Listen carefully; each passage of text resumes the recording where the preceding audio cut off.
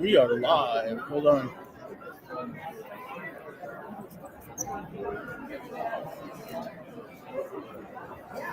Look at that. The sound is working. The audio is working. We're good to go. Look at that. We are on Twitter.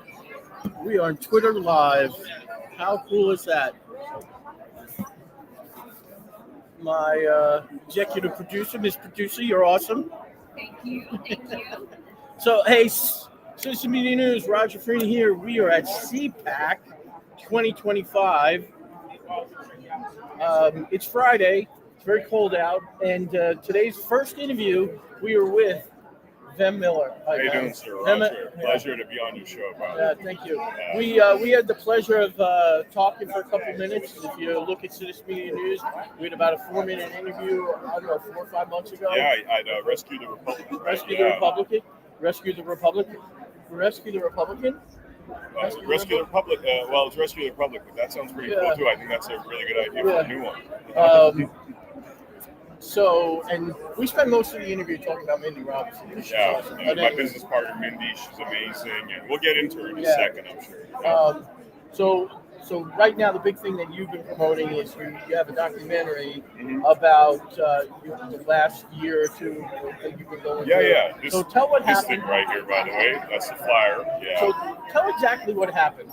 And what's your nickname? What's your moniker right now? What is the press? Well, I'm supposed to be like the third assassin. Is what I hear. This corrupt sheriff Chad Bianco's been trying to lie to the public and say I went to the Coachella Trump rally to cause harm to Donald Trump.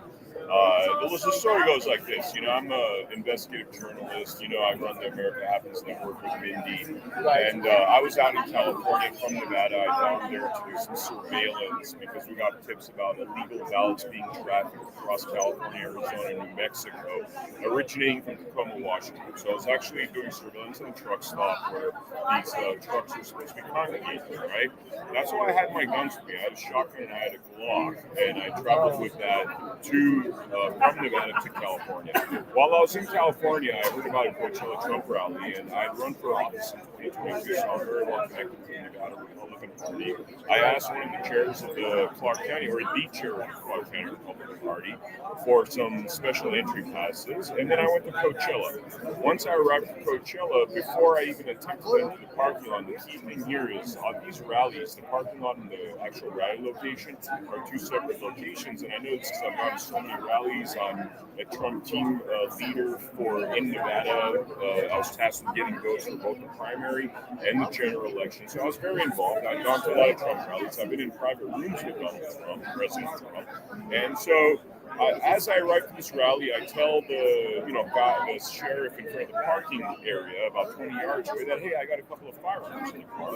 And I even offered for them to hold on to the firearms and letting them know I'm from Nevada, I'm with the Nevada Republican Party. And he tells me to pull over. Another cop comes up and he doesn't even know why I'm pulled over. He says, what are you doing here? I explained to him, well, the other guy told me to pull over because I let him know I have a couple of firearms, just letting you guys know in full transparency. And I reiterate that I'm not there to, take any guns to the actual rally. I actually park my car, get out, walk about a mile, and go to the actual Trump rally, right? Because my experience is that they're two separate locations. These guys arrest me, and then the next day I wake up and I realize that the sheriff Chad Bianco is falsely accusing me of having gone to the rally to assassinate President Trump. Literally, this is what he said, right?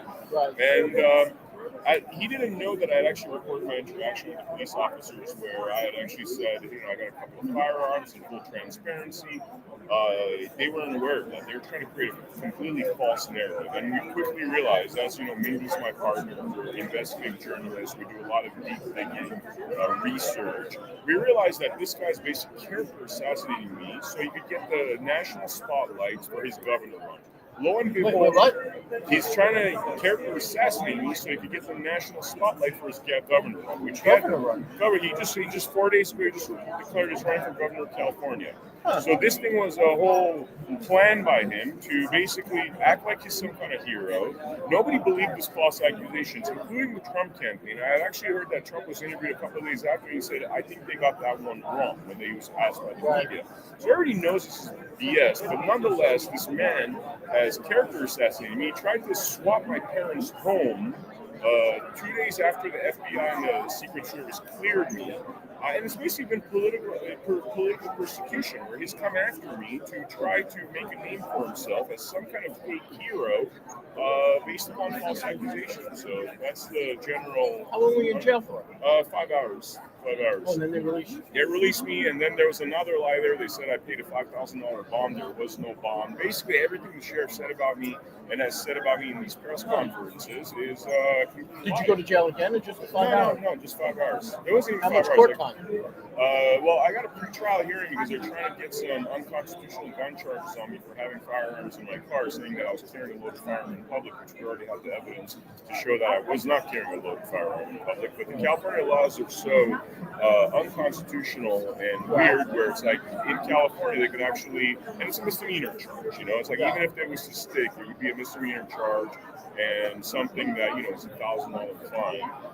But they're trying to persecute me and trying to maximize the situation, and his team is trying to sensationalize it. Trying to sensationalize, yes, to make him look like some kind of hero. And unfortunately, he didn't know that we're investigative journalists, and we found out that I'm not the first victim he's had. I'm the first victim he's had where I luckily have friends like you. I luckily have friends like Mindy, Ivan Franklin, Roger Stone, people that actually stood up and said, this is wrong. This guy's not there to cause harm. He's actually a huge Trump fan. And if you watch the work we've been doing on America Happens, for 6 years we've been creating content that's pro-MAGA, pro-Trump, America First. And like I said, I ran as the America First candidate in 2022, completely embracing the MAGA policies. So, this is a crazy, tale of fiction. And this is the sort of thing that we used to get upset when the left did it to us and tried to make lies about us. Right. And it's unfortunate that you have a California person that's a California sheriff and wants to be a California governor who claims he's a constitutional individual, who claims he's MAGA, but then doesn't really live by that principle. It's like he wants headlines. He knelt for BLM back in 21, right? And made a big press conference out of it. Before that, he was an oath keeper. So this is a politician we're talking about. This is a guy that's willing to lie to get votes. And as much as I despise lies, it's very upsetting that this actual Republican that's trying to build his reputation out of character of assassinating another patriot Republican. And so a lot of people within our movement didn't like this. So now, what's your response? Well, where we filed a lawsuit against him. And other responses that we're making a documentary. So there's a 12-minute preview. There's a QR code in the back. Actually, you could find this clip on my X account at Not Vem Miller, N-O-T Vem Miller. My name Vem Miller with a not in front of it.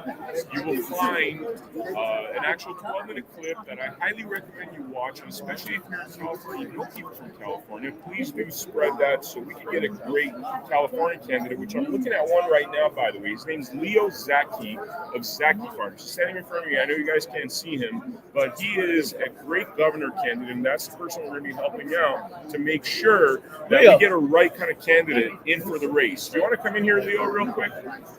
Sorry. Hey, you know what I'm going to do? I'm Yeah. going to hand you off the interview. You are. Get out of here, bro. Did I just steal your... Leo, come sit here. Yeah. You sure?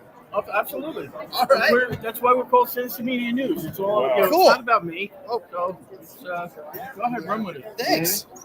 Thanks, Ben. So what we got here is Leo Zaki. So Leo Zaki has an amazing story, and he is the man that we want to be governor of California. The reason why it's so important to have this man elected, I grew up in LA. We had these supermarkets called Vons, Ralph's, Albertsons, where I remember one brand, and that was Zaki Farms. This is Leo Zaki of Zaki Farms. I grew up with this. Since the 90s, I've been buying Zaki Farms products. It's a family business. Well, guess what? Because of these horrible California laws, bad policies, anti-business policies, which, by the way, I grew up in California in 2020, I moved out of California. Why did I move out of California? Because at the time when COVID came out, I started basically, when we thought this whole thing was a real thing, I started basically manufacturing hand sanitizer because I had a lab operation, right? And I remember I was driving to the warehouse one day, and as I'm driving, I'm listening to Power 106 in that day, and it was back-to-back commercials on how to sue your employer for whatever injuries and that sort of thing. And I'm like, oh my goodness, they're so anti-business in this town, right? And that really turned me off, seeing how anti-business and really socialist California was becoming. And in the process of that, this gentleman who had his family business, Zaki Farms, that we all grew up knowing, and I'm telling you, I can't remember any other brand but Zaki Farms growing up, they lost their business because of these BS policies. This is a man whose family has experienced the brunt of these nonsense policies. And he is a businessman. He's the kind of person we need that understands how to build businesses, and he knows the policies that are destroying businesses. This is a man that employs people, gives people jobs, and his business is no more because of these nonsense policies. Sorry, I just went on a monologue, but Leo Zaki, introduce yourself, sir, Thanks, man. That was a hell of an endorsement. Anytime. I mean, anytime. yeah. You want a good candidate, so you are a great candidate. I really appreciate that. No, everything Vem said is true. We got destroyed by poor policy in California. The high minimum wage is super anti-competitive, and we're producing on such a scale that we're not only competing in the national market, but we're on a global market. And a lot of folks don't know this, but California is the breadbasket of America, and in a lot of cases, the world for so many different products. We just happen to be poultry producers, but when you have a $15 an hour minimum wage, and I'm competing with places that like Louisiana, for example, it's $7.75, and they have different regulations that allow them to produce at higher line speeds than I am. Mm-hmm. I'm being outcompeted simply by arbitrary rules that imaginary line that separates our states dictates that I have to follow. And then when I'm competing on an international scale, forget about it. No. How can I have a price point that's going to be able to be competitive in the marketplace? Mm-hmm. It's impossible. It's crazy, and I have so many stories like this, by the way, because you're not the only friend of mine in California. This horrible stuff has happened. I had a friend that was trying to open up a bar on Ventura Boulevard just a few years ago. They spent $250,000 moving a toilet inches. Okay, they had to repipe the whole thing, and they had to pay all these fines and all that. They couldn't even open up their business because they're like, oh, the toilet's 1 inch too close for these new regulations that we have. And he had to spend all this money, lost his business, went through a lot of financial hardship. And these kind of policies, we need people that understand business. I believe the founders, their intention was to have business people and people that have entrepreneurship experience, not these career politicians. Like, you look at Bianco, by the way, look at his family list of names. Many members of his family, I shouldn't say every member, but many members of his family are government employees making a lot of money, 6-figure salaries, and these are basically government, people that use politics as part of their, sucking off the blood off of our government, right? And they don't understand the basic principles of business. This is why we're seeing Donald Trump within a month. He's done more than presidents do within their whole term because they understand business. They're not politicians. That's Leo Zaki. That's the kind of person we need that understands business, how to build business, and more than ever understands how we can get rid of these nonsensical policies that persecute people that give jobs to Californians. Yeah. And, it just shows you that it's competent leadership that wants to do the right thing for the people is the big difference. If you go in there with the intentions to actually do good on behalf of the people, it's really not that complicated to get things done. They like to spin this web, at least the corrupt politicians do. And it's this big, complicated mess, all these moving parts that can never get done. That's a bunch of crap. It's the stroke of a pen. It's somebody who's determined to do the right thing and get it done. It just starts at the top.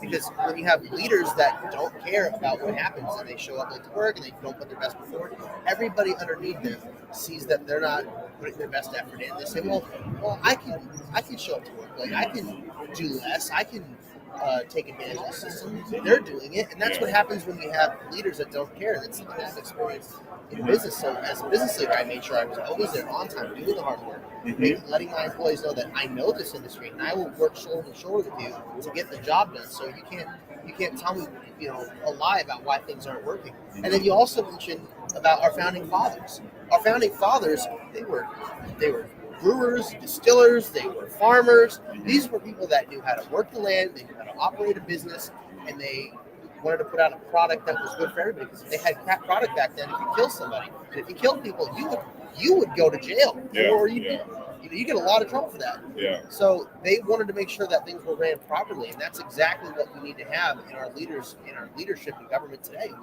We have a complete absence of it because for so long we've allowed the system to be infiltrated by crooks and thieves and people that just they're con artists. They're con artists. They're con artists. And the language you're hearing from Leo's mouth right now, this is somebody that's experienced in business, knows how to employ people, knows how to be a leader. This is the kind of person we need. Not, look, you look at Chad Bianco, and obviously people know Third Assassin documentary. You guys should check this out on my X account at Not Vem Miller, NOT Vem Miller. You have this Chad Bianco who's spent outrageous amounts of money. You look at the history of what he's done, and his budget has gone up while crime's also gone up, right? And for dollars spent versus work done, there's no relation there. He's overspending like crazy. And those are the kind of people we see what overspending looks like, because people that don't know how to run businesses are a little bit more liberal about spending our hard-earned tax dollars. It's easy. Right? It's easy to spend money that's not yours. That's not yours, especially when you haven't felt the pain of spending money. And every entrepreneur knows the pain of spending money, especially the wrong kind of money that doesn't lead to the results you want to lead to. And business people, entrepreneurs like Leo understand this. And this is the kind of person we need. This is why, I don't know if you're aware, but there was an original 13th Amendment that long ago was passed in some states but never made it into the federal constitution, right? Which was basically, the intention of that was to have, like you said, farmers, business people, entrepreneurs take 4 or 8 years off from their business to go in Congress, and then they would return back to the business. Not these guys that have been in Congress since they're like 25 or 28 years old, and now they're 80 years old, fossils, hardly able to walk. They're like, half senile and still collecting. And they make $200,000 a year, but you do the math, and they have $150 million in the bank. You're like, how did that happen? How does that happen? Well, we're learning how it happens. It's all corrupt money. We're seeing the Doge report or the Doge process expose all this stuff. And by the way, we have a show coming out called the Doge Reporter, which you can also check out on Not Vem Miller. And we're doing this. As we're doing this, we're realizing how much waste there's been by these politicians and how the real business people like Elon and Trump are actually catching this stuff. They're catching this stuff. They know how business works. They know how waste works. And they know how to spend money. That's why we need good business people, entrepreneurs that know how to run businesses in our offices of government. Yeah, well, in business, you have a purchasing department. Mm-hmm. Purchasing's responsibility is to get the quality of product that you require at the best possible price. Mm-hmm. Right now, it's just spend. Yeah. And guess who gets the, what they call lobby money or whatever term they use, aka bribes. And then they have the revolving door of people that they pass legislature that is probably not in the best for the people. Yeah. It's really good for these big megacorps. And then they serve their time in government, and then magically they wind up with a wonderful executive dog paid hundreds of thousands of dollars. Mm-hmm. Yeah, like the FDA, the same people that are supposed to be making sure that we don't take drugs that harm or kill us are the people that are giving us drugs that harm or kill us, and then getting jobs with the pharmaceutical companies that are selling the drugs that harm and kill us. So we got to break this corruption. It's about the health of the people. It's about the health of our children. It's about our future, and frankly, it's about your jobs. It's about your jobs. It's about making California successful again. It's a breadbasket of the country, and people are fleeing that state like they're running, like as if it's on fire. And sadly, it's been on fire. But this is what's happening. We got to reverse that because California's starting to look like a socialist third world nation. We cannot let that happen in that beautiful state. It's supposed to be a paradise. It no longer looks like a paradise. But Ben, the good news is people are ready for change in California, and that's what I've been seeing. And that's what I talked about here at CPAC. That was part of my speech, is that California is ready to turn red, Republican red, not communist red. And between the horrible mismanagement of the state's funds, the emphasis on putting illegals for Californians, the destructive business policies, the high cost of living, these are all factored in. But now, with the fires that have impacted LA, people are really fed up. They're calling for the recall of Gavin Newsom. They're calling for the recall of Karen Bass. And they know that these are failures that are coming from the top. And it's the Democrat policies. And it's not that the Democrats are bad. There's a lot of good Democrats out there. The problem is the bad guys, the globalists, the Marxists, they've hijacked the Democrat Party and they go and push their progressive agenda that's so destructive. The people that claim to care about the environment, well, they won't let us go and manage our forests. They won't collect and store more water. But then when the fires come and then they don't allow people to clean up in a timely manner, when the rains come, it causes more devastation because all that toxic building material from the homes that were built in the 40s, 50s, and 60s, all that asbestos and plastics and whatnot, it all gets washed out to the sea. And now we're going to have a bigger environmental catastrophe on our hands. All the sea life is going to die in the area. You're going to have the seabirds that are going to die. Who knows how long that recovery process, let alone the cleanup now the sea is going to take. And I can guarantee you, people will not be going to the beaches in SoCal this summer.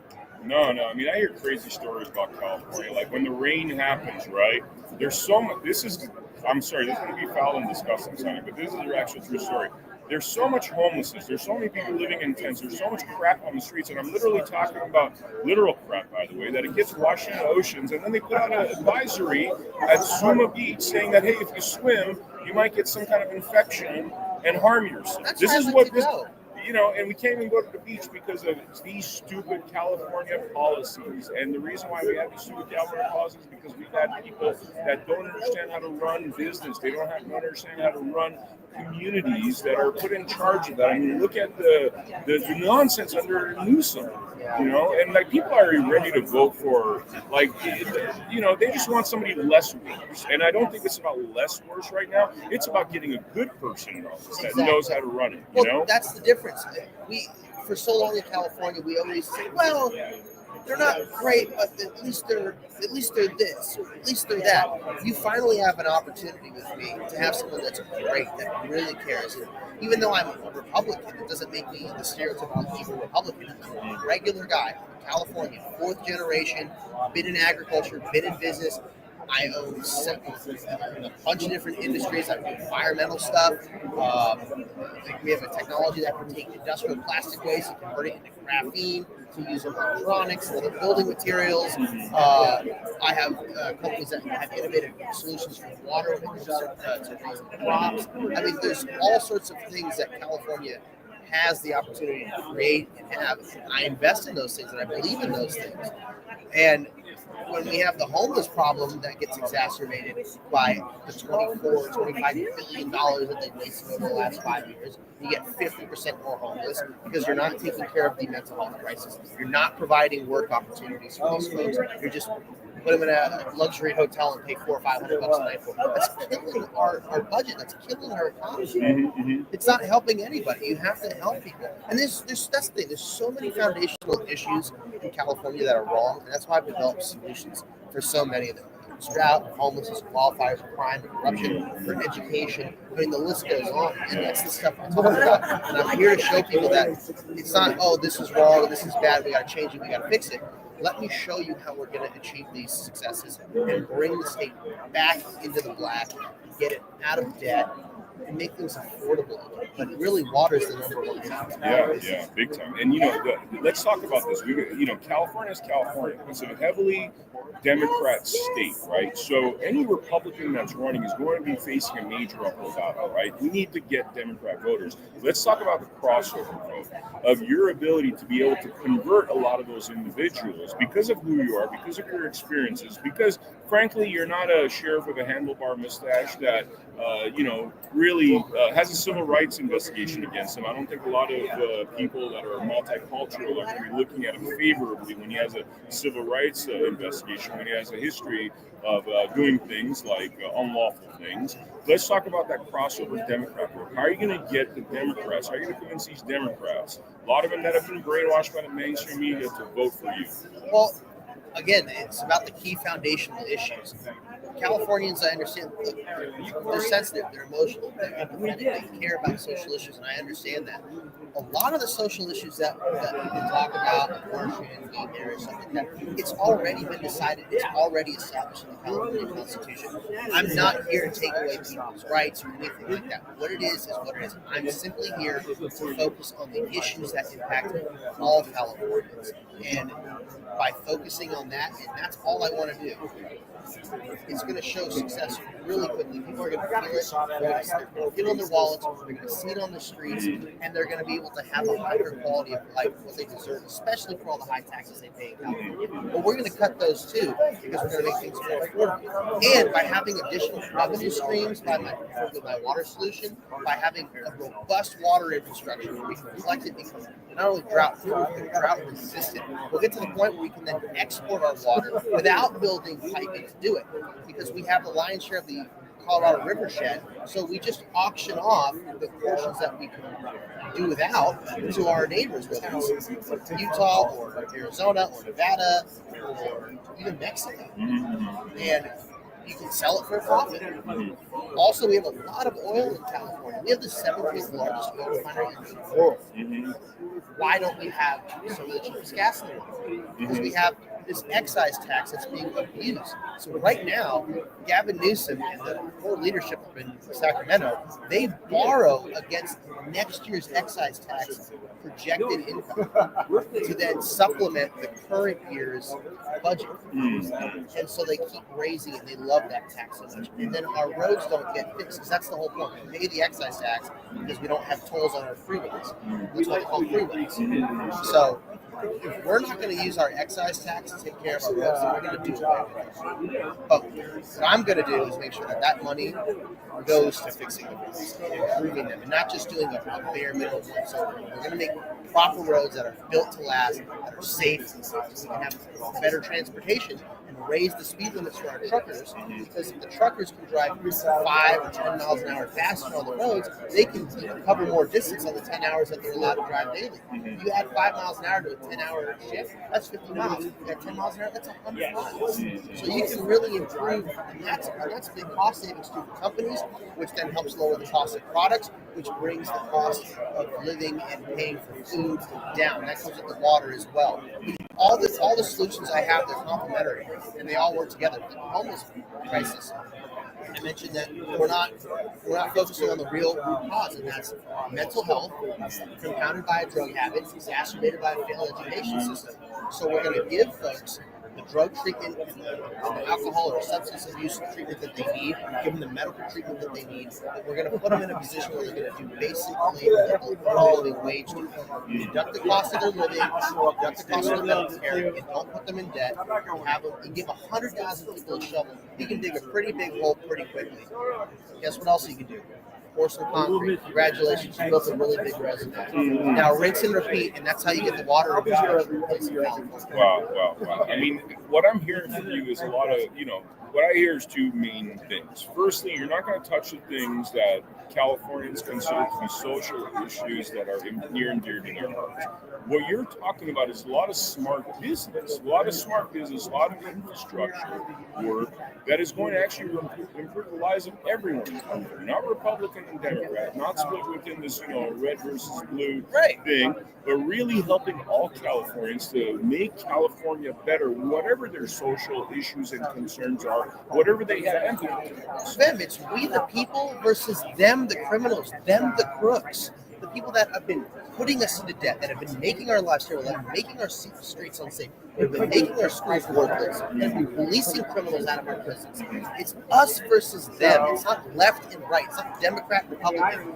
It's Californians versus the controlling ruling class that is there for self-serving purposes to enrich themselves.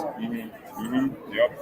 And controlling ruling class, again, not to talk too much crap about Bianco, but check out the Third Assassin documentary preview, 12 minutes long, on not Vem Miller on X, and learn why this man is not the right person, and this man's business talk, he's been in business. You're talking about his opponents right now that have whether it's Democrat or Republican. We're hearing Kamala might run. We know Chad Bianco is running. These are not business people. We saw Kamala's genius on the federal level, so you know what's up there, okay? I'd be sarcastic. But when you see Chad Bianco, and look how much money he spent. Look how many of his family members are, making money from government. You know what I mean? Look how many of his family members are employed under him. Okay, he's made it a family business. It's not about the best and the brightest. It's another he claims he's like a constitutionalist guy. That's a very DEI policies when you're just like looking up people because they're your family or friends or nepotism, whatever you want to call it. We need real business people in office, and that's why I 100% support Leo. Thanks, man. That means a lot. I appreciate you, man. I hung out with Leo last night, and it's funny because Did you say your social media and stuff? Yeah, your social media. Yeah. No, I didn't.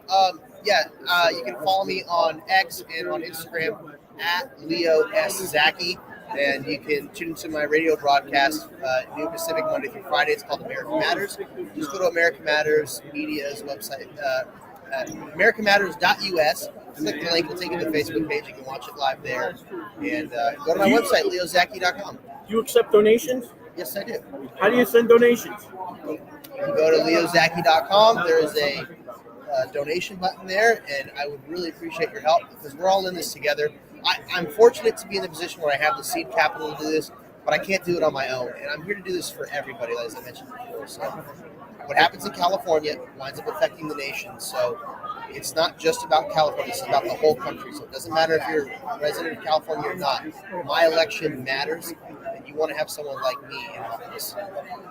I'm going to say one last thing in closing. Last night we were hanging out over here at CPAC, and there's an individual I know, love him to death, and he is one of the best journalists out there. He walked up to Leo.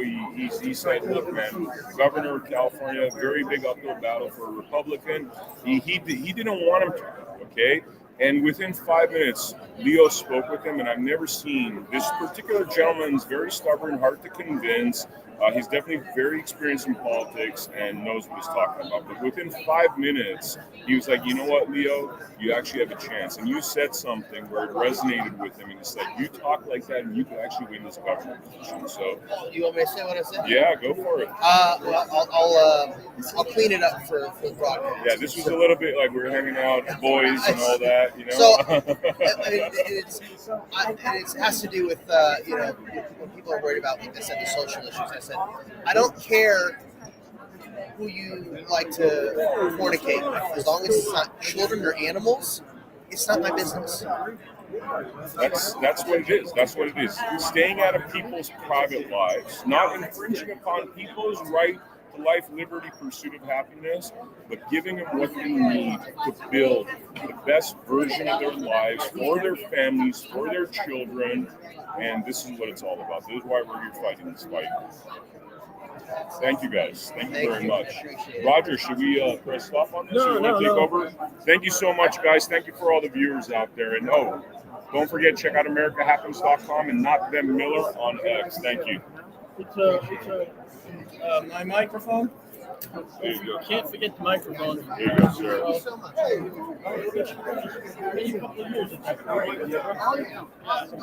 We have a lot of fun doing this, but that's because I meet great people.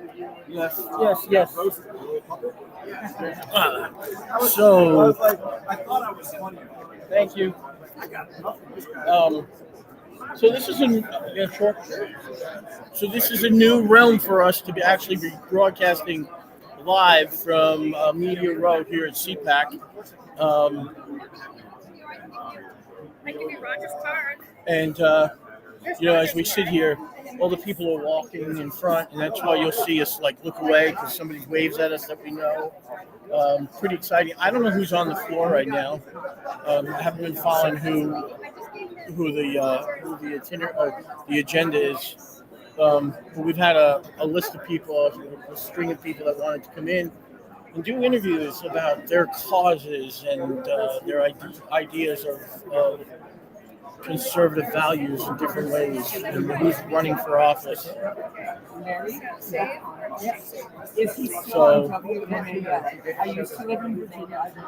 I don't want to cut the feed because I'm scared that once I cut the feed, I won't be able to get the feed back, and everything is working. All the things came together for the first time for me. We get the video, the audio is all working. It was the lavalier mics, which these things here, the wireless lavalier mics, which are really great.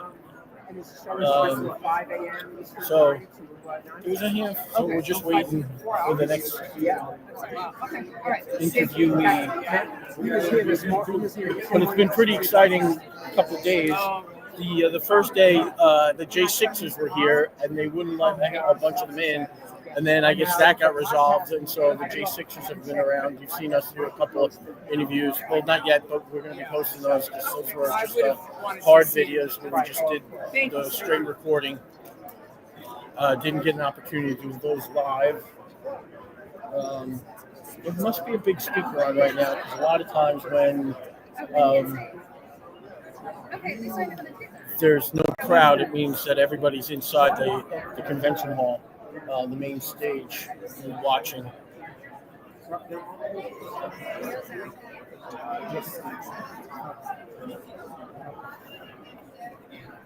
Rob, what are you doing? Come here.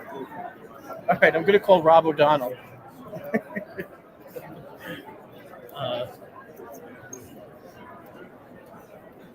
Like, you don't need my home address, but this makes sense. Move, Sandy. Sandy Smith, get out of the way. Sandy Smith, move. Get out of the way. Move. Hey. I can't. I got to wait for an interview. You're waiting for an interview too? This is. Say hello. Down here. This is Rob O'Donnell. What's going on? Former law enforcement officer. What radio program you were posting? WILK News Radio, Northeast Pennsylvania. Gotcha. Northeast Pennsylvania. Swing State took it all. Gotcha. Yeah, we're all just kind of waiting for our next interview. I don't know. Should we? Should we cut the feed and start over, or just keep pitter pattering?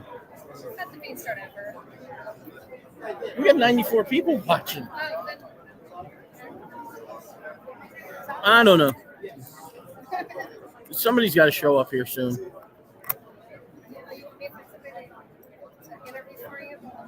J6er. Come here. Oh, here's one. J6er. I think he came up. I think he came up before. Sure.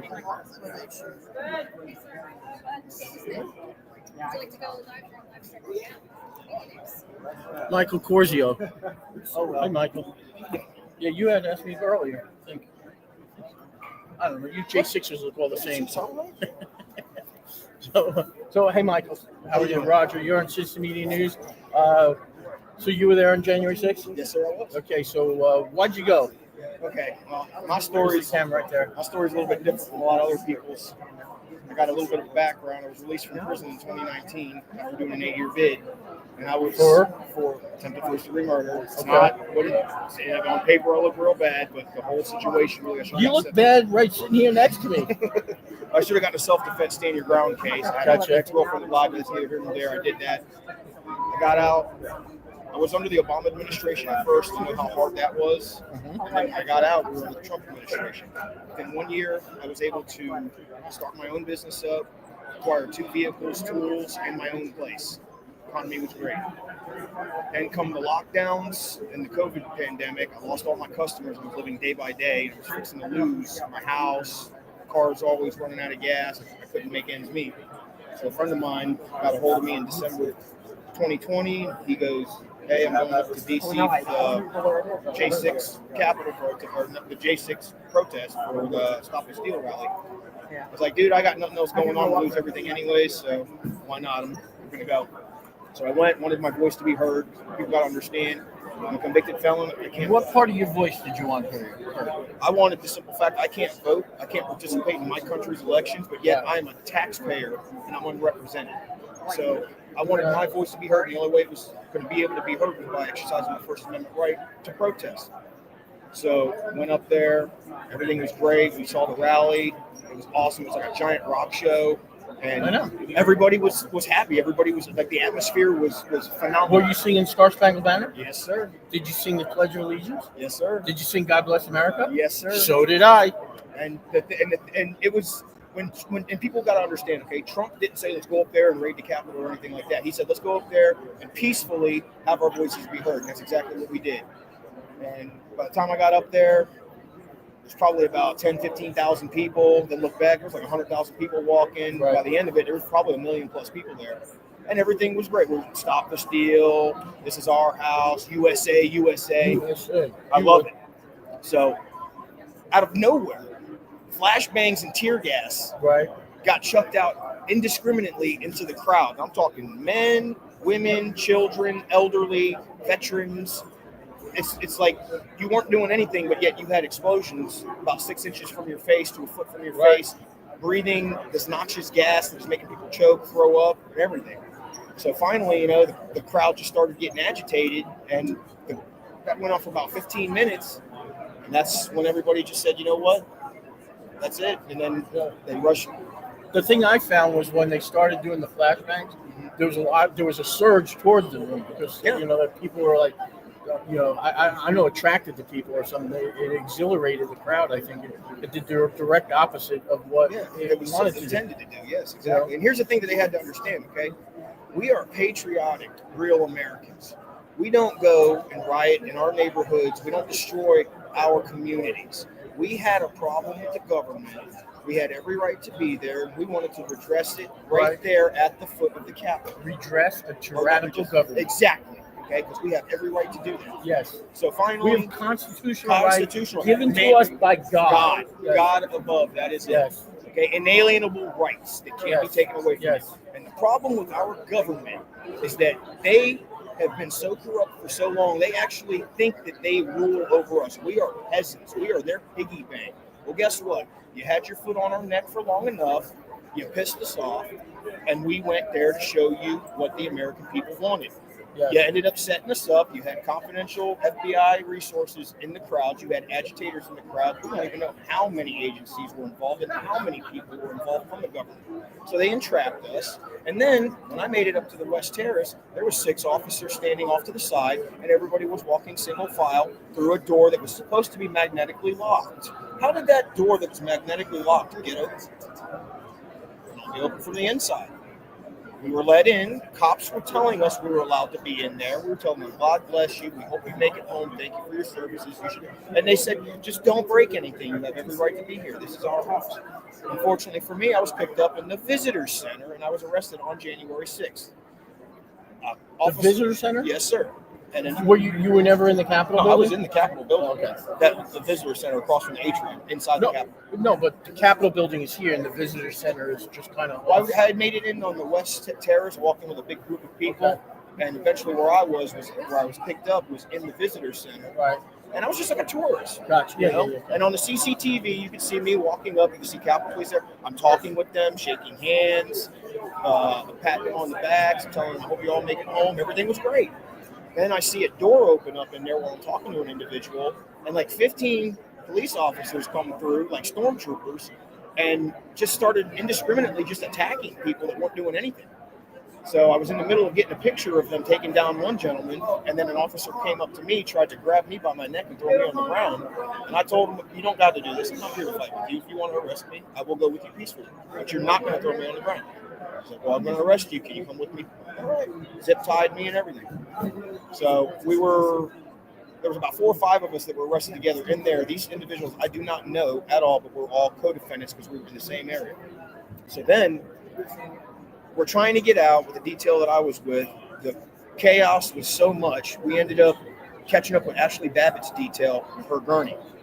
And I just want to say this, that I saw with my own eyes what happened to them. So it's a tragedy, okay? She was murdered in cold blood. And I watched that woman bleed out. And I don't know if she died before they got out the doors or not, but she was losing so much blood, it turned my stomach. We couldn't get out any of the doors, so then they took us more towards the interior of the Capitol to a freight elevator, taken down about 5 floors underground, and then we were let out through the underground tunnels. When we came up, we were about a quarter mile from the Capitol. I looked to my left, it was dark, and it was made. There were subway systems under there. The tunnels were so big you could probably fit 2 Abrams tanks abreast in those tunnels. It's amazing. Everything you thought about in the movies, that's what it is now. So I get to the Capitol Police Station. They book me. I'm in their custody for about 7 hours. Then they let me go with a notice to appear for June 10th for unlawful entry of the Capitol building, which is a misdemeanor. Like 6 months later. Yeah. In June 10th. Yeah, they wanted me to come to court June 10th. So I'm like, okay, whatever. They released me. I walked back to my hotel room and then made it back down to Florida where I live. I get down there. I told my friends I need to get a lawyer. They're coming after me. Well, on January 14th, I was stopped in the middle of 42 and 301 in Marion County. FBI in front of me. In Florida? Yeah, in Florida. Okay. Now, U.S. Marshals pulled in front of me, FBI on the side of me, local law enforcement behind me. At this point, I only had 2 misdemeanors. Now, the U.S. Marshal gets out of his vehicle with his gun drawn, points it at my head, and says, "I will blow your effing brains out if you do anything." And I had my hands up. They opened my door, and they dragged me out of my truck, threw me on the ground, handcuffed me, whatever. So I'm thinking to myself, I have 2 misdemeanors, and you just threatened to blow my brains out. Like, I thought that they were going to shoot me. So I ended up going to jail. They hit me with 2 more misdemeanors, so I had 4 misdemeanors in all. I'm being told I'm looking at 25 to 30 years. Okay, whatever. The FBI wants to talk to me. I'm not talking to you. Get me a lawyer. That was it. We ended up getting flown to Atlanta, Georgia. Then from Atlanta, Georgia, got flown to Oklahoma, where instead of going to Grady County Jail, they put me in Cimarron Federal Penitentiary just to hold over for one day. I was on a cell block with people who were serving their time in general population in a federal prison, and I'm just a detainee. So why they had me in general pop in a prison, I'll never know. Very dangerous, whatever. So we got flown to West Virginia. Then from West Virginia, we were bused to Virginia, sat in the jail there for about a week, then was bused to the DC DOC. Got there February 3rd, 2021, started trying to get into our cases, doing case law, and letting all the other J6ers never been in trouble before, look, this is what we got to do. And I tried to go for bond hearing. I went for 3 bond hearings on misdemeanors, and they denied me bond 3 times on misdemeanors. The only thing they kept using was my past. Okay, whatever. I'm in the DC jail. I find out my father's gotten terminally ill. Ended up getting diagnosed with stage 4 lung cancer. I pled guilty to picketing, parading, and demonstrating in July. And my judge, Nichols, told the prosecution, unfortunately, I can't give Mr. Curzio any more time, so they maxed me out on a 6-month sentence. We sat in DC DOC for the first 6 months under 23-1 lockdown, meaning you're locked in your cell for 23 hours a day. Why do you think they were shuffling you all over the place? Just to make money. That's it. There's a dollar sign. Every time they move us somewhere or they bring us Somebody else is making money. and it's like your price tag gets bigger and bigger and bigger. It's all money. And I can't wait till Doge gets into how the marshals move people around, because you could have put me on a bus and bused me the 800 miles from Florida to DC and saved probably $100,000. And it's what happened how did you find out? Were you pardoned or commuted? I was pardoned. What happened on the day you were pardoned? Well, realistically, the pardon for me, because I was a convicted felon. Where were you when you found out? I was at home in Florida. I'd gotten released from the DC DOC in July of 2021, and my father, he was diagnosed with stage 4 lung cancer, and he died. He ended up passing away in 2022, July 9th, 2022. So I got to spend the last year of my father's life with him, which I'm forever grateful for. And it's just, we were set up. What people really need to realize is the government set us up, and it doesn't matter if you're left or right. It doesn't matter if you're conservative or Democrat, okay, liberal or whatever, okay? When the government goes after its own people and has weaponized the DOJ in that manner, it doesn't matter what side you are on. Every single person in the United States is in danger, and that can't happen. That's Banana Republic. That's third world countries. That's how, when you weaponize your Department of Justice against your political opponents, you do not have a democracy, and you no longer have a country. And then you go after your citizens and torture them. Right. It's every person that was involved in the J6 sham, for every J6er that was released, their cell should be filled with whoever government employees or any police, anybody that had anything to do with the mistreatment of us should fill a J6er cell. Absolutely. What's next for you?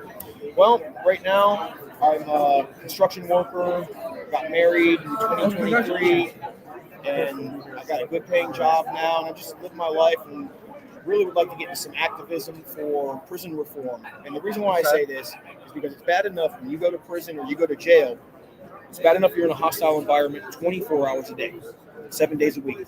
You have to worry about inmates, okay? Inmate on inmate, Right. it happens, okay? But that's expected. But I shouldn't have to worry about the officers who are in charge of care, custody, control, and protecting us.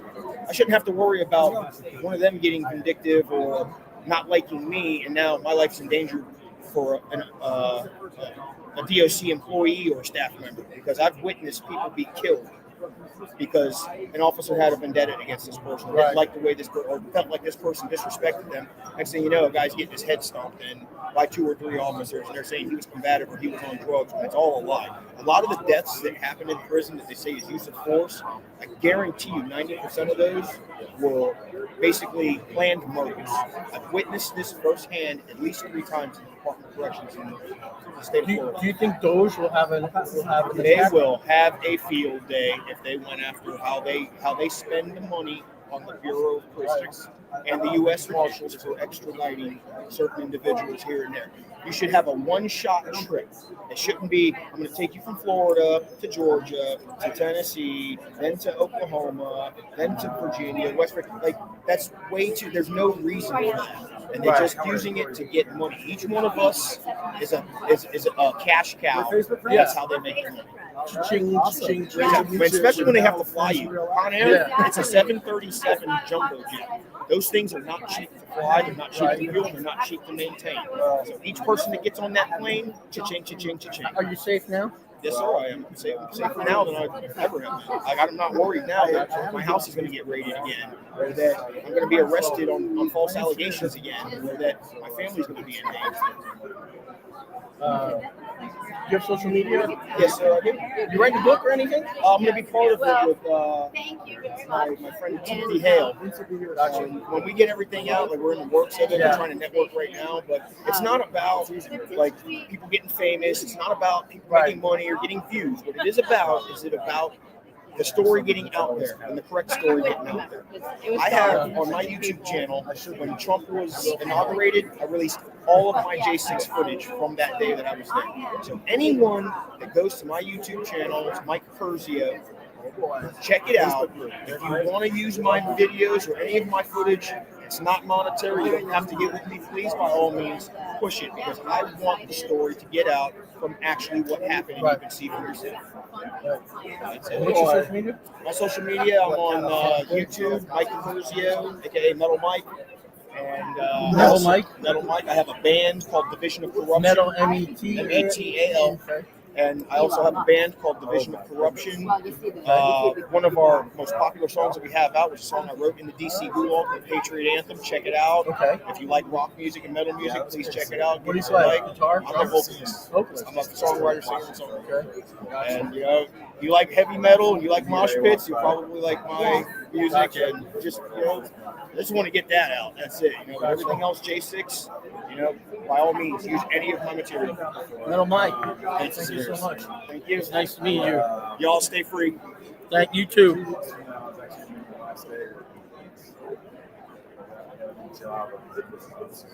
Bye, Mike. Thank you so much. That was really cool.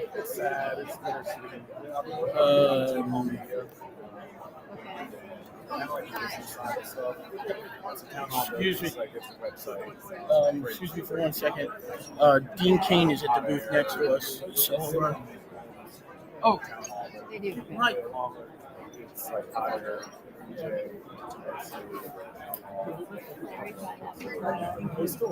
He is.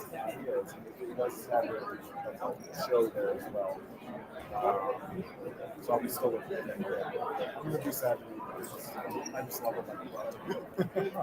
We got a great team there at MAL. Yeah, he's the The best. best. All right, cool. Yeah. Well, I will have to look for you on time. All right, sounds good. I'm still here for 2 more weeks. Good to see you. See ya. Anyone coming on later today? Still a work in progress, but yeah, we got Judy Kelly, Jimmy Turner, Kurt Slicker, Cody Cole, maybe someone else, I'm not sure. Just tell me something. Cool. don't blame you.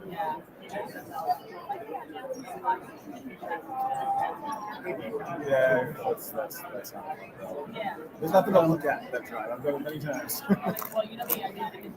Yeah. Yeah. I will. It was great hanging last night. Maureen, my friend, was very We're all I didn't go this tired. She was great. She's like, this is your money. I want to interrupt it. And then she went to buy a salad for $60. There was hand grilled food last night. I was like, okay, we can spend $20 for like 2 sliders. No, it's I just went back to my room and had a protein bar. That was it. Well, I had about 7 or 8 beers, so that was probably a better decision than I did. I left at 12:40, so, and I was still with Larry O'Connor. I don't know how the hell he pulls it off. I don't understand. Yeah, 4:30, got my basic things. Realized that yeah, same, I know. I was so tired. I didn't even make one way. I just was like, oh, I slept for 10 hours. The other way. I'm jealous. Main hall. See ya. See ya. I'll tell Heather you. must have been with you guys for more than a decade. It's a long time. Yeah, that would be about right. I want to get my start. And I'm happy to go on any time. I'm with the Conservative Caucus, nationwide public policy organization. Also, So we're what's happening in the space program, and conferences in China, yeah, you can do it here if you want. Sure, if we don't have anybody famous. Especially space. I don't have any guests really. Oh, okay. Yeah, you can do it here. Cool. Yeah, well, I'll You can give do it here, you, sure. this is my space Sure. organization. And this is my friend and brother. Talk to her. The Conservative Caucus nationwide organization. But I started the space back in 2010. So we're waiting. So Dean Kane is right next to us. I asked for 5 minutes. I asked for 5 minutes. We'll see.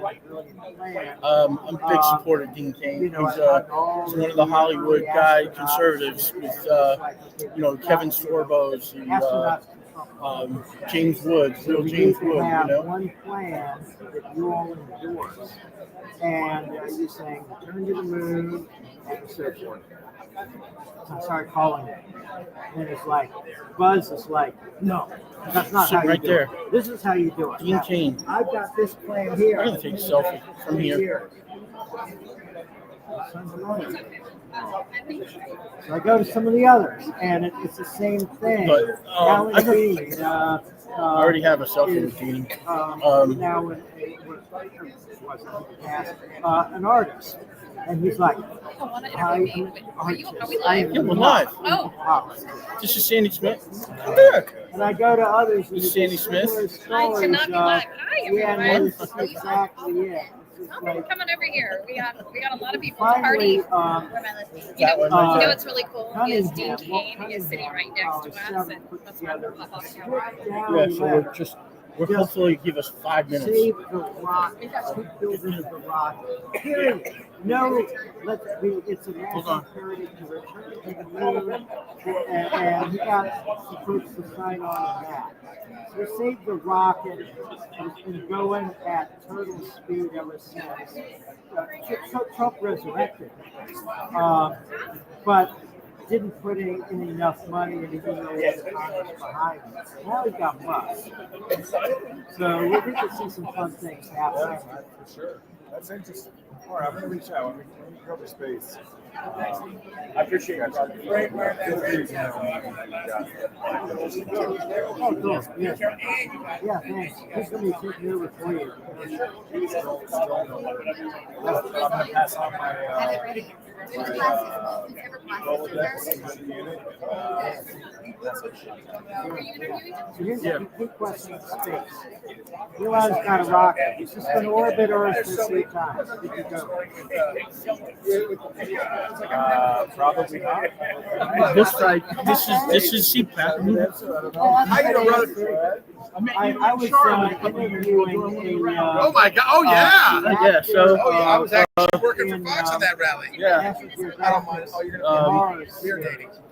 So, Don't tell my husband. I won't tell him. Okay, hold on, Liz. I will. And so I'm Hey, on the everybody, radio, on Streamline, and I said, would you want to X and go to everything Mars? else. Sandy Smith, And it's Dean like, Kane, no, in I'm the flesh, the terrified real of flying. Superman. Don't tell her husband. Don't tell my husband. It's like, here he is portraying landing Last day. on Mars. these are all, you're in here somewhere with all the famous people that I've met along the way. You're in here somewhere. Great. Good bunch. Yeah, Sure. somewhere in here. Anyway, okay. So all right. Very important question. False. I've been dying to ask you. Superman multiverse movie like they did in Spider-Man. Yes or no? I mean, I would do it if it was done right. I'm not afraid of it. All the guys who played Superman that since me, they're all great friends of mine. They're all great people. So I'd love to go work with all of them again. But I got to have they can't throw me under the bus just because I'm the oldest guy out there. Yeah. Well, one of the things I love about you, and I'm under that, we're called Citizen Media News, so we're about grassroots stuff. I started it because I got sick and tired of my work getting this platform. I have 12,000 subscribers on YouTube, and a video gets 3 views. So, but Of course, that makes perfect sense. I'm no mathematician, but of course. but in all my Twitter feeds, you're real Donald Trump, now Elon Musk, and then real James Wood. I love what you do. I'll take that order too. James Wood is so brilliant, and funny, and says such great stuff. Jan, he's a great man. I love him to death. Same with President Trump. Same with Elon Musk. So how is CPAC been for you? Great fun. Great fun.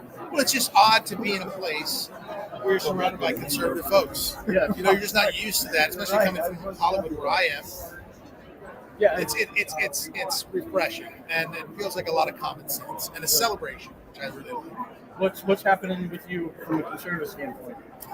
What do you mean? Like, do you have anything like going on concrete, or you? Always. I'm doing. I'm making movies left, right, and center, and some of them are. I mean, a lot of them obviously align with my values, and some of them I play a different character. I'm an actor. That's what it does. But I'm writing, producing, directing, and doing all that, and then of course I'm obviously politically motivated in a lot of things, but it's great because I don't feel like, I mean, I'm certainly going to speak out still, but I don't feel like I'm a salmon swimming upriver now. Right. I feel like the fact that President Trump is in office and then that Elon's taking over Doge and the Secretary Hegseth, all these people, I am so excited about and so many of them that I know very well, and I know their character. I just know we're in great hands, and so I'm watching them fight and just applauding it every day. That's why I say every day's my birthday. I literally grab my phone. I'm like, what happened? What happened last yesterday, night? it came out. We're going to each get $5,000, like from all the Doge money they found. My feeling on that. It's great. I mean, it'd be great if that, especially for lower income folks. I don't need the 5,000. I mean, listen, I'd always think it's great, but I mean, I'd love to see that debt come down. I'd like to see lower income people get that 5,000. That'd be wonderful if they pay taxes. If you didn't pay taxes, you ain't getting it back. 40% of the United States, they don't pay taxes, and they shouldn't be getting that $5,000. No. Sorry. So, out of all the things that have been happening, like what if you had a magic wand to fix something?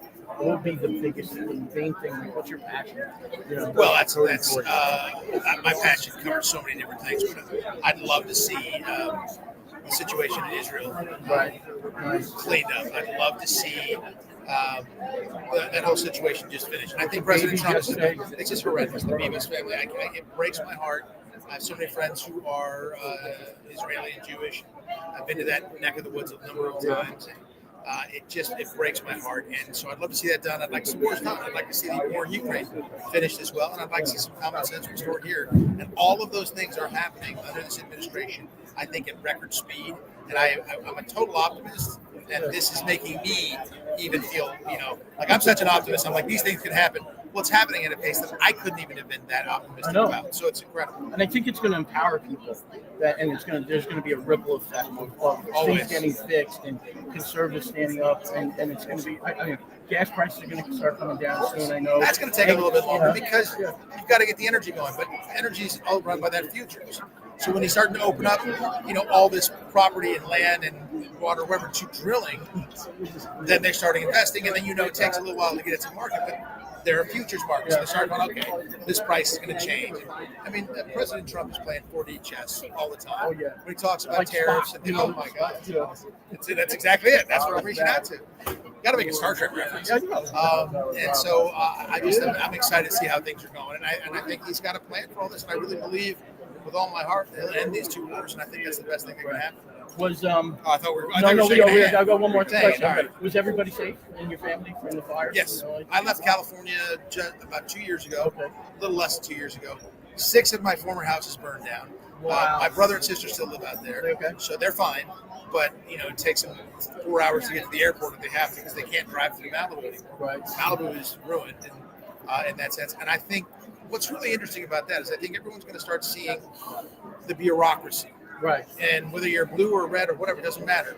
You have to go through this bureaucracy to rebuild your house. I saw Karen Bass on the news the other day going, I've streamlined everything. You can come to one place and meet with all 12 different agencies that you have to, for another 12 different agencies to be able to clear the debris out of your place and rebuild your house. I mean, that's crazy. At one press conference, she was like, "Oh, it's going to take us a long time to do permits or something." And Donald Trump, President Trump was like, "No, we'll get that done right away." I mean, he knows a thing or two about building. So he said, "I heard 18 months." And she's like, no. I mean, he is. That's why everybody loves him. Who loves him is because, and I absolutely love him, is because he's not a politician. He's a businessman, and he knows that business. Thank you for giving me a couple of minutes. I appreciate it. it. At Real Dean King, right? Yes, sir. At Real Dean That's King. me on X. Yes. Yes. So, I'll take it. Yeah. Cheers, man. I want this. This is mine now. I own it afterward.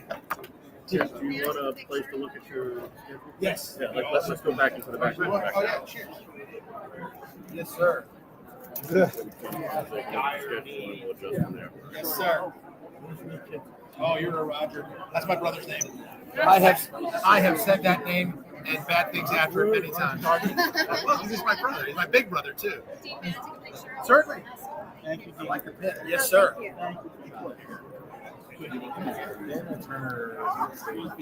Thank you so much. You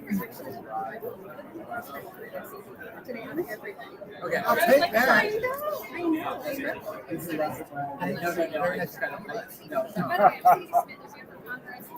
Where? North Carolina. Oh, where? My son went to high school. Oh, okay. I'm sorry, we're a little pressed for time. I got to get to the next appointment. Thank you, Alex. Alex, thank you. Oh, OMG. Oh, my God. that was Dean Cain. I can tell you guys, he was the one person I actually was so looking forward to meeting here at CPAC. And just by chance, he was actually doing an interview next door and start talking. And me and Roger got to take a quick 5-minute interview. So that was a super exciting event. And of course, I got to take a great picture and talk with him. So I got to hug Superman. So A number of times. I know. I think he even hugged me back. That means Definitely. something. We have it on film. Wow. There you go. So, CPAC, they ask you, like, who you want to interview and stuff. Yeah. He was the first one I put. He is such a good guy. And what he's doing, in regards to, like, movies and supporting President Trump, it's just amazing. Yeah, and very, very conservative guy.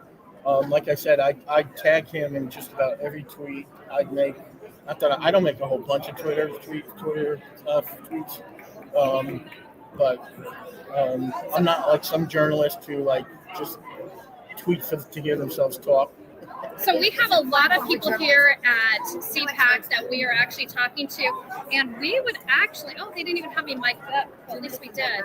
But if there is somebody you would like us to try to get an interview with, send us a message on social media, and we will go and seek them. Tomorrow, we are actually going to be on the floor doing live interviews. We're actually not going to be in our normal station here, so that's going to be really exciting. That's because President Trump is coming tomorrow, and he will be speaking here. So, yeah, they're breaking down all these booths.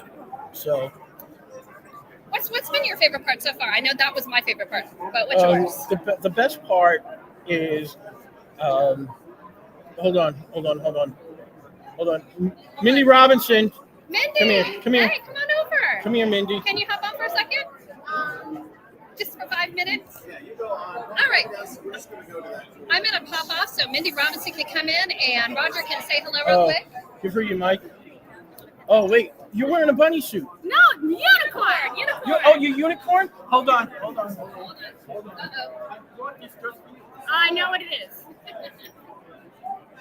How are you doing? I thought I saw you walk by earlier. You missed me? No, I didn't miss you. My golden girl I shirt. love it. I knew you were good. Okay. So Sandy just asked the question, what my favorite thing about CPAC is. And my favorite thing about CPAC is this, is that having been Are we rolling? Yeah, we're live. We're live, right? Okay. We're looking there. We're right here. Just to give you a heads up, Mindy Robinson, it's funny, we just interviewed Dean King. Like 3 seconds ago. Like, I haven't yeah, seen look, him. he gave me an autograph. Oh, he's the best. He was in our movie. Yeah. She's a Hollywood actress, and I think I first met you in 2018 at AmFest at Trump Doral, and it was just like CPAC is big, and there's a lot of people, a lot of moving parts, a lot of security all the time. Trump Doral had security and stuff like that, but it was a lot low key.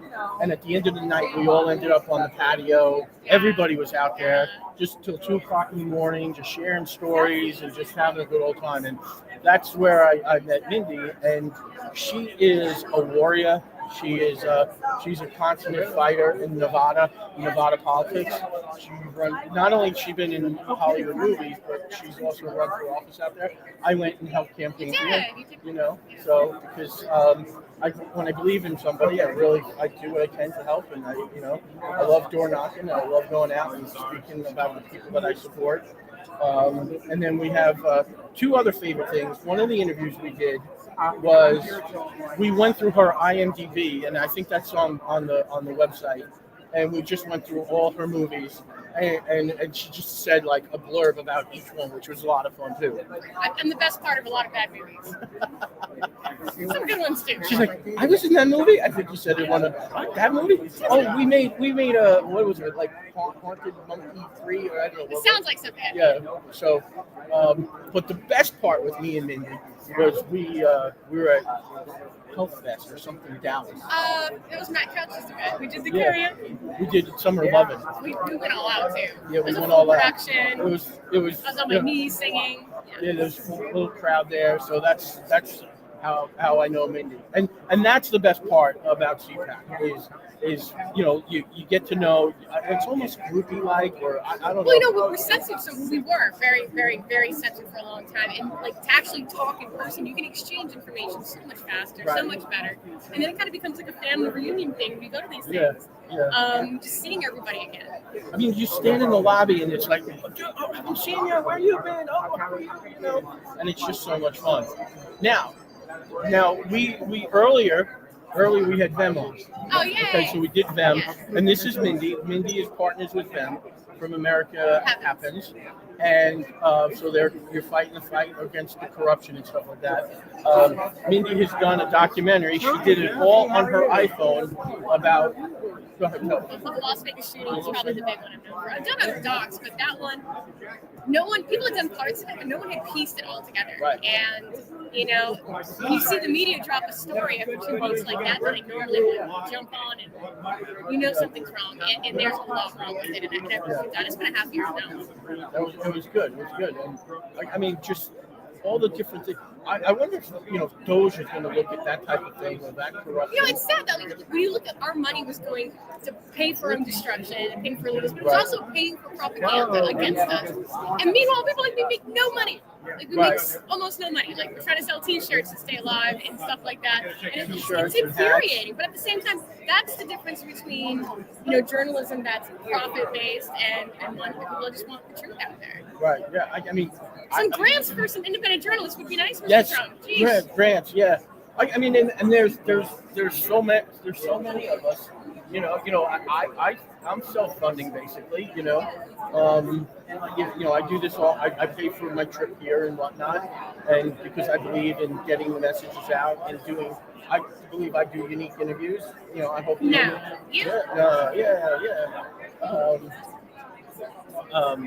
I hope the interview with Dean was fun and a little bit light, and it was kind of, maybe get away from some of the mainstream stuff. The first question I asked him was, all right, First question: is there going to be a Superman multiverse?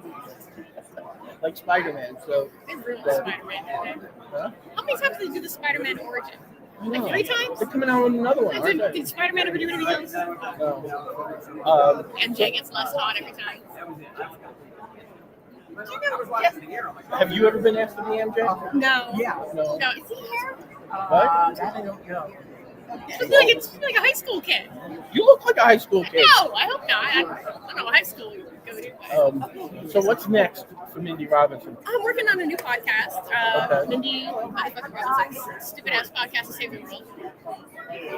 MF? It's catchy. MF. Yeah, MF. Yeah. Yeah. And then obviously, Because one of your sites is Mindy as AF, right? American AF, yeah. Oh, American as okay. Yeah, I don't really use that one anymore. You just gotta keep things to keep a brand alive sometimes. But WordPress was such a nightmare trying to do the articles in a nice video format. I want to watch videos. Right.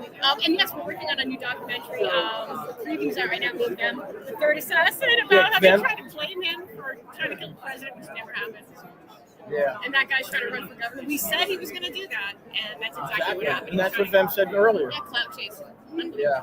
So yeah, a lot of good things, and it wasn't worth misinformation. The only way you can fight that is with the truth. So now that we have Twitter or X, whatever you want to call it, back, like now that I'm allowed back, it's been wonderful having like real news. What's your next documentary after the third assassin? Well, I'm gonna do one on Antarctica, and it didn't start off on one on Antarctica. It started off on the ice caps.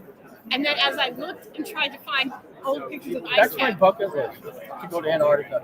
I've been looking. They'll shoot you if you go past a certain point for your own safety. I've been looking online to see if There's like this one little part they'll let you go to like $10,000. Right. But it's like the taste. No, but what I'm saying is I've been looking online to get a job like maybe to like empty the trash down there or something like that. There's a thing called the Antarctica Project or something. It's a government-run thing. Where it's government-run, yeah. But it's the only continent I haven't been to. I've been to 6 or 7 continents, so I don't know. So it's late now. It's too late now, because it's as cold outside here as it is down there. It's 20 degrees out right now. So, yeah. But I'll tell you what. The one thing, I don't know how Org or Wahoo or something like that is the southernmost city in Argentina. Yeah, and that's where I want to go down. And I was at Israel a couple of weeks ago, and there was somebody walking around with an Argentina shirt on. I said, "Hey, I want to go to Argentina," and I told him I want to. And when you go down there, you got to go to the glacier area. And I'm like, glaciers? I'd never heard of it. So, and then I started looking, and there's glaciers on the southern tip there, which is and there's no hills down there. And so I'm like, that's where I'm going. So I figured if you get all the way down there, right, you could probably hop across or something like that. There's probably boats. If you go, if you're a tourist and you come to DC, and you're on a tour, they're taking you to the most expensive places, or the least expensive places are going to charge you the most expensive prices. Like the best restaurant in town. But you walk a block over, you find the dive bar where all the cool people are hanging out. It's the dollar pack here, whatever. Yep. And so that's where I'm looking for. That's where I want to go. That's because I just retired. I'm fully retired now. From 20 years in the Army and 15 years in the federal government. I was a pilot, yeah. So, but anyway, so what's the documentary Argentina about? Antarctica, sorry. Yeah. It started off where I wanted to compare what the ice caps were now to what they were in the past, except there are no pictures of them. And then I started finding Antarctica on maps before it was discovered. I'm just going through maps and way before. I forget what year it was discovered, but it's on maps before that. And then you got maps of the North Pole without any ice on it, and the world obviously didn't end. So, something makes me think they're not being honest when it comes to this climate control tyranny. Right. I think we found Pluto before we found Antarctica. Is that true or not? No. Maybe we started on NASA. Go get her started on There that. was like Elon. He made a post. He says, we're going to go to Mars next. How about the moon for once? I know we didn't go that first time. I'm one of those people. Go get all the stuff we left there. Oh, they'll tell you can see it, but then there's no telescope powerful enough to see it. But yet they have telescopes that can look into other galaxies. Supposedly. When I was a kid, I got a telescope for Christmas, and I looked at the moon. I saw the flag. You can't. I'm telling you, I was like 10 years old. And you looked at those Mickey Mouse stamps you weren't supposed to. As a 10-year-old, Mindy. Did your parents ever warn you about that? Don't eat candy from strangers and don't lick stamps. Talk to Mindy. Try to find those stamps now. Talk to Mindy Robinson. I'm just saying. All right, so what's your social media? Everything's under Mindy Robinson. I Heart Mindy's the handle on Instagram and Twitter, and then obviously I'm just looking my name on Gab and Facebook. You should see a little blue check on everything. Right. There are a lot of fake accounts. I don't know who wants to fight it with me, but. All right. So we talked. These are your documentaries. Do you have anything on the acting side? Yeah. I just filmed Clown Motel 3. That's what. Not Monkey Bone 3. I think clowns are scarier than Monkey Bone. That sounds scary. I'm not Monkey Bone. No, Monkey Bone was a movie with Brendan Fraser. Yeah, it was like a claymation, wasn't it? No, was it? Yeah. Monkey was right, but yeah. It was just a crazy, weird movie. I'm expecting an Oscar, so I better not get snubbed this year. I'm expecting an Oscar from Monkey. What's it doing, monkeys? You got monkey on the mind, man. So what's it called? What is it called? Clown Motel 3. Clown You're Motel. not even close. Clown Motel 3. Well, clowns, monkeys, the people who work here in DC, whatever. Swamp monsters, yeah. So, Clown Hotel 3. Clown Motel. When's it coming out? I don't know. They're gonna edit it. Number 2 is out. I mean. What character do you play? I actually play like a military badass. Oh, you do? And remember, I was in 2, and then this is 3. Are you playing the same character? Yeah. I haven't watched it. So, is it on YouTube or Netflix? Probably not Netflix, but I'm sure it's out there. Gotcha. I don't even know half the crap of mine that comes out. It just kind of comes out too. So does your character move the story forward? Kinda. Yeah. I mean, no, I don't want to ruin it. I hate to ruin that plot. No. It's really like it's a clown motel. It's a motel for clowns. What is it? What's Clown Motel? That was a good guess. What? That's a good guess. You ever seen that creepy clown motel that they have in Tonopah? I don't know how you say it, Nevada. No. Look it up. It's a clown. Circus? No. It's like on the outskirts. It's like in between Vegas and Reno. It's in the middle of nowhere. And it's this creepy hotel. And next to it is this the only time next to a creepy, like a graveyard from like the mining era. And the graves are sunk down. You can see like caskets and stuff. Yeah. Anytime I go to Vegas, I'm campaigning for you or doing work for you. She puts me to work. It's slave master. Did I expect any reparations? No reparations? No. What's your favorite part about being in Vegas? The weather. The weather? I know everyone thinks it's too hot, but I like it. I know. I love going to the Neon Sign Museum. I haven't been, I know. It's really a lot of fun. And I guess with the knocking down all the old time casinos, a lot of those signs in there. And some of them still work, which is really cool. And you got to go at night for sure. So, yeah, you kind of do. I've been to the pawn shop store. Porn or porn? Porn. P-A-W. We're known for both. P-A-W-N. Porn I've met those guys. Yeah. And you look at a TV and you think it's this big thing, and it's not really much wider than the movie, And so I like doing that. And then the one time we went out there, we went to Fire Desert, the desert. Burning Man? No, the Blade. I don't remember the desert we were in, but it had all these arches, but it was all like on fire, bright red rock. Valley of Fire? Maybe that was it. Yeah, between LA and Vegas. Oh, LA and Vegas. Yeah, we got to Vegas from LA. Yeah.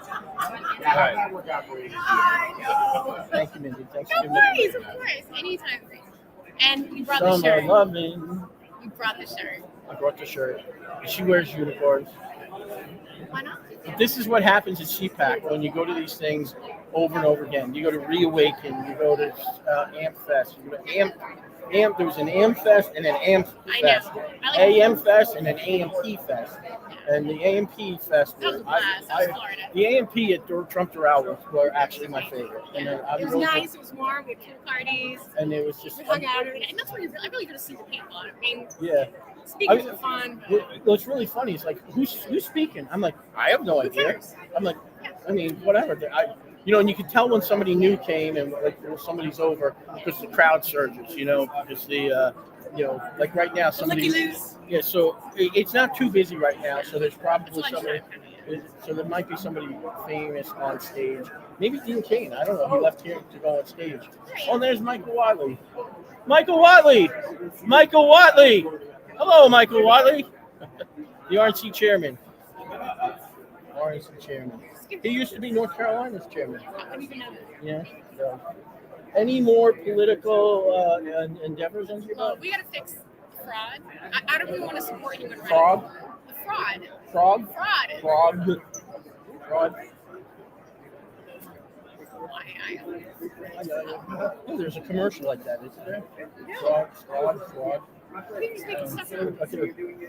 Nevada has a lot of fraud. Yeah, you think? I'm asking. Well, the guy who covered up the Las Vegas shooting is our governor now, despite being hated. What? See, the guy who so everyone knows that the incident commander for the Las Vegas shooting that sent to Maui to cover up the fires there, but the sheriff that covered it up and made him 3 different timelines and like evidence walk off his crime scene is now our governor, despite the fact that Republicans nominated somebody else at their own convention. He's a rhino. He's a Republican? Supposedly, but 40,000 people couldn't vote in the primary because the DMV sent them the wrong ballot due to a glitch, which didn't affect the Democrats because they were running an incumbent, but it affected. So they rigged the primary, and then basically they were running his friend against him. So I mean, Nevada was going to lose either way. Gotcha. But hey, he's a scumbag. He can't show up in public, so you can't. No, I'm not getting yelled at. I have no idea what happens. You yelled at him? Of course I did. I did it twice already. Do you yell at them nicely, or do you use Mindy Robinson mouth? Mindy Robinson mouth. Yeah, she's very vicious. I'm from Massachusetts. What kind of a mass? A masshole. Never heard of. Right. I better go to lunch. Yeah. My mic. Oh. I want my hand. Okay. I want to hold your hand. Summer loving. Thank you for bringing the shirt. I brought the shirt. She loves everybody loves the Golden Girl shirt. You should have like 5 of them. I should have. I do have 5 of them. Oh. And I have 3 in purple. They sold I like the pink. Yeah, the pink stands out I much like better. the pink. That's like 90s hot. Does this one say magenta. Stay golden. Stay golden. And you know what's funny is Golden era. I wore this Stay Golden shirt at the inauguration when he came out with the Golden Era when he announced that. Coincidence? I think not. I think not. Hi, buddy. All right, bye. I'm Mindy Robinson. Mindy. All right, folks. That was Mindy Robinson, one of my very good friends. So, bye, Mindy. All right. Mr. Pond has been floating around. You can interview Mr. Pond because I need a break. Mr. Pan. I just saw him. He's running for Congress in California. So we have another. I'm so excited we interviewed Dean Cain. No, I should have interviewed him. It's the best interview I've gotten so far. Well, I want to wait for Pan to come by. He's been around here. All right, they must have just another speaker must have just got out because the crowd just got busy. I'll show you.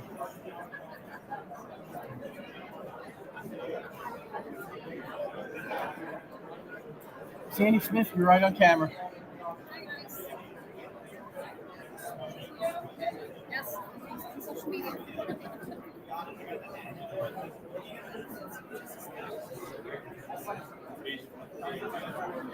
So as you as you can see, this is that's the main hall right there.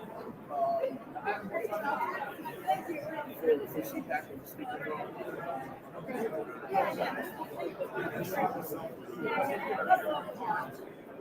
See a little crowd.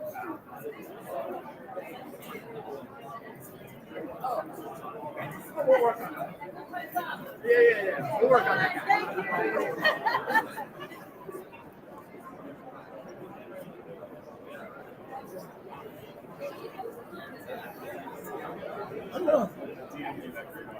Thank you. Well, so you got nothing for it? Anybody need a snack? Got a bunch of shit. Yeah, it was like nothing. There's nothing. National file, your chief. They take on a conference. Well, how's the back over? I'm going to start Lady G.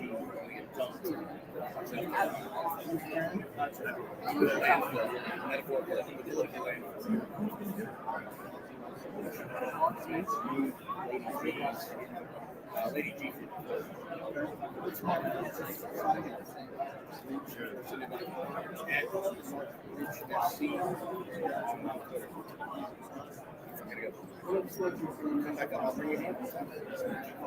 We got a good one.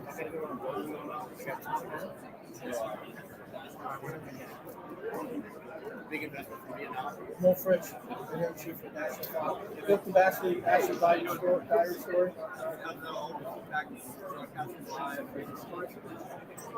It's nice that how's the audience doing? Thank you very much. Have a great day. Me wearing my golden rush shirt. You can't be threatening to anybody if you're wearing a golden rush shirt. It's true. In pink, nonetheless. You have to be a very confident man as well.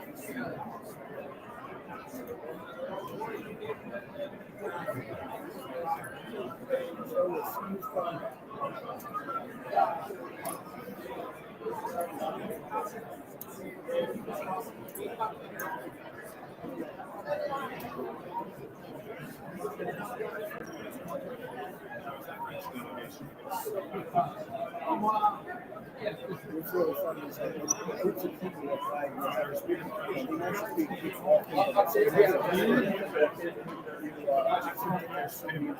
Who's that? And then it's like the president of Argentina. Oh, yeah. He was here yesterday. He had a huge one. I was really bummed out. So there was a gentleman from this Japan.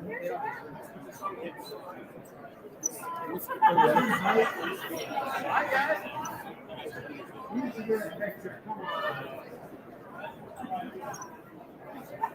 Yeah.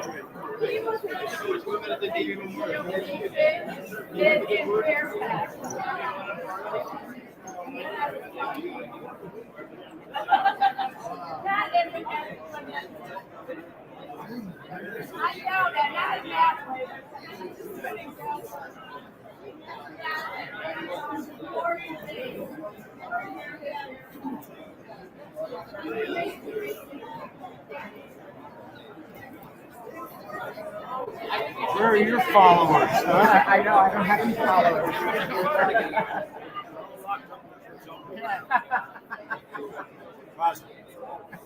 You have to stay 500 feet away from your followers.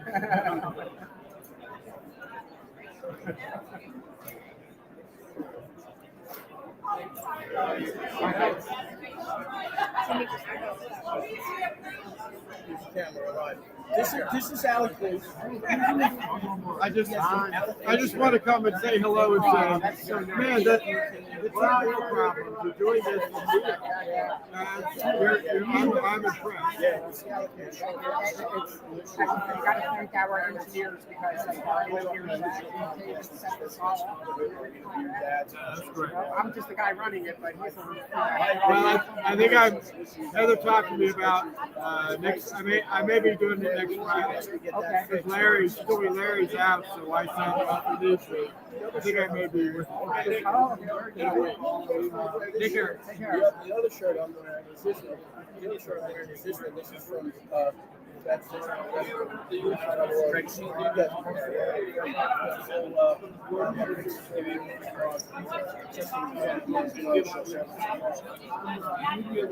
of the problem. So it's like when you have the weekly family breakdowns, you have opportunities for people to come into the first one I started about 6 years ago. The show started about 8 years ago. Yeah, I've been blessed with a lot of great. Yeah, no, we're doing that. Yeah, I've been blessed with a lot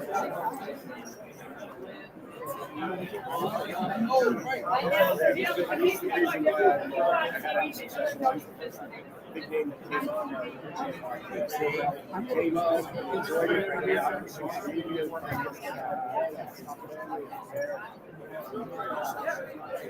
Very indebted. So it's hard to get time. Okay, I'm ready right now. All right, let's meet.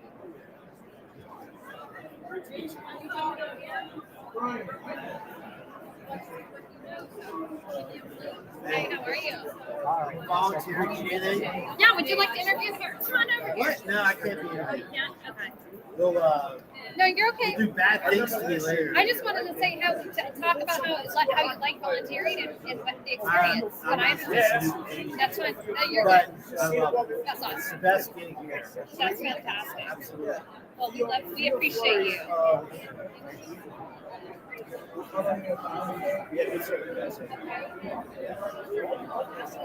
You're in church.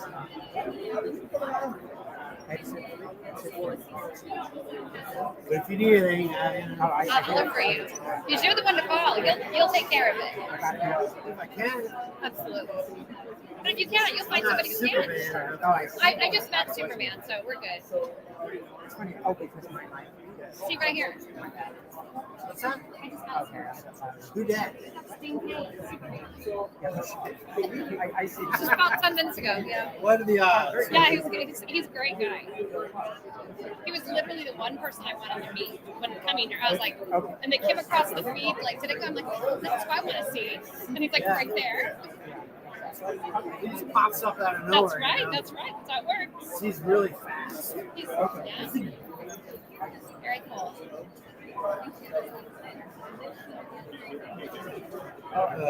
Yes. Alrighty.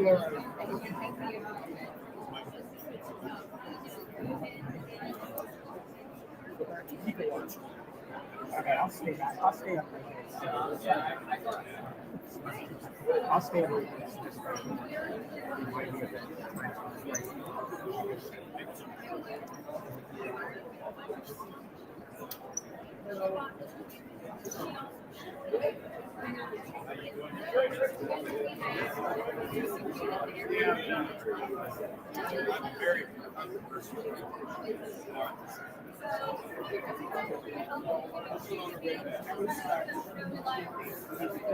Stop running against it.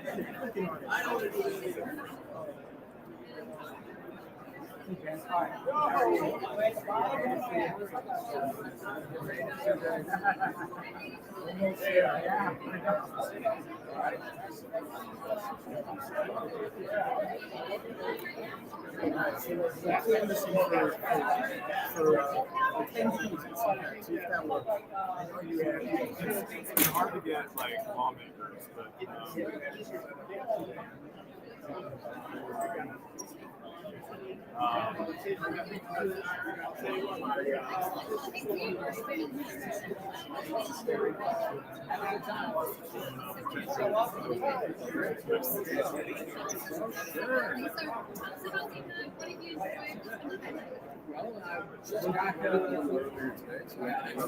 All right, then I'll get my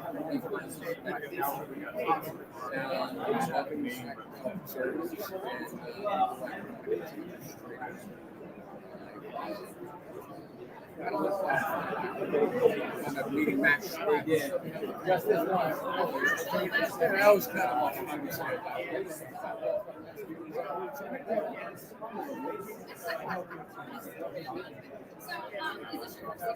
yes.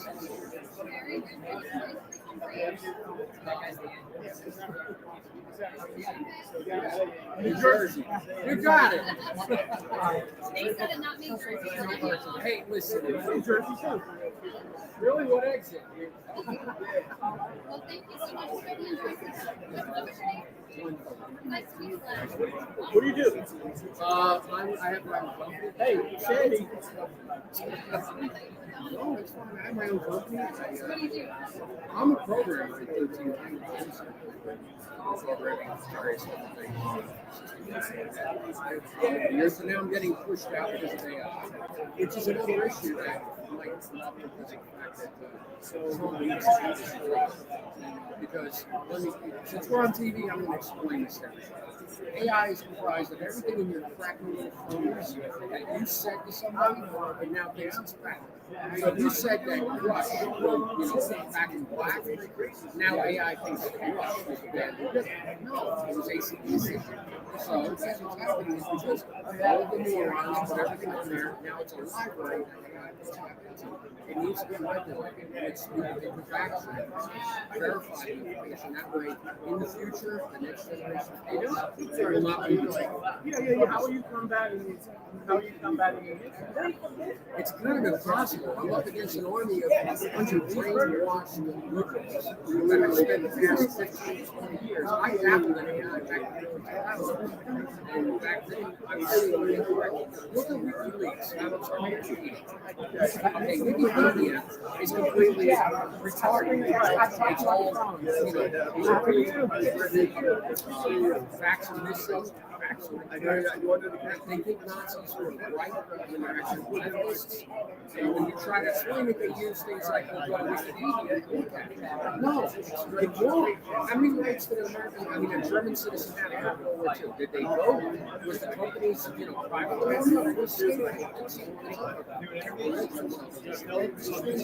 So I have one of the owners of farm.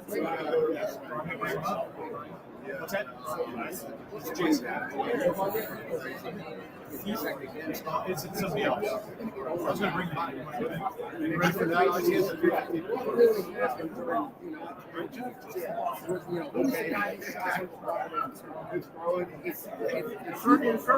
Well, you and I know that, but the next generation may not know that. They almost took out Sergei because he was Islamic.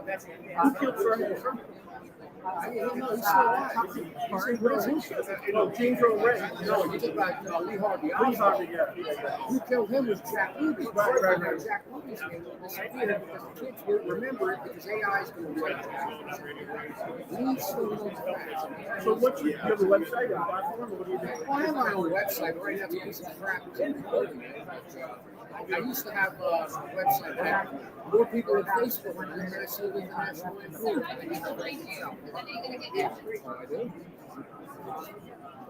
Right here. This is my crappy business card. All right, there you go. I had it done in Staples yesterday, just for you guys. Excellent. Well, it's been nice talking to you. Enjoy. Thank you. Show Thank them. you. Thank you. Thank you. Nice to meet you. You got a card for yourself? Yes. Glenn Fogarty, wasn't he in the No, you're talking about my cousin, John Fogarty. Yeah, he's a sixth cousin. He's a total Did he go like what's like the Maryland talk about the women? Is that him? No, Proud Mary and Unfortunate One, Creedence Clearwater Revival. He had a brother named Tom. My uncle's name, my dad's brother was named Tom Ford. He used to walk around with his obituary in his wallet. Because he said he had the same name, but Tom died in he had a blood transfusion done for back surgery and he died from it. So my uncle thought it was a joke. He walked around carrying his obituary. He's like, look, you're dead. Thank you for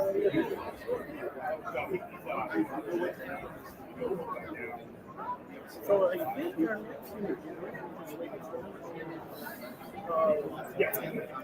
one of the new owners of Parler. One of the new owners of Parler. One of the new owners of Parler. Don't get involved too much. You think they're going to I just take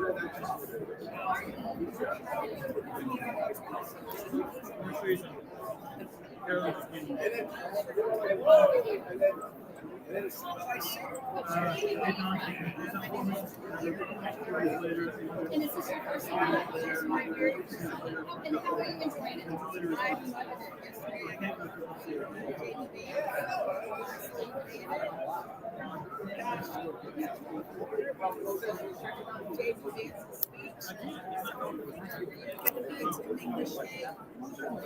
It was awesome. And then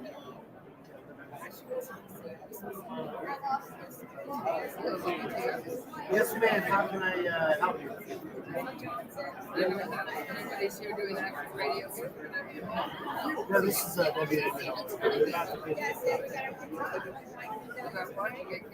No, they're about to start. I was going to say, tell us about your retirement. 3 o'clock at Vince Colonnade. 3 o'clock at Vince Colonnade. Can I say hello to my husband because he'll be listening? One second. You mean on the air? Yeah, I got a couple. Well, it's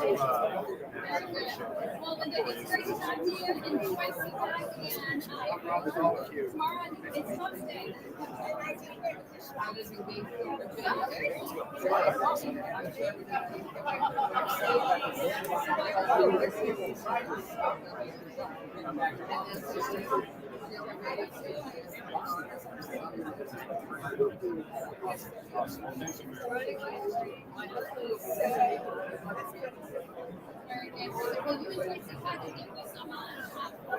Won't be able to make that happen.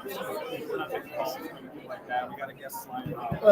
Hold on, come over here. Yeah, Cassandra.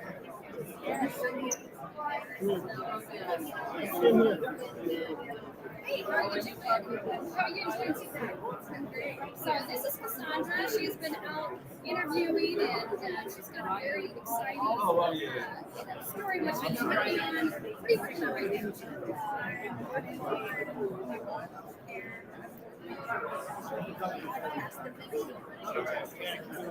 Justice medicine. So is that how they call you in media? You're not live yet. It's going to be 10 minutes though.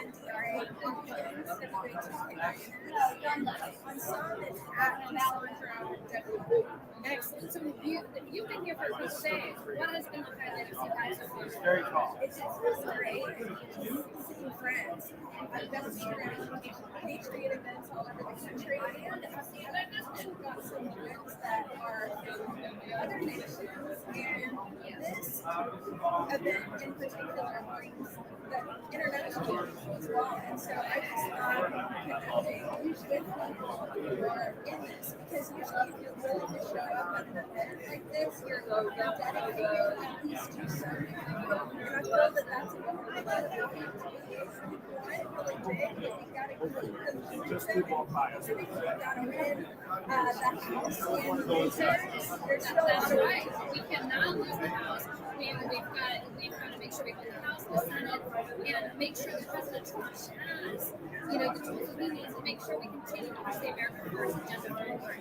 We were both really excited about yesterday's confirmation of Capitol Hill. That was super exciting. I think, the work is just begun, and I think the White House put out the first 30-day report yesterday, so that was really exciting. So I know just a little bit ago you guys came Superman with us when he was over here, so that was really cool. So thank you guys so much. I know you have to do your competition interview, but thank you so much for taking that.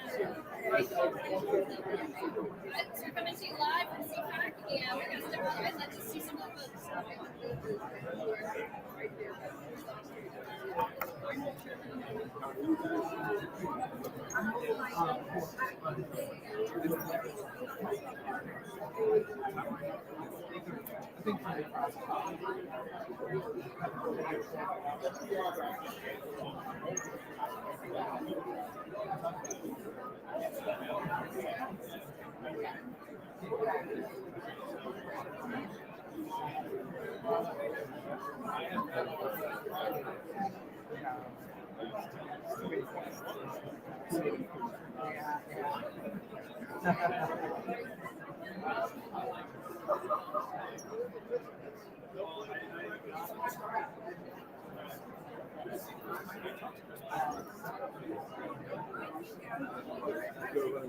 Yeah, I know.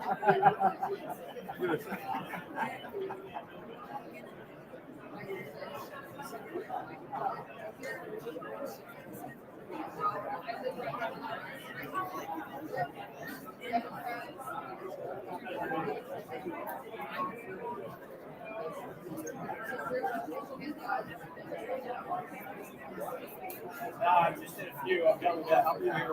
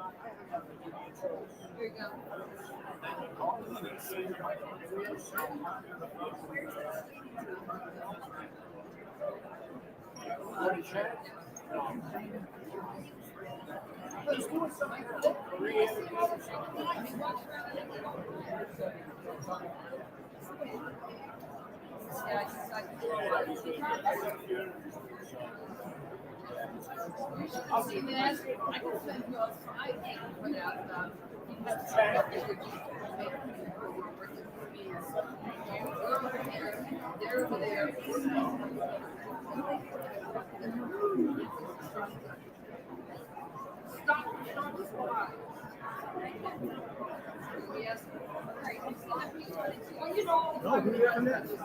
The guy, Sandra Porter was supposed to come. Oh, we put down. You gotta, we're live, so we're gonna pitter patter. This is called pitter patter. The 18-minute communication during specific interviews. Pitter patter.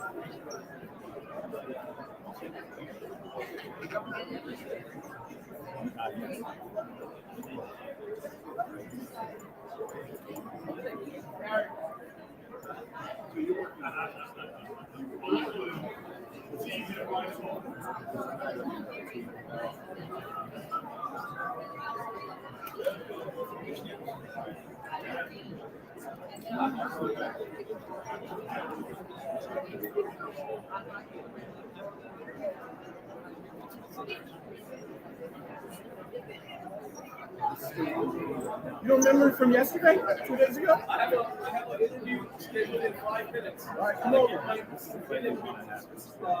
Gary Barr, running for president, right? Yes, sir.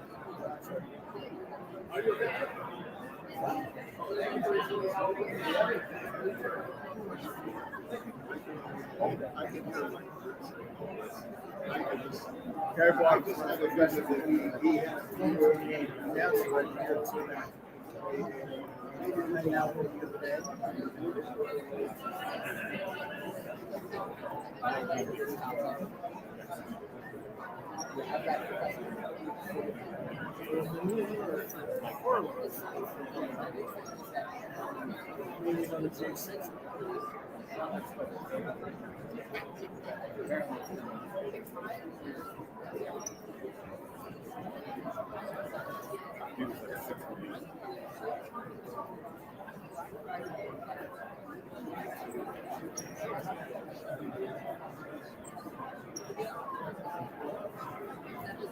Or are you anything I can do to make things better? I just got to clean this up.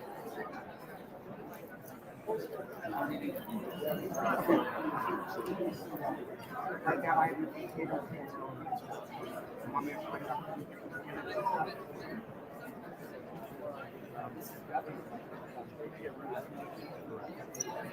Yeah, I was going to do it. Test this. Yeah, you can. Which one? That's probably good. Yeah. Use this one.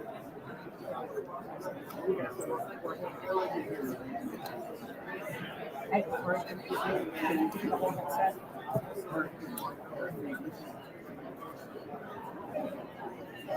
Yes, sir. I have to like wait. Is that better? Let me see if I can. Can you sit down with it without it from the top? Yeah. Oh, would you turn that up so we can see it? Yeah.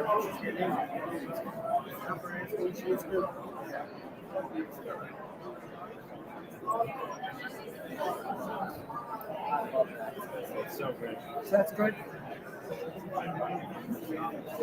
Hey, Vem, we just interviewed Vindy. Where's she at? I don't know. She was just here. She's dressed in. I saw a bunny outfit. It's called it's a unicorn. But yeah, we call it a bunny though.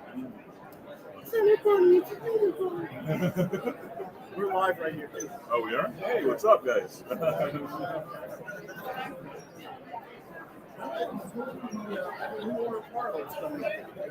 guy was just here, and he was going to go get him, and so he's coming right back.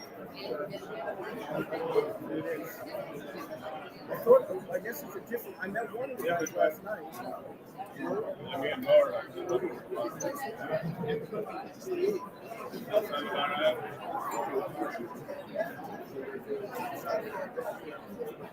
Who was that you interviewed?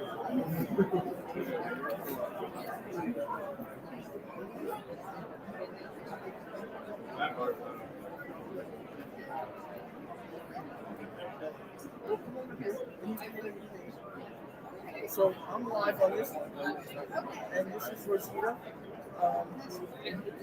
What is it?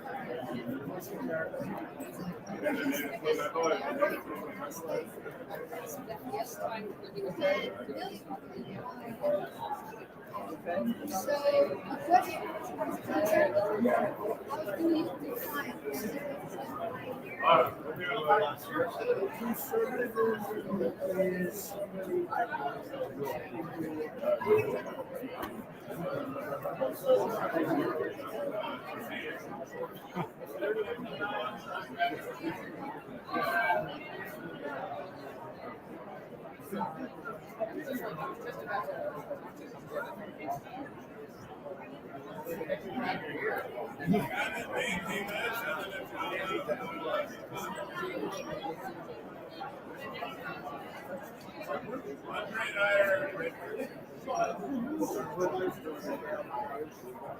Here we go. Yes, after the screen.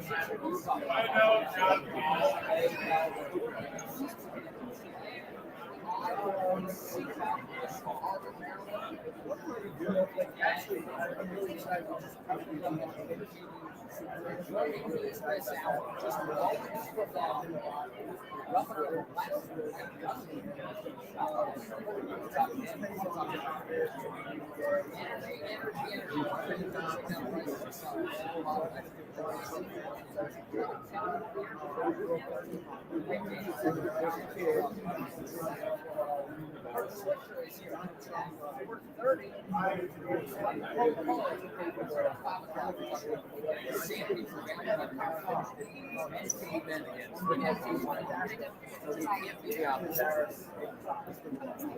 That's all I had on the Rich Valley show. So the slide ones that have the rhythm. And on this, let me just start with that voting. Because it is one of the funniest moments of the day. But President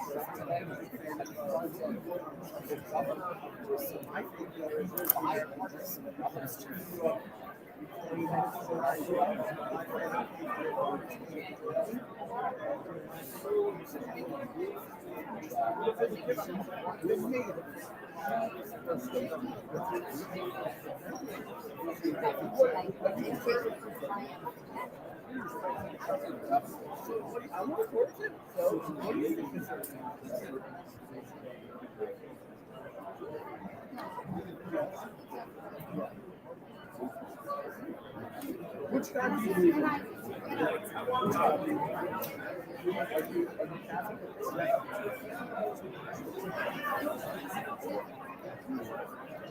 No, I'm just curious.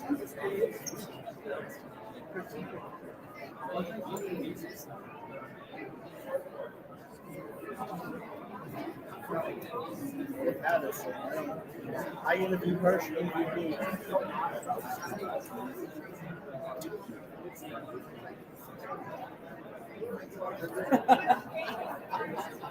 Can you believe what Rose said? Of course you can. She goes, I'll see you. Glad I got some water. Really should be much more respectful. So hello, Slow Rock Myth. Hi, Slow. This is Slow Rock Myth. She's the host of NC Political Team. What are you doing, Ben?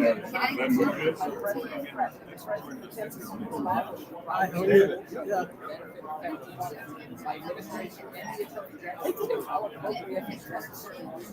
Oh, George, this is the light. This is one of the problems of CPAC. You're on the road, you don't have power. This is a nice little light that I bought. That's a light there. It has a picture of lights here. Yeah, that's right there. It's either a regular light or it's like a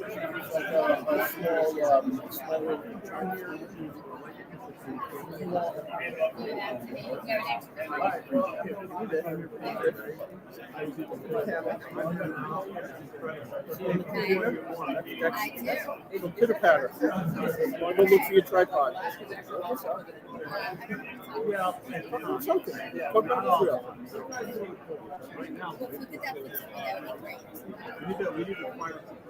Stop somebody and talk to them. Give me a look.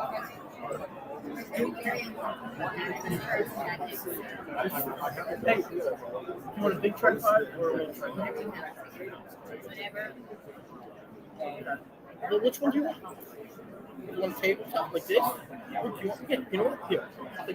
Well, let's probably die. I think charge it up. That's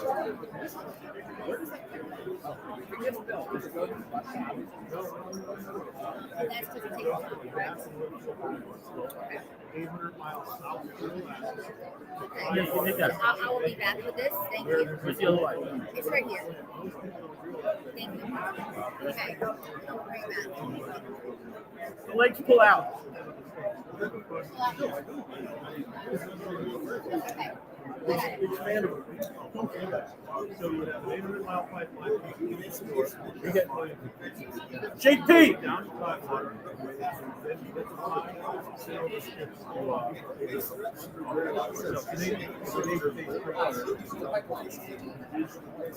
Totally understandable.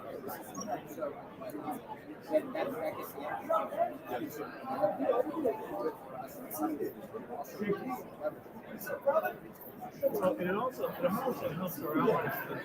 What did you try to grab? Is JP Moran? We're live. Oh, yes. We're so JP Moran. And where it all started, longtime friend, JP has great opportunity USA. Go USA, not GOP. Go USA. Thank you.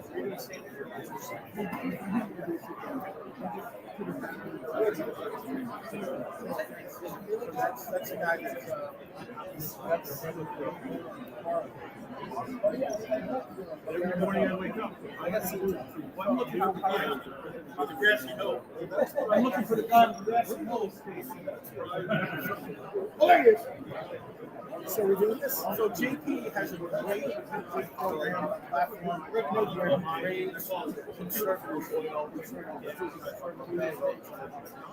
How's it going?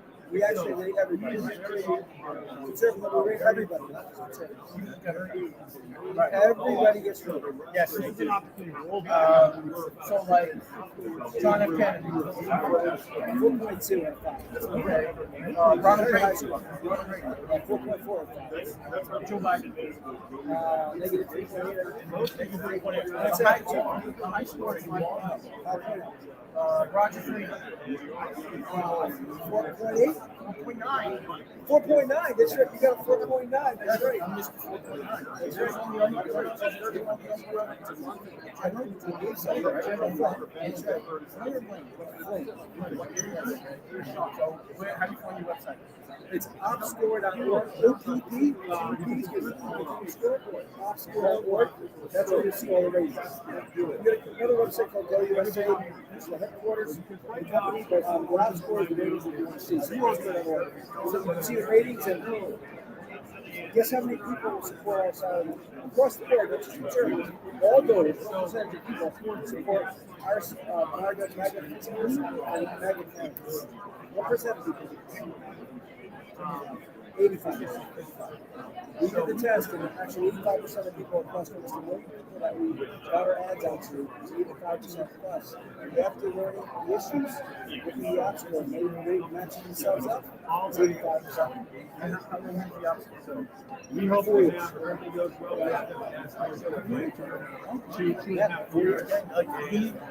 First met like Mindy Robinson. We first met at Games Fest.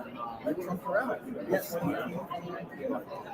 JP and I have been friends for a long time. Yes.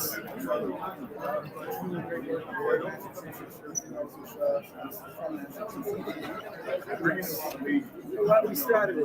That's where we started it. We're going to make Massachusetts America again. It might be a state we save, but we'll save that state. Itself.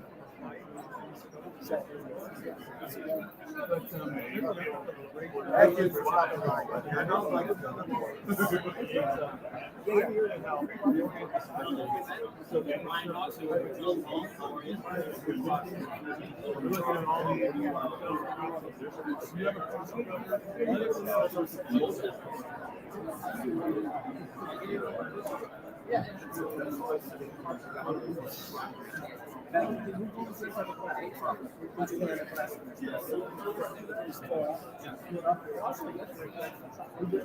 Yes. Because we only had one.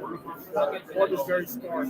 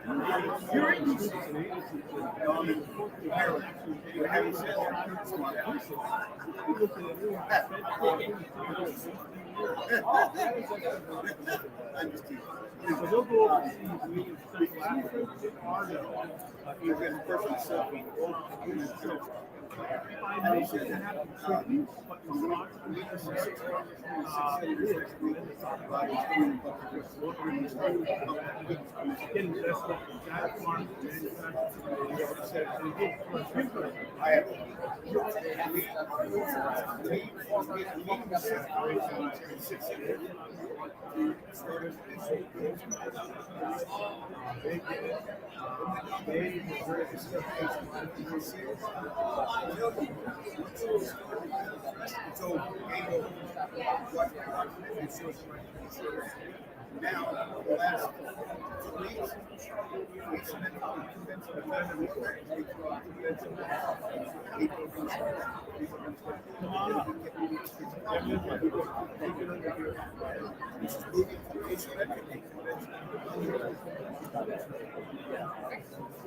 about that.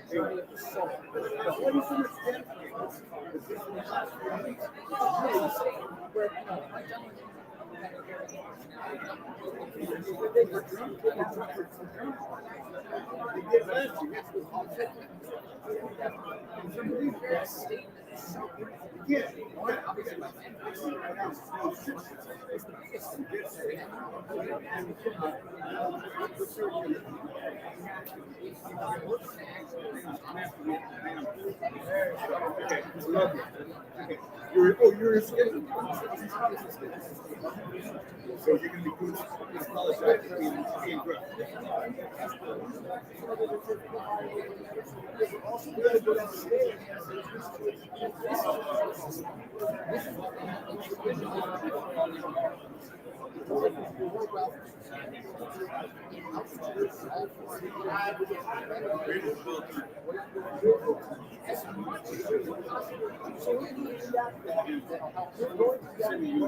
That's going to our schools.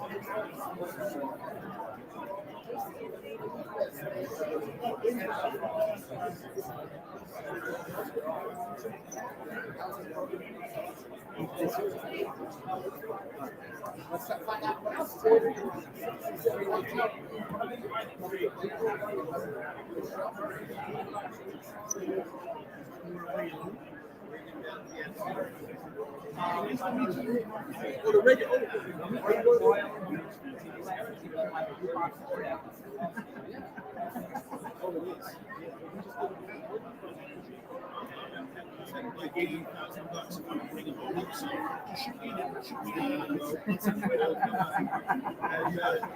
Small thing.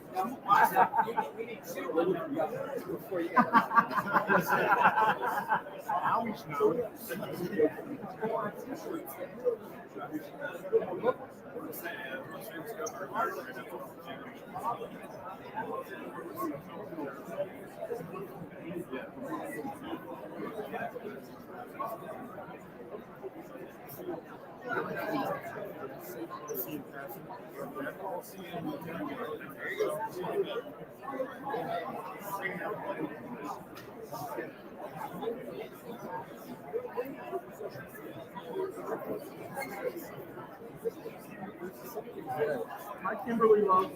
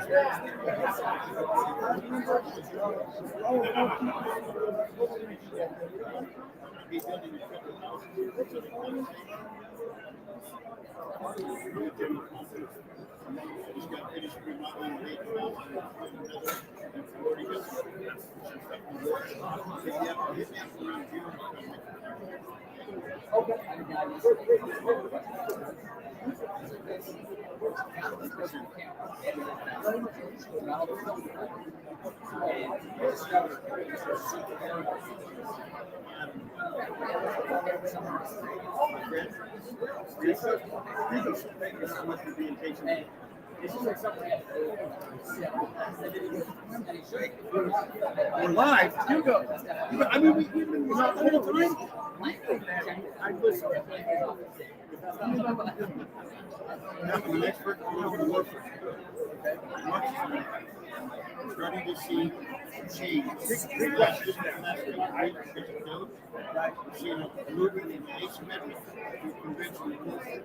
People making threats against the lives of the press.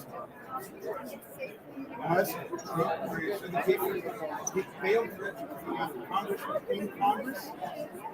Right. I'm very concerned which is the Purity Convention. You go to Preserving America, EPAC.com.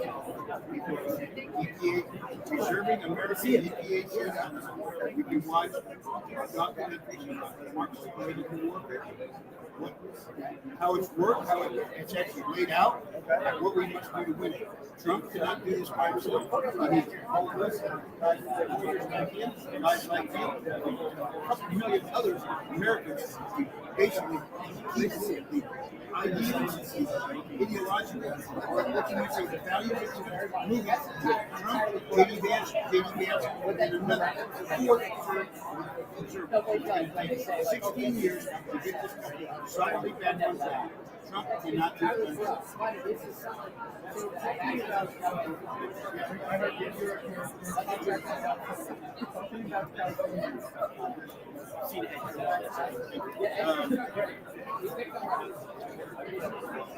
There's a lot of speculation that these were intentional. I live 20 minutes from the fires.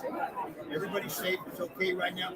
Some people died. The point is that a lot of these policies were the result came out of the legislature. Not so much Gavin Newsom. Everybody needs to say a guy to blame. You can go to Gavin, but it's a lot of the legislature. There's going to be a lot of people that are not going to be insured or have not enough insurance. The cost to build a home right now, a lot of people don't give any information to the homeowners. Don't go after the cash value. Get a replacement value. Get an attorney to help you with those insurance, because these guys are going to double team you. They're going to say, "Oh, I'm here to help you." Then he's going to turn it over to a guy who's going to try to whittle you down big time. This, and I'm telling you right now, because of this, the scope of it, the mass of it, it could federalize the insurance company and could federalize the state of California.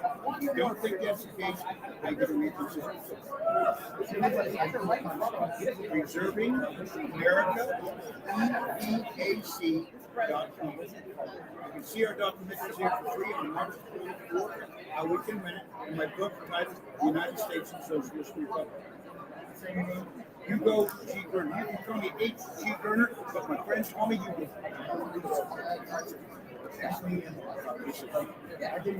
I'll log it in. I guarantee I'll be in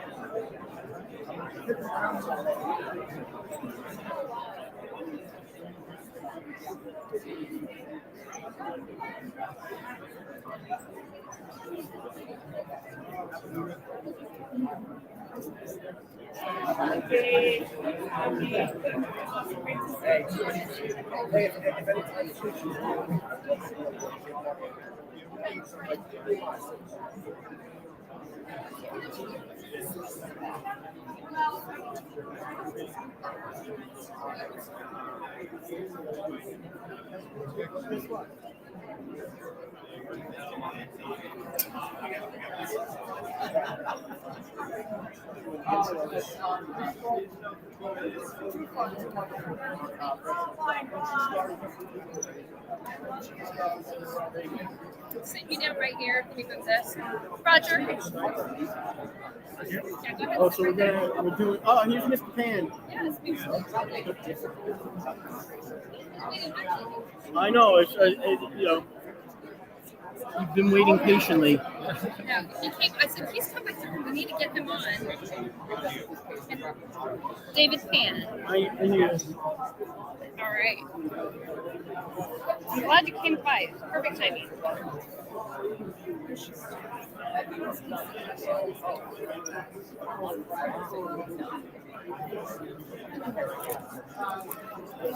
And this episode is brought to you live by our friendly Milky Way.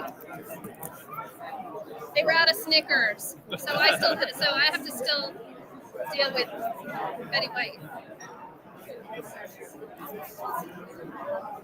Okay, let's get come over here a little.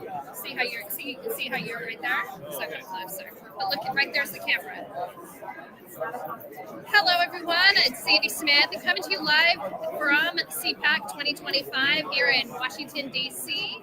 And I have congressional candidate David Pan from Southern California. David, welcome to the show. Thank you so much for having me. So tell us about, you ran for Congress last cycle, correct? Tell us about that.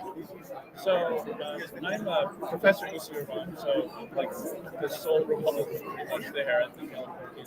See, folks, there are conservative Republicans in Southern California on a college campus. But not many of us. But in any case,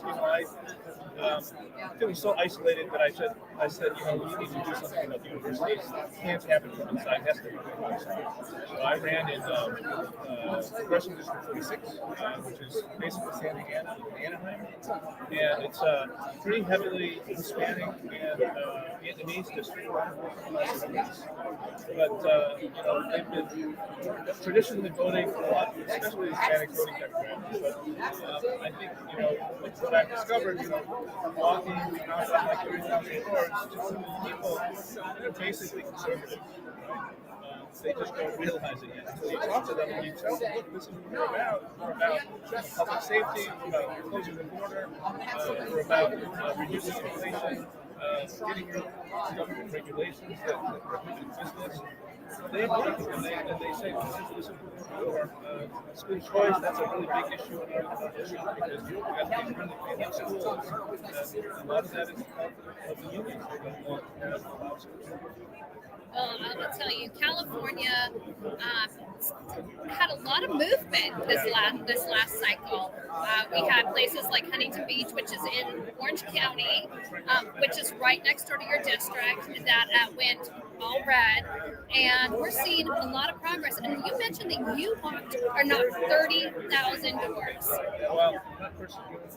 I did about 6,000 first time, but I had a bunch of volunteers. Hey, that's fantastic because you got to understand. I think you actually understand that you have to make those connections, those personal connections with the voters, and that means, going knocking on doors, going to events, coming to things like CPAC, and meeting folks. So, what are some of the key issues that you want to fix in Southern California, and why you want to run, or you're going to run in 2026? I'm going to run in 2026 again, yes. Well, the main part of my platform is really about the federal government and reducing the size of the federal government. Elon Musk is just doing this incredible job right now. He's getting started, but it's going to take this is a long term thing. It's going to take years and years to really put it in. I have this plan to phase out all of our welfare and entitlement programs gradually, but take that money, is $4 trillion a year, and just distribute it back to the American people. And if you do that, you end up with $16,000 a year for everybody 21. That's how much less the government spending. So you probably set a bunch of red flags off just now making that statement. Go into a little detail about what your plan actually consists of and how to gradually make this move. Right. So the first part of it is guaranteeing Social Security, Medicare benefits for everybody 37 and older under the existing system, or if they want to choose to switch from there, to do that. But the idea is, in order to make that system sustainable, we need to change it for the young people. And so people under 37, they'll just start receiving $16,000 a year every year until they have. It won't change, right? It'll go up with inflation, but it means that they'll have money now to start investing in their own retirements, so that they'll have a better retirement, a much better retirement than anything. Gotcha. So California is known to be the Golden State. However, under your current leadership, it's really kind of turned into the state of coal, unfortunately. What needs to happen so we can, shift California? Because I'll tell folks, if you go to California, you have stronghold Democrat areas like Los Angeles County and San Francisco, but the rest of the state is very conservative and quite red. So what are they going to need to do in California so that conservatives can take back leadership and basically right the ship? Because businesses are struggling in California. We're having kind of families and businesses leave California. What can you do when you are elected? So, I think one of the key things right now is really just having the Republicans get out there and talk to people. So, like I said, the Hispanic areas, some years we love them, different areas, and they really are ready to be flipped. So that's one of the things. As far as like politics, I mean, where do you begin? I mean, reducing taxes, reducing a lot of the welfare spending. They've spent billions of dollars to eradicate homelessness, but it's just going to all these different non-profit organizations, and where it's not actually helping the homeless. Yeah, it's not helping the issue. It's actually probably exacerbating it because the money is not, being distributed appropriately. Education. You are a professor at UC Irvine. A lot of folks don't know. I actually used to live out in Orange County. I was born there, I should say. Back when it was all orange groves, and it's definitely a different area. It's all built up now. No oranges left. Tell us about the education system and you being a part of the college system out there in Southern California, and how that's impacted your decision to run, and what we need to do to change that, because there are students that are on campus that are conservative, that have Republican values. How are we going to help empower them to come out from the shadows, if you will? Yeah, so that's a huge problem. I think it'll be a problem for the next 20 years because the faculty is so shifted so far to the right, to the left, and there's just no dissent in the business. One of the indications here is that we've got on the campus, we've got a Federalist Society, we have a Students for Life Club, we have a College Republican Club. I am the faculty responsible for all three of them because they can't find anybody else, right? And that's what needs to change. And we need to get more diverse faculty from the point of view of their perspectives, right? Because right now the students don't have any choice. Everything they hear is going to be the sort of same So, just out of curiosity, how many students participate in those programs? I'm just curious. In those clubs. There's about maybe 20, 30 in each. That's not bad. Not bad at all. I'm sure there's a lot more that would love to participate, but they don't even know about the candidates, and they don't get that much publicity there. I mean, it just people don't realize, but it's also that it is seriously the case that students are afraid to actually speak out. They're concerned. Right. That's how students feel. Well, David, I really appreciate you taking the time to come over and interview us. If someone wants to donate to your campaign and support you, how do they find you? DavidPanForCongress.com. It's P-A-N, like Peter Pan, like constant Pan. So DavidPanForCongress.com. Really appreciate any help that I can get. And remember, donate directly to the candidate because they will use your dollar responsibly. Hey, this is Sadie Smith. Thank you again, David. It was nice meeting you. We're coming to you live again from CPAC, and we'll be back. Take care. All right, there you go. Thank you. I'm going to turn that off to you right there. Thank you so much. It was so nice. I wish you much luck with your race.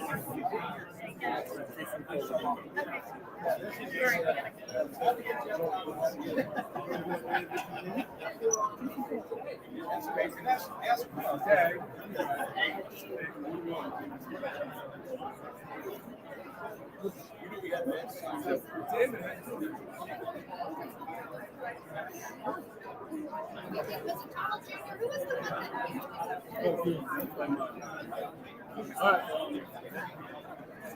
Check this out. All right. Test 1, 2, your English. I can hear myself right now. Cool. You sound fantastic.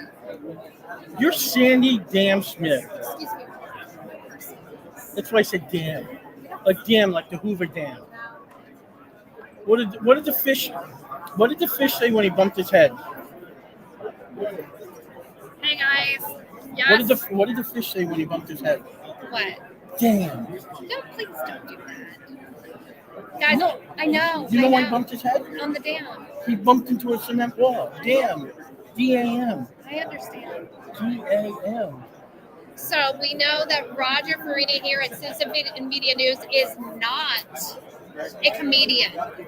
Don't ask him about the gingerbread jokes. What was that thing you made? The gingerbread man.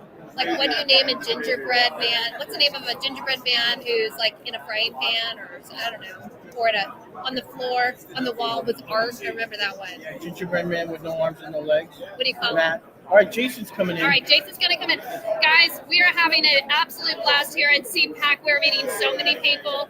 I got to tell Why are you yelling? I'm not yelling. You are yelling. It's because, look at, see that I'm not yelling. It's because I'm out She here. does this in the car when she's on speakerphone. Well, hey, Go, you know let what? Jason in. Let me let Jason. See you guys. We like roasting each other. Where do you want me to sit? Right here. Okay. He's insistent that he interviews the important people. Ah. No, I'm just kidding. Everyone I just did in interviews very, very important. Well, I'm at the bottom of the list, but I'm happy to be here. Thank you so much. Of course. Sandy Smith. Hi, Sandy Smith. Hi, Nice how to are meet you? you. Oh, Sandy Smith, you ran for Congress. I did. Guess who was the producer on your little video with the guns and the pigs? Oh, really? It was me. That was you. That's fine. Billy Green. That's 100% what you're Small world. Jason Cole. I'm a big fan of Jason Cole.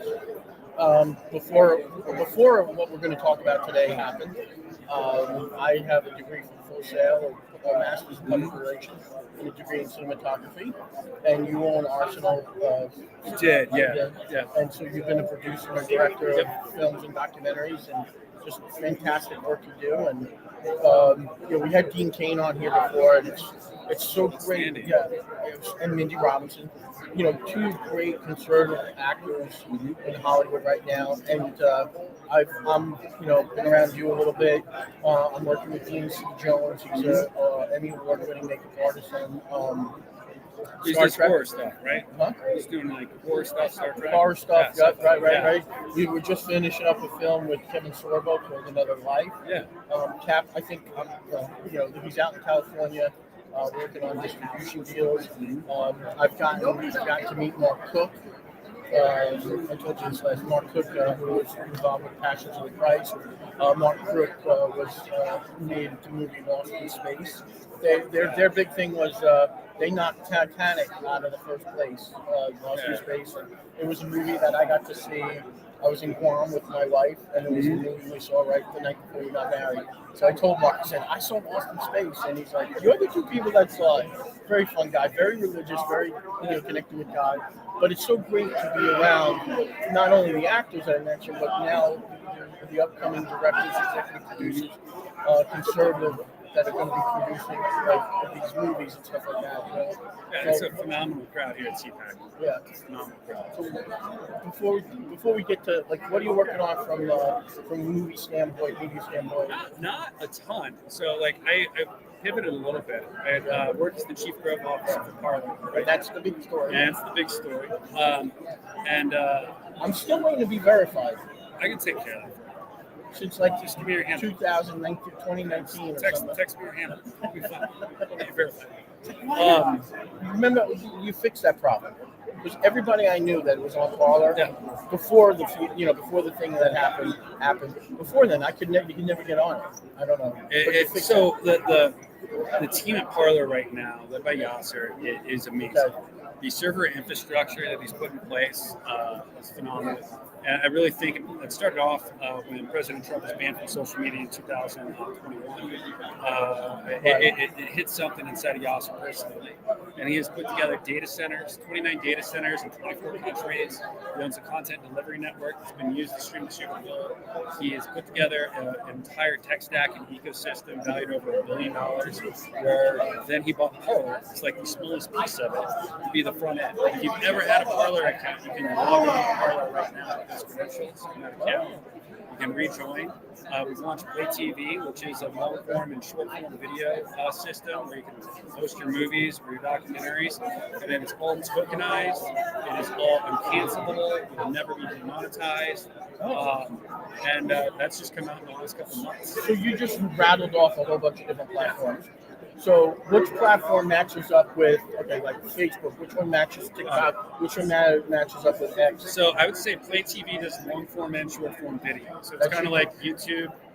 like YouTube and YouTube Shorts or TikTok Or Facebook Reels. We call them bursts. So like that's sitting there inside of the platform. Play TV takes 16:9 long form content. It's a phenomenal platform, all on a system that won't be demonetized, supports free speech, is owned by believers in the movement, and can go, I think, a really, really long ways as a company, as a distribution platform for people on our side. Gotcha. And then some the other platforms, some of the other ones? Parler is the main one, and then we launched like Facebook. It'd be like Facebook, yeah. Okay. And then we launched a digital wallet called Parler Pay. Okay. And the thing that really sets it apart is we're the first set of social media systems that don't just pay the creator, we pay the users. So if you're on there and you're liking or commenting or sharing things, you're earning points on a daily basis. I shouldn't say that. You're earning points on a daily basis. And off those points, based upon your rank, you get crypto tokens based upon how many are released that day. And those are publicly traded. You can go sell them for money if you want. You can hold them. You can also use them inside of the e-commerce shop as cash to buy items. So it's like Parler mugs. Parler hats, Parler mugs, but anyone can join the Parler shop simply by connecting your Shopify account, or e-commerce account, whatever it might be. So it's an entire ecosystem that Yasser and this team has built, and I just feel really privileged. I just joined them in January, and really privileged to like work on the go-to-market strategy and how to help people be aware of it. So how are you going to transcend? You know, everybody. You know, there's billions of users on Facebook. You know, and it's like regardless of whether I like Facebook or don't like Facebook, all my friends are on it. My family. So when I want to share a picture of my girls with everybody, I'm going to share it there. But when I want to talk politics, I can't talk there because they shut you down. Community, blah, blah, blah, blah, blah. But still, there's billions of users. How are you going to transcend that to become popular? So we've rebuilt the Parler application completely. And I think there are three things that really set it apart from Facebook, where it can be more of a community environment. Number one, we approach network, I think, differently than the existing algorithms that are out there that are really focused on developing an addiction, focusing on whatever you were most engaged in, focusing on the content that you just saw. It's like you can buy a gift for someone at Christmas and then turn around and have 75 ads or reels populated on whatever platform you're on. They're just that type of item. By not doing that type of algorithm and focusing on a network, which is the people you've chosen to follow, and then a secondary network of the people they follow, content is much more community oriented. The people you know have chosen to be part of, and the people that they're part of. And the discoverability, I think, for a creator is much different. You're not trying to hack an algorithm. You know, if a big media person like yourself followed me, like my secondary network now is showing your followers. So it changes how you can go about discovery in a real way. The second thing that sets us apart is the rewards on a daily basis for just being a user. We're the first social media network that is actually rewarding users for their data on a daily basis. Facebook takes that and How do making you billions of dollars a generate month. generate revenue to give those rewards? Well, that's the beauty of the entire ecosystem Yasser and the team have built out. Because they own the content delivery networks and the cloud systems for dozens and dozens of other areas, they don't need this to be a major revenue driver. Like our ad splits back to creators and users are 70-30. They're the highest that exists inside of social media. The crypto token is floated on the open market, so it's not like we're paying you directly. We're not. It's just floated in the open market. We're tied to it, and based upon your impact on a daily basis inside of the social media ecosystem, you get a reward. Yeah, the first part that you said there, I remember I was at a party and a bunch of us were talking about the New York Jets. Yeah. I got out to the car. All my Facebook was like the jerseys for the New York Jets. I'm like, how does that happen? Yeah, that's not going to happen on Parler. You're going to see the content from people you follow. If you want to go finding more, your first level is going to be the people they follow. How is the membership users, bursters, Parlers? What do you call your people? I think we're working a little bit on the nomenclature of what we call a member. But how are you going to scale? You know, because I mean, if it's just you and me, you're gonna share, But if there's 10 people, if there's 100, 1,000, 10, how are you going to scale, and how's that scaling going to happen in New York? Well, I think we have a great invite system. You can connect your contacts, see everyone who's on Parler, figure out the people you want to follow very, very easily. And the discoverability and search is really solid. Yeah, because I remember when Parler first came out, it was very, very popular. Right? Yeah, when Parler first came out, like there was this like push. Like social media was so heavily censored by our own government.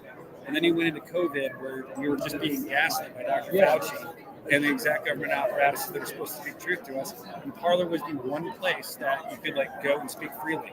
Yeah. Like Dr. Malone wrote a piece on Substack about why he came back to Parler, why it was his original home, why that free speech is so important to society. And if you look back, I always think of this as the funniest thing. Like COVID happens, the mRNA vaccine's coming out. Dr. Malone, the inventor of the mRNA vaccine, gets banned from talking about it on Twitter and Facebook. It was the most insane thing I've ever seen in my life, right? Like, would you ban Thomas Edison from talking about the light bulb? No, it's like, I don't remember. Because I do media and I like going to places where things are occurring and recording it myself and being there to experience it, and I'm just like filming what goes on. It's like they come back YouTube or Facebook and they say, oh, that goes against community standard. And I'm like, I'm just filming outside. I'm not making anything up. I'm just filming reality, real life, and they deplatform it. And that just is really harsh, and I'm looking forward to it. Parler and Play TV, download it on the App Store. You're not going to have a problem. And I bet you there's lots of people out there that don't realize they still have a Parler account. I bet there are millions of people who probably don't realize it's there. And if you go log into your Parler account right now, if you had a Parler account previously, there is rewards sitting in there since we've reactivated. I'm a millionaire? You're not a millionaire. I'm a Parler millionaire. There are rewards given to every Parler member since we reactivated the chain my and password. tokenized the system. Let's see. It's an app, or can you do it online? You can do it online. Let's see. Okay. We're logging into Parler right now. I know. This works. All right, so let's see. Send verification code. Yep. You can type in your email, and I'll send a secure link to your email right now. Let's see. This never happened before. This is what never ever got a verification code. From like, how long ago was it? 5 months? Well, we've rebuilt the entire software. Right. So it.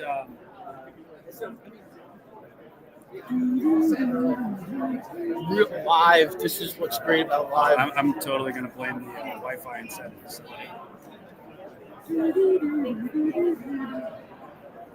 All right. Oh, downloading. I haven't been on my emails in like 2 days, so because we've been here and but we're on internet because we're hardwired into the internet there. Oh, Parler. Oh my God! There it is. The first time in 6 years. Getting back on, Roger. There you go. 5, 7. Don't. Oh, it did it. There you go. I'm on Parler. I'll have to. I think Parler start. I don't remember if I had one for Citizen Millionaires, but I will be joining. There you are. Parler. Now, where are my rewards? So we go to your profile. Profile. And set up a wallet. Oh. Oops, sorry. For people, whatever. Log in. Log in with the same email right here. Okay, log in. Okay, so we're at that page. I know you probably got to focus, whatever, but that's the page you're on. Parler Pay. And you'll get another code to your email, and then you can log in and see your rewards. And it'll update on a daily basis with whatever reward is coming through. I'm going to make millions off of Parler. I think the most important thing is just to know that you're never going to get demonetized. Right? I know. I mean, I have 12,000 subscribers on YouTube, and you post like I just got a community hit from. Do you remember years ago there was a guy that they like beat up and jumped in Dallas, and they were kicking him in the head, and it was like like years ago, and I had that little clip. You got a community hit for that on And that piece of content from years ago. I'm like, what? Really? You give me a break. That's the moving standards of what is a hit, and then going back 6 years into your account and be like, you've been flagged, was such a suppression of conservative speech by big tech. And with Trump's victory, like, it's not quite the same right now, but like when the opportunity arises in the future, if you don't have an ecosystem you fully own, potential for that will always exist. See, like what I'm looking for right now is that I've had videos on YouTube where I've made over $1,000. I've got so many.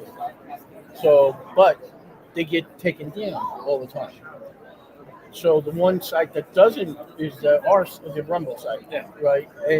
But they don't monetize, and you don't make any money there. And so, and it's not like, it's not like I'm not looking to get rich off of this. But coming to CPAC here, it costs money. To stay at the Gaylord Hotel is like $400, $500, $600 a night, and you're here for 3 or 4 nights. Yeah, that's it costs money. The booth costs money. All this stuff here, going out to eat. I mean, last night just getting a steak and some French fries was $60. And that was with a glass of water. Yeah. So you wanna be able to make some money off of this to help pay for your costs. 100%. And am I going to be able to do that in Harlem? If I do my job right, yeah. That's what I want. That's what we need. The ecosystem is definitely set up to be successful for creators and users, the highest splits that exist. And that's where our dedication is at, to make sure that we're delivering a win. Okay, so now I'm just waiting for that other Parlay to come through. Parlay to come through. There it goes. Parlay. Yeah. Look, see that? Autograph from Dean Cain. That's awesome. Yeah. Super. The first question I had, I'm so excited. You're talking about earning revenue. I'm not in here, but he's saying, can I earn revenue on part of it, right? Well, we have this healthcare component. He runs it to his listeners. He makes commissions. Yeah, we already have that ecosystem set up. I have, we'll go through the details. What is he talking about? Having the he's talking about another thing. I think there's. You didn't know you got You didn't know I was live. Yeah, it's all right. It's all right. No, it's just I mean, so 9. So I'm. I just put the wrong code in. Oh, I had it backwards. 977.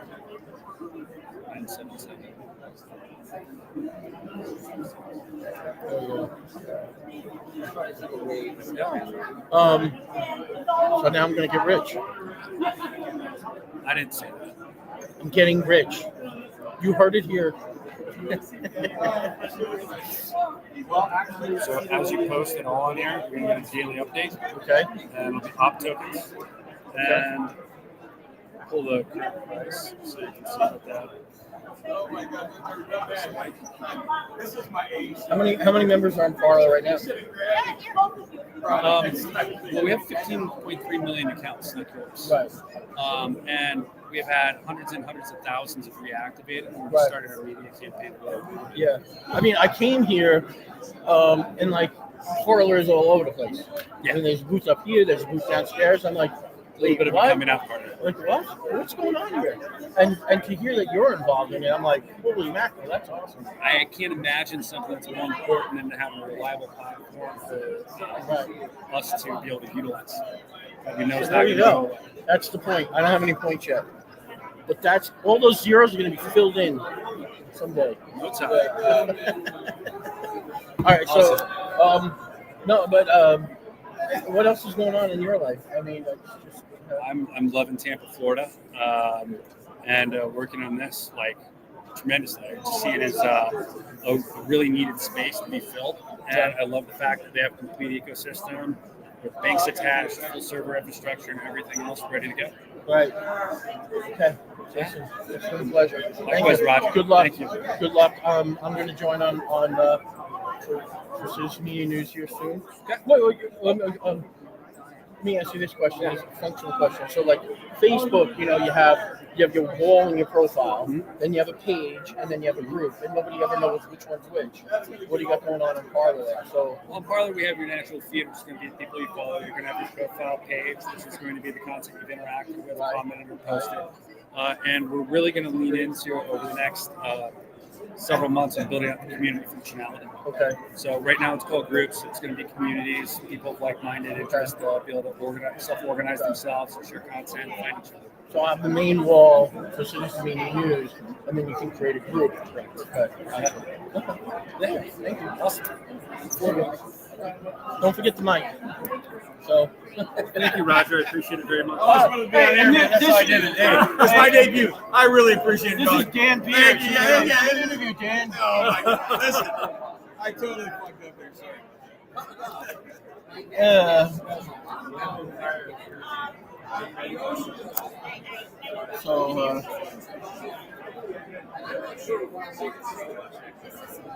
the chickens thing kind of appeals to me. We have no chicken conversation. Chickens. Maybe Daniel Turner can help you figure out what is to him.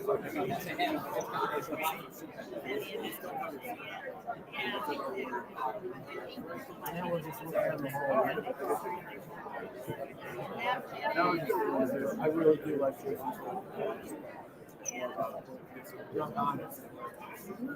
Yeah, that's why I'm great. Well, if you get it.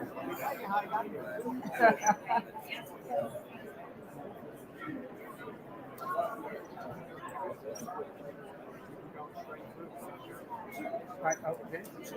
Well, you didn't do much. That's thank you. The government blew you up early this morning. Oh, me? Oh, it's on a, oh, me? Yeah. Yeah.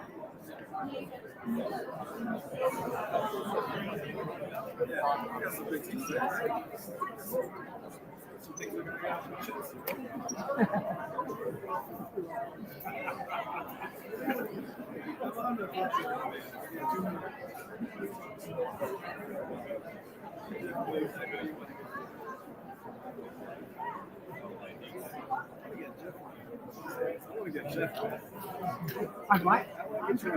Oh, okay.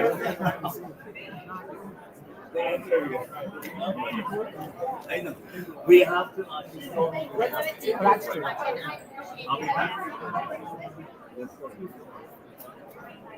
John Paul, become John Paul.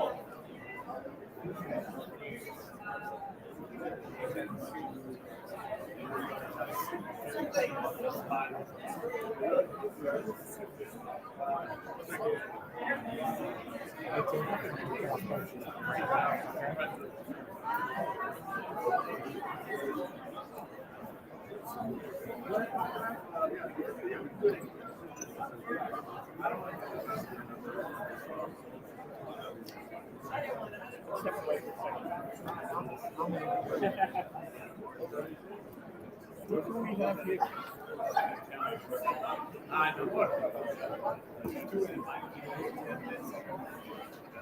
I'm heading to. You're heading right here.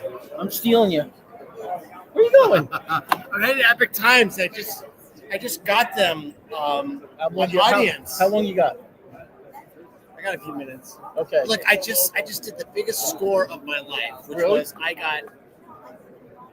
think I'm gonna get Epic Times uncensored. So this is Zach Voorhees. Você fala em português? How you doing? Sorry. We've had Zach on before. He's Google whistleblower, right? That's right. Yeah. The Google whistleblower. So what's going on? What's going on, Zach? What's new? So where are you living now? California now? Still, unfortunately, California. So I've had a lot. Is everybody okay in California? No, we're very far from okay. Okay, gotcha. I've been very busy behind the scenes. Okay. Where do I start? So I work for Dr. Robert Epstein. I developed his system to detect election bias from big tech. And on November 1st, when all of the Go Vote reminders started going out, partisan Go Vote reminders, my system, which has 14,000 volunteers that were like installing our software to monitor YouTube, Google, Facebook, we caught these partisan Go Vote reminders immediately, and we came out with it like, hey, this is what they're doing with our site, americanscitizenshield.com. And Google cut that stuff down immediately. It possibly caused, a huge shift for Trump. We don't really know because, it's like you don't really have real numbers, but likely in the millions. Trump got, elected. Was this just in California or every single swing state we were monitoring? We were monitoring every single swing state. So it's like when Google was like, Google does a political profile of the individual. And if they think that you're a liberal, they're going to send you a Go Vote reminder. If they think that you're a conservative, they are not going to send you a Go Vote reminder. And so we were able to detect that from our system. And so, yeah. But I couldn't announce it because, like, for operational security, the founder's wife was likely murdered. Yeah, Dr. Robert Epstein's wife was died under very mysterious circumstances. Then the director of the company, her fiance had his face slashed by some rando. Yeah, it was crazy. And so, like, for operational security, could not talk about it at all. And so, but now that the election's over, so I've been working with Dr. Robert Epstein. Today I was just at the Heritage Foundation. We're talking about Google censorship of Epic Times, trying to uncensor all these other YouTube channels because, like, there's heavy censorship. And the thing is that there's this open subpoena train that's going on with Texas right now, which I testified. It's my pinned video on Twitter, where I testified in front of the Texas Senate what Google was up to, and it resulted in a unanimous decision between the Democrats and the Republicans for subpoena power to start questioning Google what was happening. Now, unlike everyone else that tries to sue Google, if the state of Texas sues Google, they get to choose the jurisdiction, they get to choose the prosecutor. Okay. Right? And so I've already got one major. Is this Texas? It could be. I don't know. I'm sorry. I wish I knew. It's got to be that I don't know who the Attorney General is of the Senate. It could be Paxton. The Senate. Okay. Well, it's the Texas Senate, right? Okay, gotcha. So it's Republicans and the Democrats come together to empower the Attorney General. But it's not the state AG. It's the Senate. I don't know if it's the city. It could be the state AG. I know that the person that chaired the committee was Brian Hughes, right? I don't know who the state AG is. It could be Paxton. It could be not. I don't want to say anything inaccurate. Anyways, so they went after Google, and the thing is that Google's scared of the state of Texas because, unlike everybody else that sues them, like let's say you sued them, Roger, right? They're going to be like, oh, guess what? It goes into the California jurisdiction. Not when you're the state of Texas. That does not happen.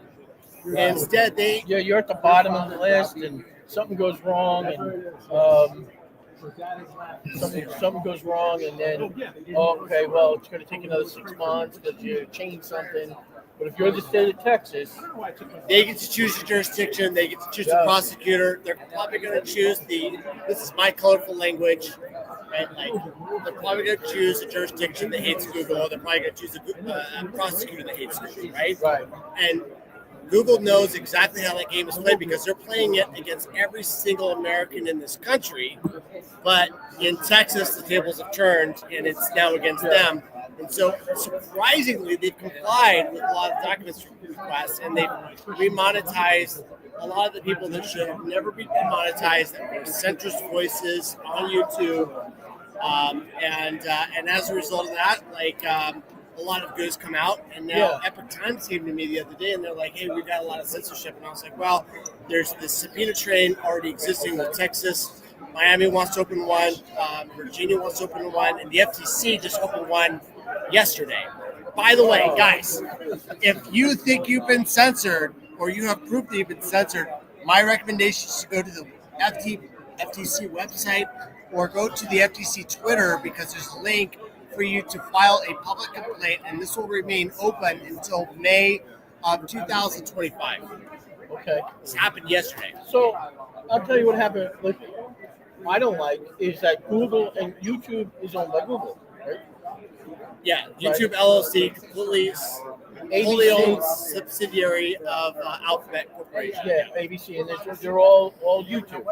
So they call you up, Google calls you up, and they want you to sign up and become a business. Sign up for I don't know, Google Ads, AdSense, whichever one. Like you spend money to get your get Citizen Media News advertised on their platform.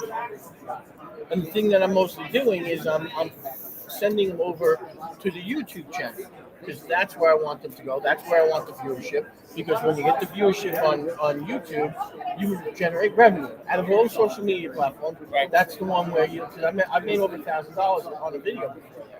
Okay, but then what happens? Well, you got like a super viral video that hit like 5 million or something. 1.5 million. And how much you make? Oh, 1,200.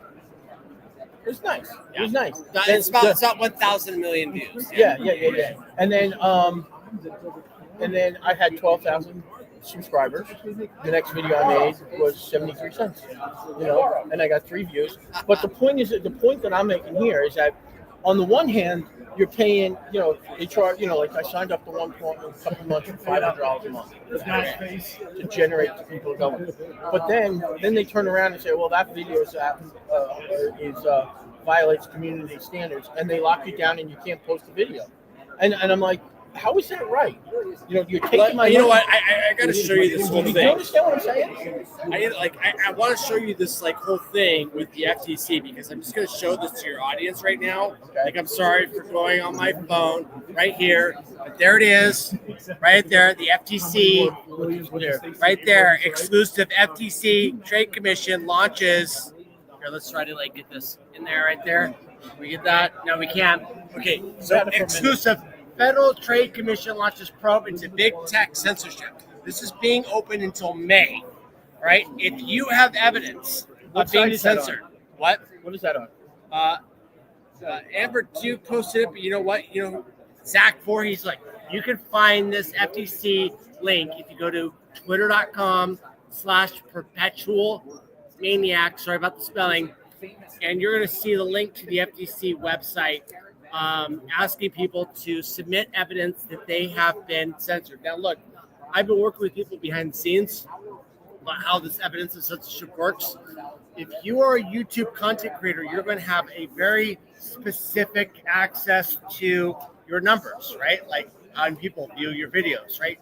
What you need to show for the FTC, what the evidence they're going to want is they're going to want to see okay, well, before this certain date, you had this many views, and then after this date, it tanked, which is what every single person that experiences censorship seems to face. It's not like they do it over the course of a month. They are so evil and lazy. All of the loss of your engagement happens in one day, right? It's within 24 hours. All of a sudden, algorithm change, you drop to the floor and you get 10% of what you used to do before, 25%, wherever it is. Take that evidence, supply it to the FTC, and that's the evidence that they're looking for within, all the stuff that's being submitted. So are you saying FTC.gov, Federal Trade Committee, or FCC? The Federal Trade Communication, I think is what it is. Commission? Yeah, it's it's literally the FTC. Yes, I was not wrong in that. It's Federal Trade Commission. Okay. Yeah. Wow, that's. Can we try to get that again? Can we get that? Can we get that? No. Let me get into this frame to try to make sure that. No. Oh man, how do we get this? How do we get this? Can we get the camera? Okay. Anyways, it's the FTC. You can find it on my Twitter.com/perpetualmaniac. Perpetual. Who cares what my name is? Zach Voorhees. My Twitter handle is literally Perpetual Maniac. Perpetual Maniac. It was my gamer tag. I put the whistle on Google. My gamer tag became my political handle. Whatever, right? It is what it is. I didn't plan for any of this to happen. I was the reluctant person in the middle of this. I don't even know why I got the responsibility to help reverse censorship, but here I am. FTC, you can find the link, twitter.com/perpetualmaniac. Get it right now because it's not just Texas, it's not just Miami. It's the federal government right now coming down and trying to investigate what the scale of the censorship was. And guess what?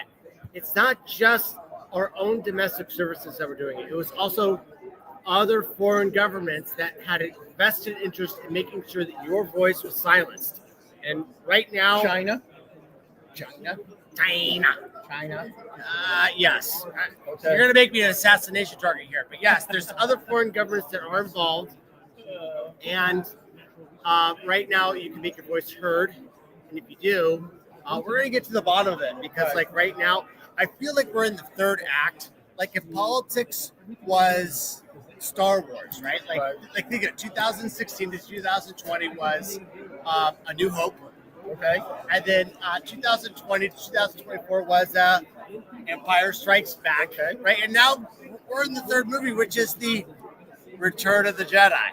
So there's a lot of epic winning. What were the last 4 years? Return of the Jedi. Oh, no, Empire Strikes Back. Yeah. Yeah. And now we're in Return of the Jedi. So if you want to be part of the Jedi, get in on it.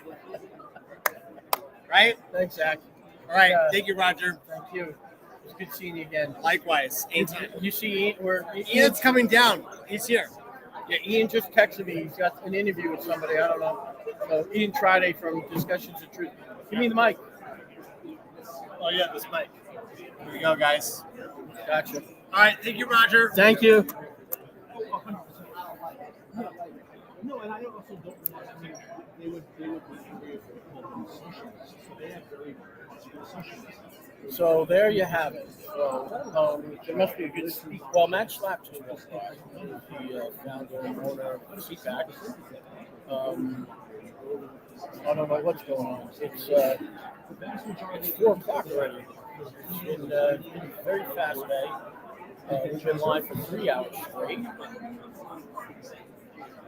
It's going to take a lot of time to edit this down, but we're live at CPAC 2025.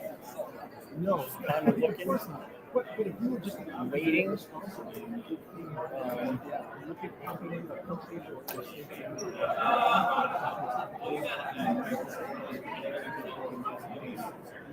MAGA boys.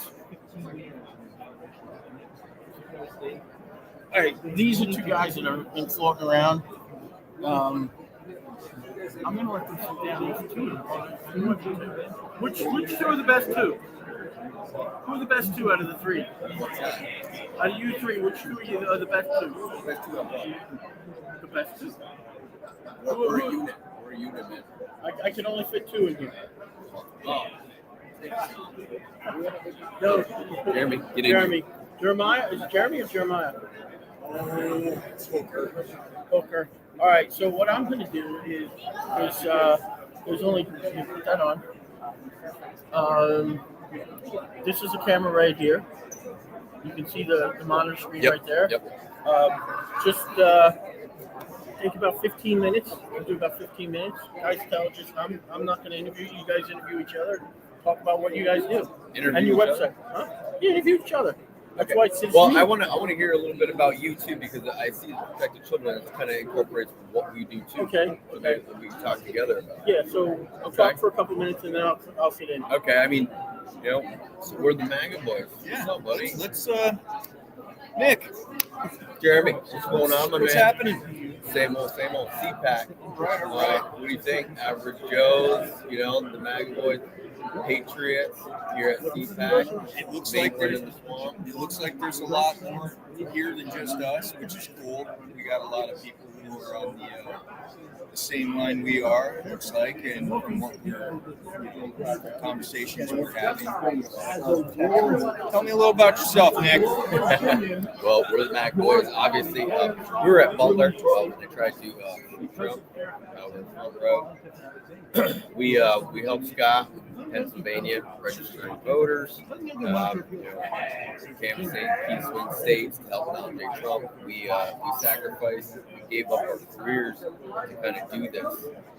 We got children, fathers, and we knew that we had to get Donald Trump in, save the nation, save the world, really. After 2020, we knew we couldn't happen again. So it was all in. So the McAvoys were formed after the Butler rally. But, now that we won, a sigh of relief, would you say? How'd you feel on what you did? Oh, it was almost like the elephant took its foot off my chest. I could breathe again. There was an instantaneous feeling of we might be all right. Yeah. Things are going to get better from here on in, and my empty wallet could potentially start getting full again, and I might be able to afford that loaf of bread and maybe one egg. One just to push it in. Yeah, right. I might be able to share that egg. But yeah, no, that's. I think now that was done, now that the election, right? We got 4 years. Now it's prime time. Now it's time to we got our foot on the throat for that monster. Now it's time to bury that son. That's right. So what we're doing now is we're leveraging AI technology. Little FAFO bot, right? Yeah. Fuck around and find out. Exposing the lies and corruption of the rhinos. Also, I can't wait. Yep, doing AI to expose pedophiles. And about that MAGA bus, the mobile podcast. I heard about that thing. Yeah. So what are we gonna do with that? How are we gonna utilize this MAGA bus? I mean, now from what I hear, it's big red and it has got America all over it. And when you see this thing coming, you're either gonna love it or you're going to love it even more. I don't think there's any hatred for this thing. Unless you're a pedophile. Then you're going to hate this thing. Yeah, you don't want this thing rolling up outside the front door because you know what's about to go down. That's right. So our AI is going to scrape through the data, we're going to confirm it, and then we're going to expose those pedophiles, and we're going to bring them to justice. So with McAvoys, you can follow us, accepting donations. We need to save our children. Our children, the youth of this nation is the future of this nation. We need to protect our women and children. We've been under attack for 4 years. 4 years. They've been trying to take down, the toxicity, masculinity. And dude, I lift weights. I eat a ton of meat. You know what I mean? I'm a proud American. I'm a father. You know what I mean? I have a wife. Like, I need to protect. That is my job. Right? Well, I mean, what father wouldn't? And if there was a father that wouldn't, he shouldn't be a father. So, I mean, I think it doesn't matter what part of the world you're in. Our instincts are our number one instinct above all, no matter what, is to protect our children. And even if it's our government coming after our children, they want to make our children sick. They want to make our little boys into girls. Or vice versa. That's gonna be a big problem for me, and a big problem for them too. There isn't a damn thing I wouldn't do to stop that. You come to my front door looking to do any of that. If it involves harming my child mentally or physically, there's gonna be some big problems because of it. Yep. The only problem with this person is army of people out there just like us. I mean, you can support us. We're going to be launching this here real soon. The developers are almost finishing with the AI. We're back. Okay, we're back. Commercial's over. Internet glitch.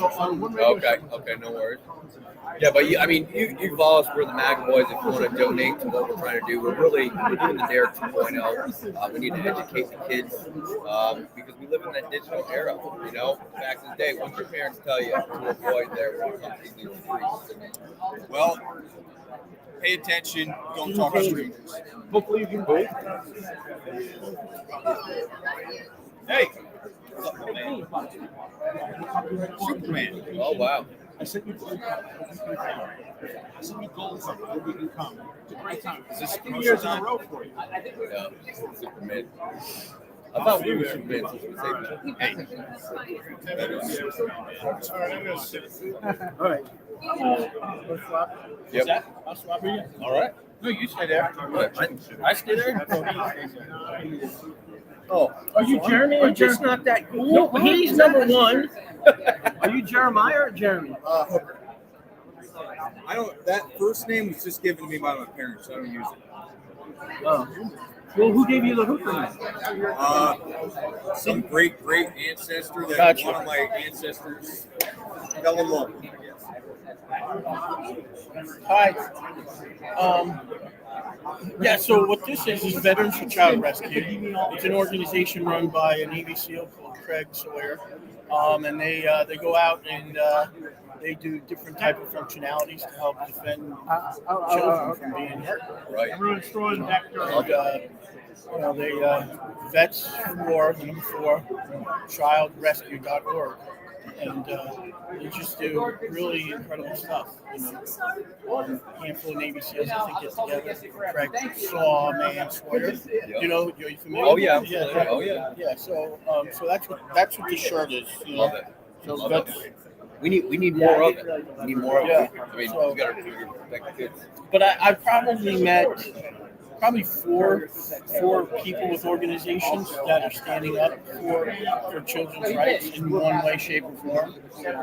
Whether it is the mutilation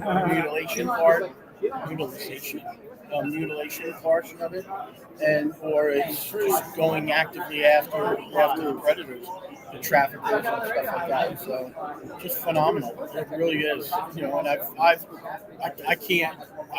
I can't go into too much, but I've actually been on some of the missions with them. And it's just it's incredible, humbling, just to see what happens. But this is a good cause to find. I don't know if you like this group or whatever. If you don't, you guys said you're trying to raise some money. If you like the MAGA boys, support them. Find somebody that you don't have to donate a lot of money. $5, $20, but $5 a month. That's that adds up after a year. $5 a month. After a year's worth of $5 a month, that's a tank of gas. Yeah. That helps you do whatever you do. So you can't put a price tag on it. No, not at all. You can't. You really can't. And like you were talking about fatherhood, and before I got married, before I became a father, I was an Army aviator. I was a warrant officer. I flew Chinooks and Cobras, and I was just, as a man. I was just a man. Yep. Going down to Fort Rucker, going down to Panama City Beach, and doing manly things. Right.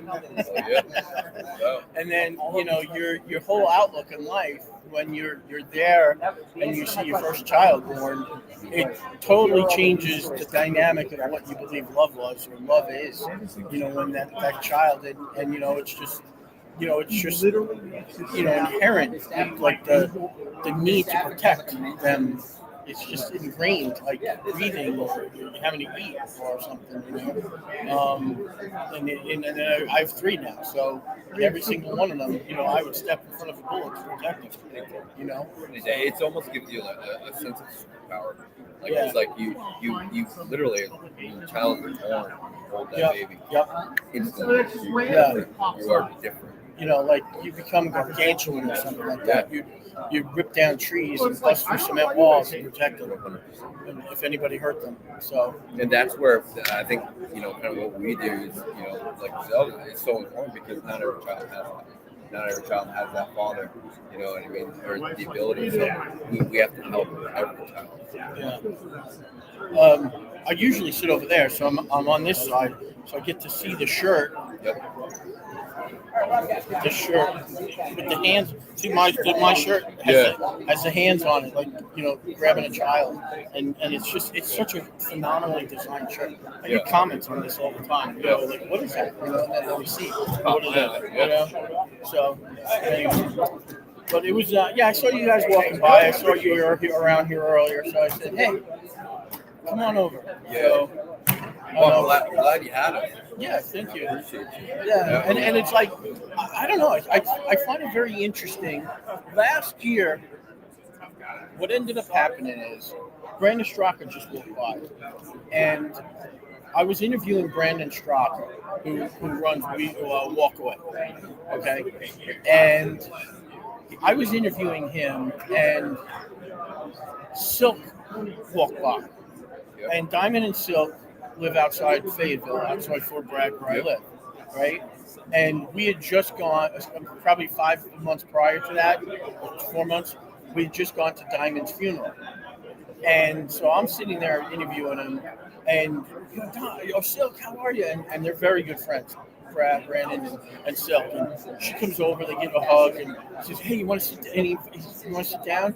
And so I get up, and say, "Sit down, Silk." And like I'm just kneeling here. I go, "You know what? Go for it, Brandon." And Brandon started talking to her, so I stepped away, and Brandon is interviewing her. And it kind of really took a neat dynamic because the interview went in a way that I wasn't sure. Because this isn't about me, right? And this cause isn't about you. Your cause isn't about you. I really do hate being in front of the camera because it's more about the mission. It's more about the cause. It's all about the conservatism, our Constitution. And I let them run with it. And I've done that once or twice. But I think you were the second time I did that. I had two people. I just got up and said, "You know what? You two, just interview yourselves." And just, I think it's really neat. And it's kind of the concept of why I named this Citizen Media News. Because it's not about me. It's not like I'm Fox News or anything like that.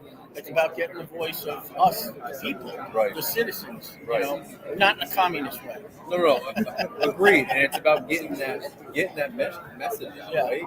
I mean, we need all the support. I mean, what is the bigger cause than this? In my opinion, I don't think there is one.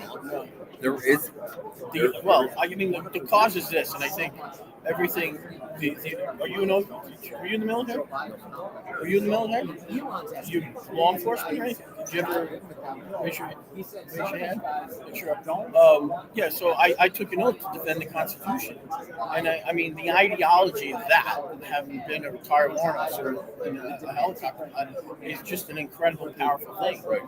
And who knew that taking that oath of office, would someday extend to my 3 daughters, and that's what I feel like what we're doing here is just somebody, we have 250 people watching right now, which isn't a whole lot, but hey, somebody has us playing on in the background, listening to us ramble on, joke around, and so maybe, you're going to make an impact on somebody's life saying, hey, if that happened to me, or I know somebody that happened to, or you know what, that sounds like a great opportunity for me, or I'm looking for something to do. Right. And, so I don't know. That's all it takes. That's all it takes. Or, maybe somebody needs help. Yes. Yeah. Reach out.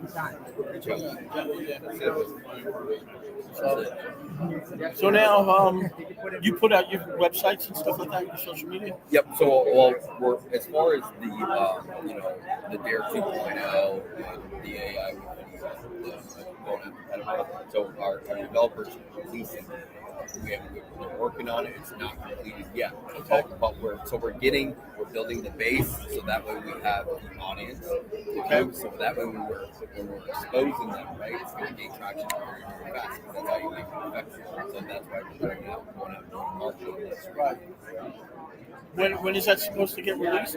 Well, right now they're tweaking it, so it's got to come. So we're utilizing it as a tool. Remember, we're not going to rely solely on AI. We need to make it simple. It's going to bring us the information, right? Right. So. Well, now I just sit here. Well, honestly, we should probably get into like the donation because we honestly got to keep our the silver dot. Yeah, so we should get into the donations. Yeah, I mean the only way, like, what keeps these movements going? I mean, we're not wealthy by any means. We put up our own money to help people re-elected. We put our careers aside. But the thing is, we felt like we had a calling from God. We have to do this. We have to protect our children. But it takes help from everybody. Not everybody can do what we do. We're committed to put boots on the ground to get after it. We want to physically be there. We need to expose them. We want to do the legwork. We need the funding in order to do that, in order to keep it going. I mean, we've been funding this ourselves. Yeah. No, I fully understand. I mean, I fund this thing myself. I've talked about it a couple of times today. You know, the hotels cost money, the equipment costs money, the travel costs money, and I don't do it to make a profit, but it would be nice to raise money here or there to help fund it. Crowdsourcing and other people that believe in it that may not be able to leave their house and do such a thing. Like for a long time, I just retired from the federal government in December. So for 15 years, thank you. For 15 years, I retired, and I was governed heavily by the Hatch Act. So like there's a lot of things I couldn't do. So now I'm no longer governed by the Hatch Act. I'm in a brave new world of what I can do and I can't do. I can do now that I couldn't do before. Right. Raise money and stuff like that in certain areas. So, well, we need money to keep it going. Yeah. The more money that you raise, the bigger the impact of more children. Well, it's the resources. It's things like the bandwidth of the website when you host the website. Like this right now, I broadcast on Roku and Amazon Fire, and it's the bandwidth. You get a certain amount included in your monthly fee, right. But then if you exceed that, then you start to pay extra money, and it racks up. And so that's, in order to get your message out, that costs money too. I mean, who ever thought that the use of the internet when you're broadcasting would cost money? Right. And then, like with these guys here, I mean, they do more operational, so you can go on their website and they have links to like equipment that they need, and you can go there and either buy it for them or fund it or donate money, just like you guys are probably going to do too. Anyway.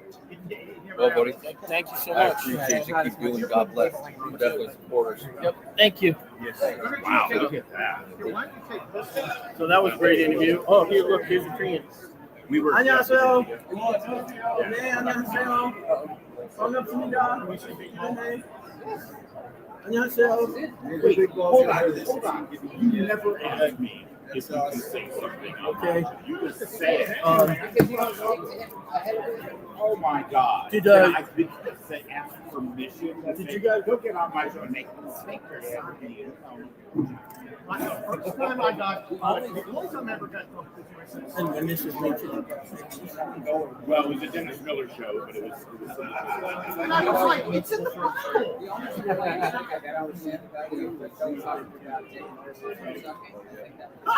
Shrimping. That's the story. That's shrimping. Just don't mention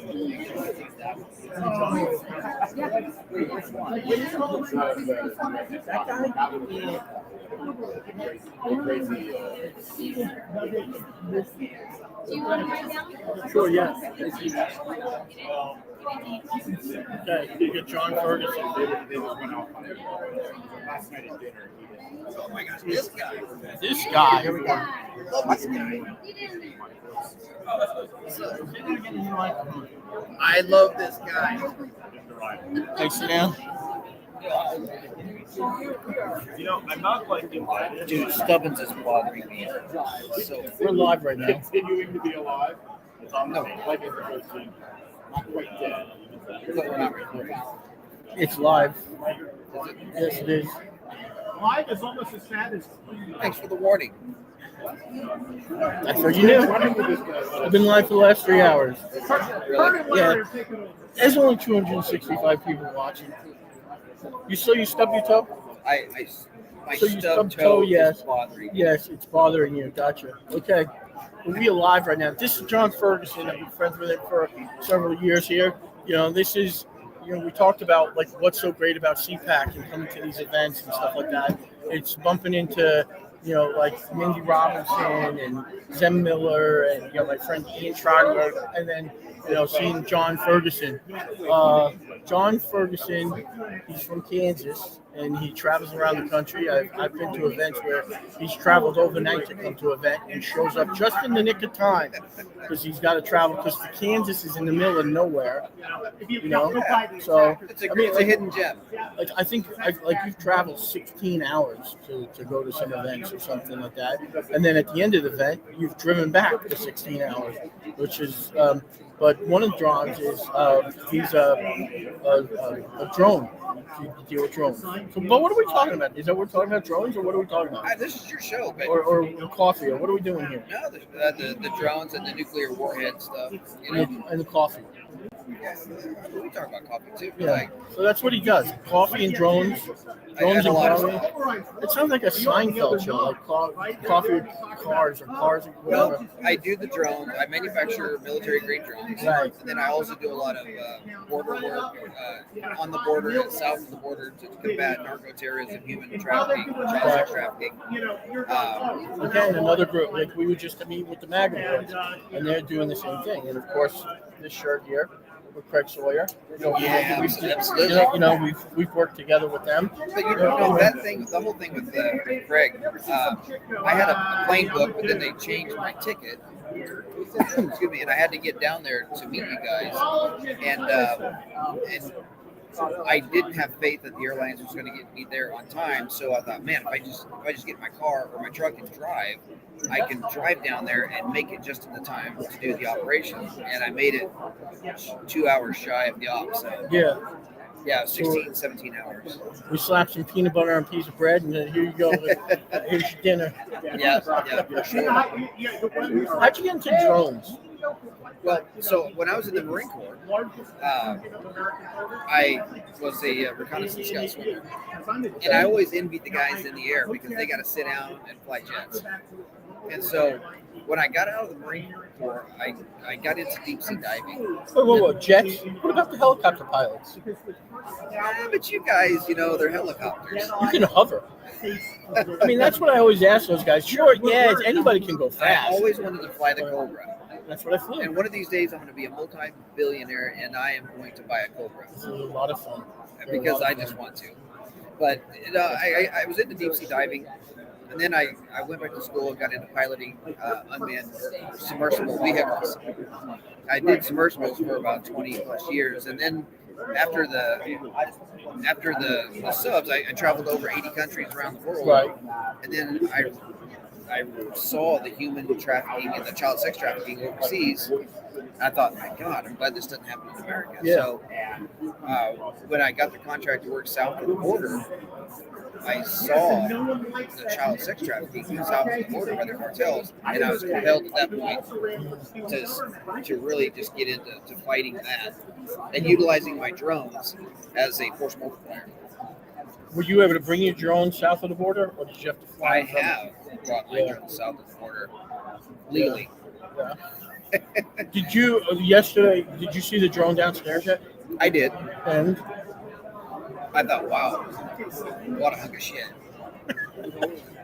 That's a technical term. That is a technical term. That's a Marine technical term. That is. It's a U.S. No, you can make a lawn chair fly if you have enough power.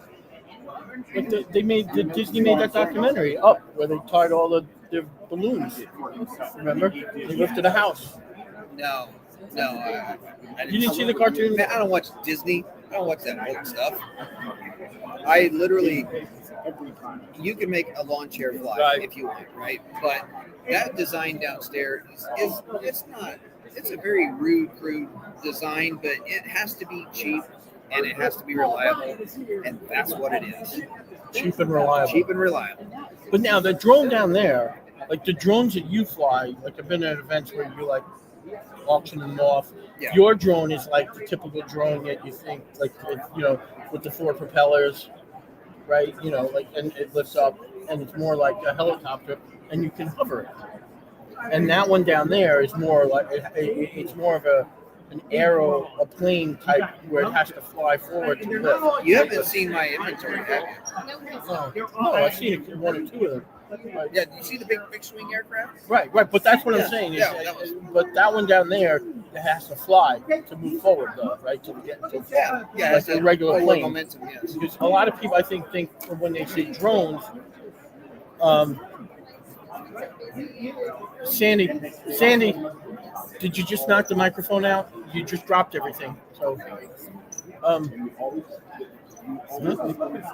don't know. It just you see that sound? Okay, good.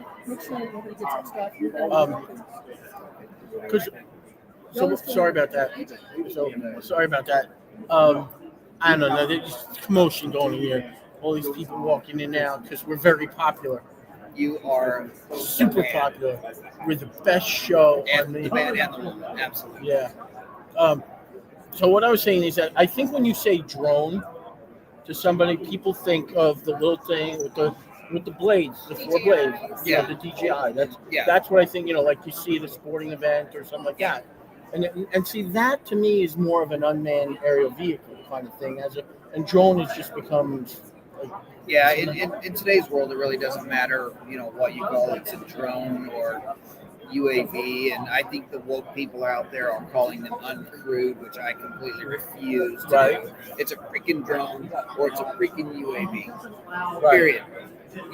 But the way you fly it is different because with that one, like he was talking about they would go over an area to watch an area with that one.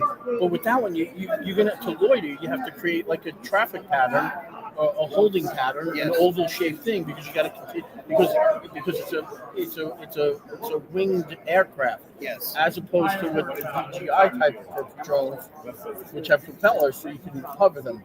And you can go up 3,000 feet, and then look, the aircraft stays stationary. Yes, and the way that works is the aircraft triangulates off of multiple satellites. So you can have 20 to 30 satellites up to, right? And that is holding the drone in time and space. Right? So that's why when you fly the drones, you see them barely rock solid in time and space because they're triangulating off of all of these satellites. Right? The fixed-wing aircraft requires forward momentum to gain lift, just like a regular airplane. And they still are triangulating off of all of the satellites, but it's more of a moving target. And so with the multi-copter type drone, you may get maybe a maximum of an hour unless you go to a different type of propulsion system. But regular battery, you get about an hour, 50 minutes or so on some. But when you fly a fixed-wing aircraft, you're requiring less power to keep it in the air. You're flying on gas. My M14 will get 18 to 20 hours. So and so that's my little drone. You can fly for 45 minutes. And you got that. You better be on your way back to the landing site. Yeah, and but you're also you've got the governor of Maine. The CCP drone. CCP drone? Yeah, that's Chinese. So the one I have? Yeah. So is it DJI? Well, I wasn't going to say that, but now that you said it, yeah. The DJI. I bought it at Best Buy. Yeah, it's a good drone, but it's collecting data on America and the rest of the world. And when we build drones for the military or for the DoD contractors, we do not use Chinese components because we are not going to allow Chinese to spy on our customers. Are they using my drone that I have in the little gray bag in my office? Absolutely. They're tracking your crap, dude. Everything that you are flying, all you that stuff. You use the DJI drone on that one off, yeah. Because so I'm not that worried then. You use the same type of drone I have. That is correct. Yes, that is correct. And why? Because you travel the day before I left to go on that operation, some jackass broke into my office and stole $100,000 worth of my drones. And the one that I was taking on that operation that we did, that one was stolen. And so I had no choice but to go to Best Buy and go pick up a drone to go finish that off because I'm a man of my word. Yeah. That was a nice drone though, but you're saying it records data? Oh yeah. So, yeah. And every time you update that thing, and you connect to the internet, it's sending data back. Everybody knows that. So, with Was it an air balloon or was it a drone? A balloon. Yeah. Was it a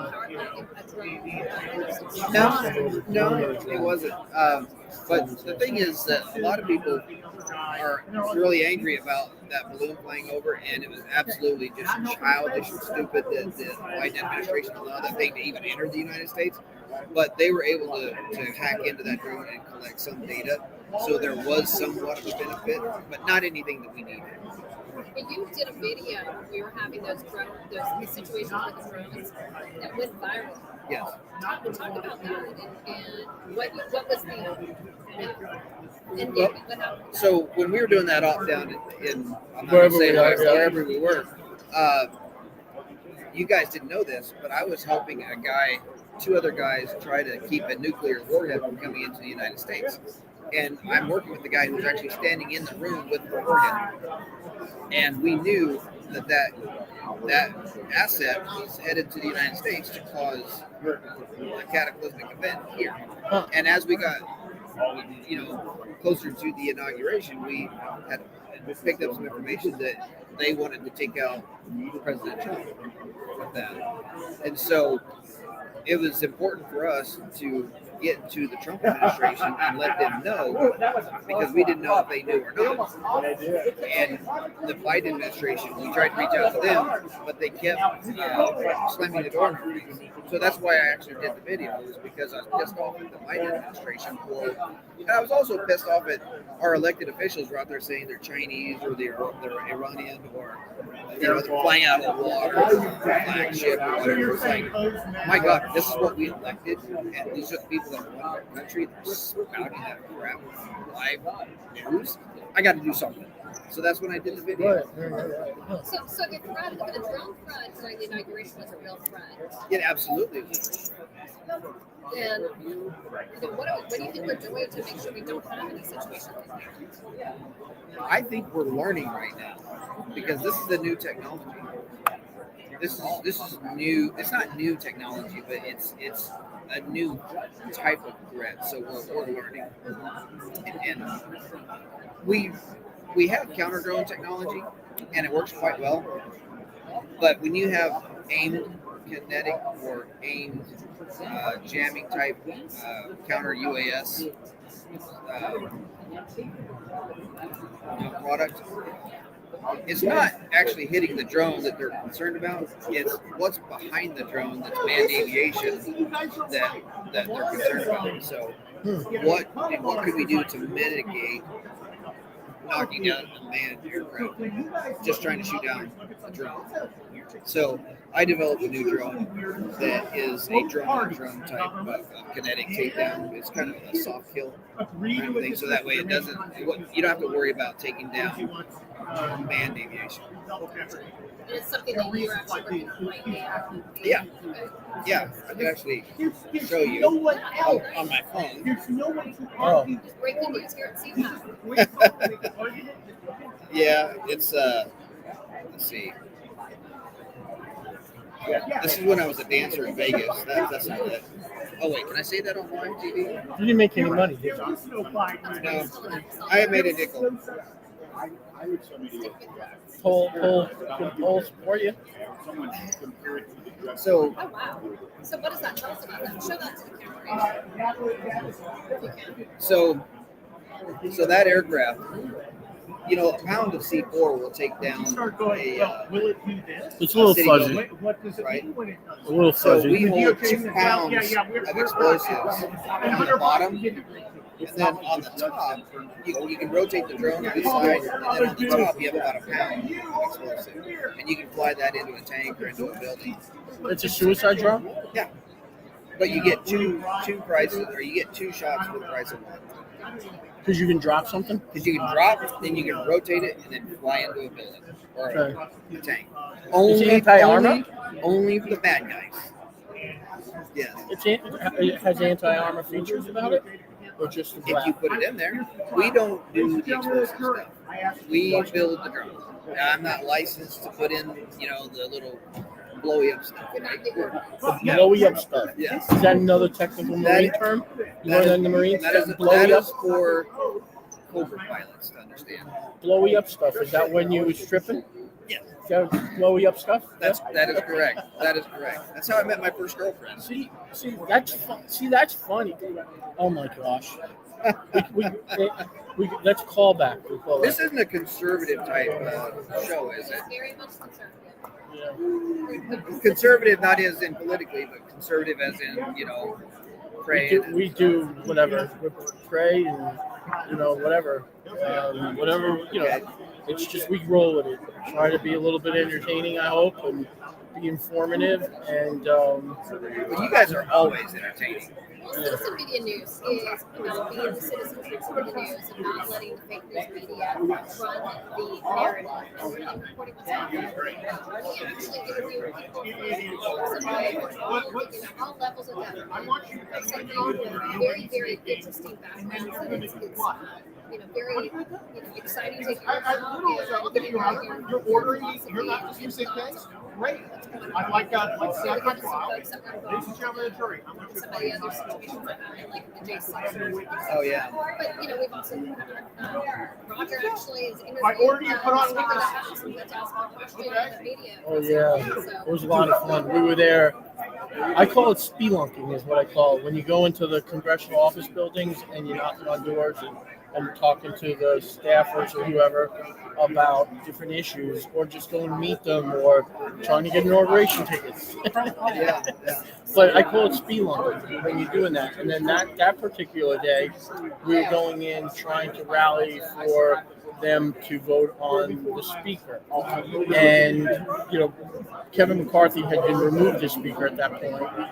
And we were downstairs in the Longworth building, and all of a sudden, we were just standing there, and all of a sudden, all these media people, like the real media people, like real live media, Washington Times and Washington Post and all those others, gather around me.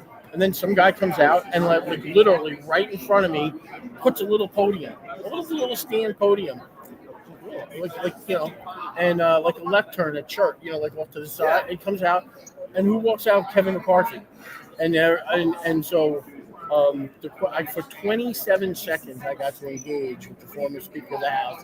I asked him, what happened to the 40,000 hours from J6? And then he said to me, oh, we released them. You released the 40, and that was about it.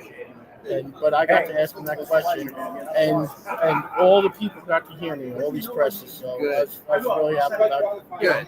So, and then today I interviewed Dean Cain. And so Dean Cain and then John Ferguson. There you go. We can leave. John Ferguson, you not only have the drug business, you have the coffee business. Is that correct? That's correct. Tell us about the coffee, because it's delicious coffee, if I remember correctly. Because we had it when we had that other project we worked on. Are you a coffee snob? He is. I've been roasting coffee since 2002. I actually consider myself the original Patriots Coffee. That's why I call the new company Patriots Coffee, because during the beginning of the war, my platoon commander, Lieutenant Colonel Tim Maxwell, was hit by a artillery round, or I think it was a mortar round, and he had a severe traumatic brain injury, and he started an organization called Wounded Warriors Regiment, so the Marines coming back could get help and become mission essential again, because they would give them tasks to do, and they did a lot of really amazing things for the Marine Corps. So I started the Injured Warriors campaign to try to help raise money to help our servicemen and women coming back, to help pay bills, make car payments, house payments, plane tickets, whatever. And so the way I did it was I put their picture on the coffee bag, and then I told their story, and I sold that coffee, and then I donated that money to that particular. Like one bag of coffee, or one like style of coffee, like with 1,000 bags. I would do a service man or woman a month. And so all of the proceeds for that month would go to that particular person, and we made house payments, car payments, and I started working on building a chopper. In honor of all of the a chopper, meaning like a chopper like vroom or a chopper like a helicopter. We called it the chopper of honor. No, motorcycle or a motorcycle. Okay. Yeah. And so you can actually go to YouTube and still find the chopper of honor on YouTube from like 2004. Really? Wow, that long ago. Yeah. So I consider myself to be the original Patriots Coffee Company. Right. And we donate coffee to kids with cancer and leukemia and people that need help going and doing things. The coffee company is not really a moneymaker for us, but it's more of like a public service. So how would people go about buying some coffee so they can contribute to the different charities and organizations that you're supporting? PatriotsCoffee.com. So PatriotsCoffee.com. Folks, get out there, buy a bag of it. I'm telling you, it's good coffee, and I know coffee. Yeah, we roast our coffee fresh. We do not send out cold stale coffee. It's just a thing. Exactly. And I'll tell you this really quick. I just met with the president of Burundi. Who? The president of Burundi. Of Burundi. Yeah, and we were entering into a deal to where we were going to buy the entire region's coffee for the entire year. It was millions of dollars. And unfortunately, it didn't go through. We did end up buying some of it, but we were trying to do this to help the Burundians because it's one of the poorest countries in Africa. And so we're still working on this deal, but what we did was something that had never been done in the history of the world, and that is buy an entire country's yield. Wow. Yeah. So, that's amazing. Where do you get most of your coffee from then? Right now, the majority of my coffee is from Sumatra, Colombia. We do have some Burundi, and we. Did I say Colombian? Yeah, I did. Yeah. So those are and Kenyan, Ethiopian, and Rwandan. Gotcha. It seems like there's a lot of organizations now selling coffee, trying to fundraise. Yeah. Do you think the market's gotten diluted, or? Oh, the market's been diluted for years, but it's like drones. The drone industry is really, it's really a diluted industry. But you've got to do something new and exciting to put a new twist on it to capture people's attention. Right. And so yeah. Yeah, I've seen like you go out, the drone I have, I went to a couple of real estate companies, thinking, hey, doing drones. It's like, oh yeah, we got somebody here that does drones. Yeah. Really? Well, the problem is that, when you go get one of those little drones at Best Buy, they're, great little drones, of course. But you're entering into a space where it is grossly saturated. If you want to go out and make some real money, go get a real drone and go do real stuff. Mapping, thermal imaging, offering your services to military type organizations. So doing the real estate, like people like to be willing to pay $25 to $200 or $300. Doing the mapping and the thermal, what's that level of funding, the revenue you pick up there? It depends. So you have thermal imaging. You have just a regular thermal imaging camera. Then you have a radiometric thermal imaging camera. You have people going out there collecting thermal imaging that's not doing the thermal imaging industry any service. You want to make money as a thermal imaging drone pilot, you get a drone with a real radiometric thermal camera and a real drone that is not a Chinese drone, and then you get certified as a level 3, 2, or 1 thermographer. Now you have the street cred to go out there and demand a higher rate. So you can charge $400 or $500 to go out and do a small building. You could charge $50,000 to go out and map a part of a refinery or something of that nature. I'll pay if I send anybody into a war zone to go fly my fixed wing aircraft. I'm probably going to be paying them $1,000+ a day to go out there to not put their lives on the line, but go in a heated area to go do some real stuff. Wow. Yeah. Go do mapping. If you could, I have a package that is second to none that creates a map and gets millimeter level accuracy. Now, a lot of people are out there spouting off saying that they can get millimeter level accuracy, and some are, some aren't. But if you can do a map and give your client millimeter level accuracy on your map so that they can actually use that as to create a sound financial decision for that customer. Your services are highly sought after. Right. Wow. And so we just did a map for a refinery, and we got millimeter level accuracy, and we gave them a great product. And we're being asked to come back. Now, I don't go out and do services because I don't want to compete with my customers. If you spend $100,000 on one of my drones, and you go out and try to bid on our contract, and you see that we're bidding on the same contract, that doesn't work so well. People out there are doing it, but we refuse. It's a good character. It's a good ethical, moral. Yeah. Now, what happens though is these customers they'll get these service companies out there, and they'll crash their drone or have a drone problem, and then they won't know how to fix it. So they're asking OEMs or manufacturers of the asset. They want us to go out and fly because if the drone breaks down, we can fix it. So what I would do is if a refinery called up and said, "Hey, come out and help us," I'll call you because you spent $100,000 with me. I'll say, "Hey, let's go do this project together. We'll go do the project. We'll split the revenue. You didn't spend the money on advertising for that, so that's all net positive for you." Yeah. And it's not a waste of time for me. Right. To get drone, you got to get the 107 add-on. Absolutely. Right. And then how long does it take to get those thermal certifications? Oh, okay. You can go through a class. I recommend a company called Infrared Cameras Inc.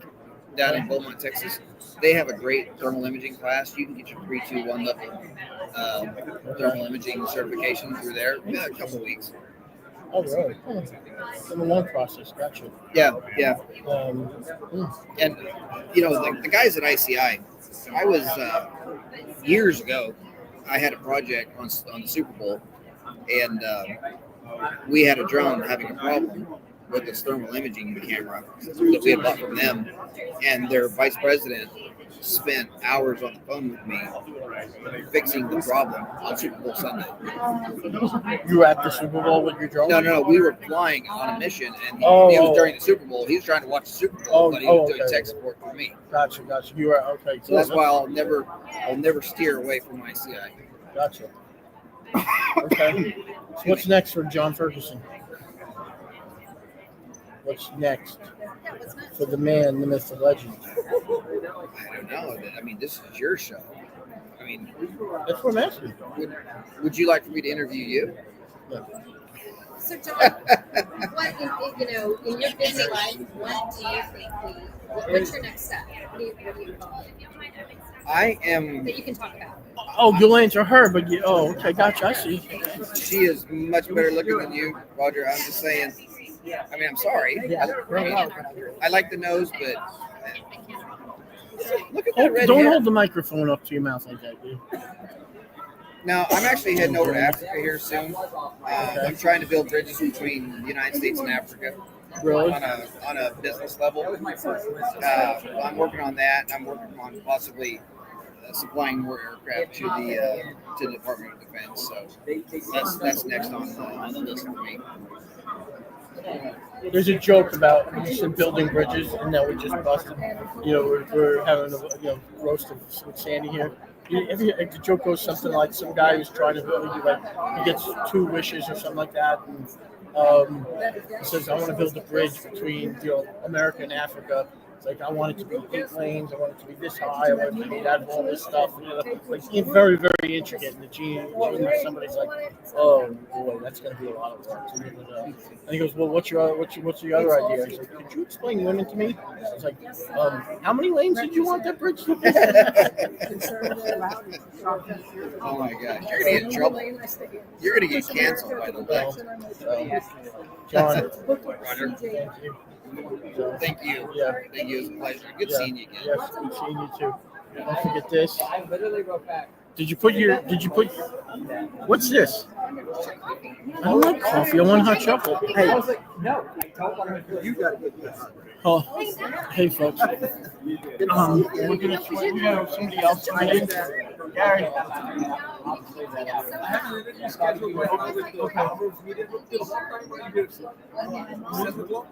I don't know. We'll be here for a little while. I don't know. Okay, I'm gonna swing by after it's already scheduled. Okay. Yeah, I think we may have somebody come up. I don't know if I have an interview at 5 o'clock or not. Somebody wanted to use the booth at 5 and it's about 5. So, yeah. Come back. All right. Okay. I'll see you in a little bit. Thank you, Gary. All right. I'm just going to focus this thing down. I'm going to put the microphone down. You're just going to get ambient sound.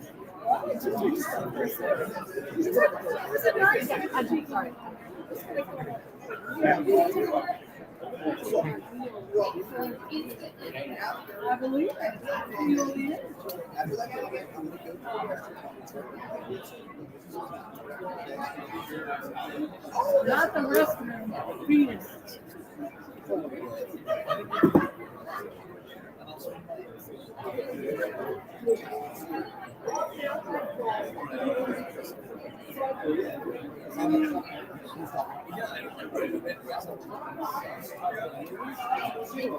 Unless you want to interview me right now.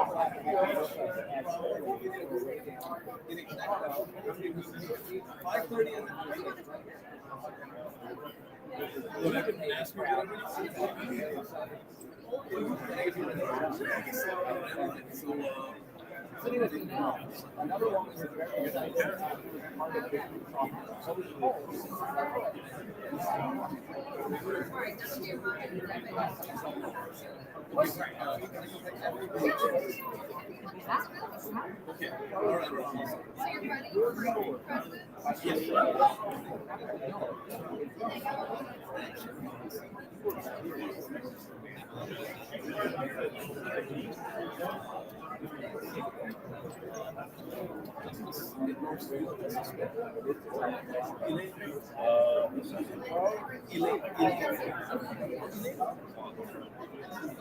Really?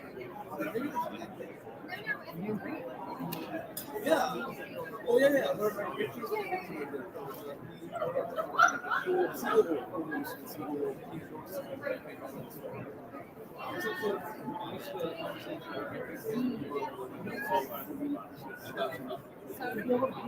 All right, I'll swing by right after problems.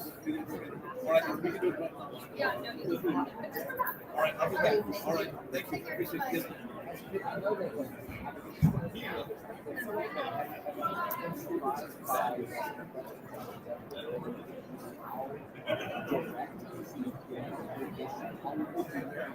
Well, I'm surprised at how quickly it happened. And it's really good.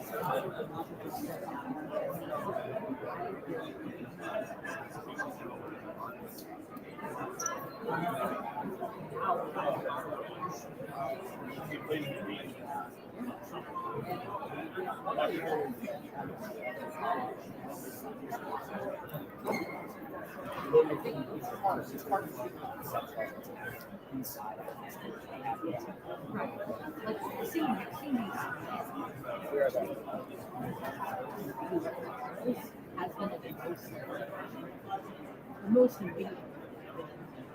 But it's so hard.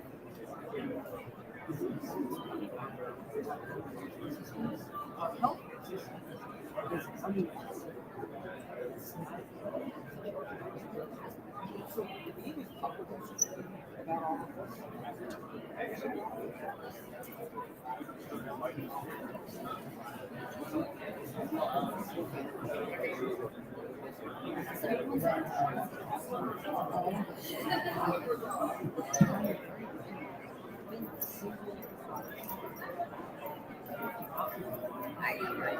Good, how are you? Organization is this? I'm working Citizen Media News. What now? Citizen Media News. Okay. I've heard of you before. We've interviewed anyone from governor, senatorial, down to just regular folks. Where are you located? We're out in North Carolina. Oh, where you posted? Where are you from? Arlington, Virginia. Oh, very nice. Sanford, North Carolina. I know where that's at. There you go. Okay. Right outside Fort Bragg. That's so it's like a podcast. We do all kinds of stuff. Interviews. So if I have something I want to send you, I just may email you. Just email him right here. There you go. There you go. Thank you, sir. That's good to know. Yeah. Thank you.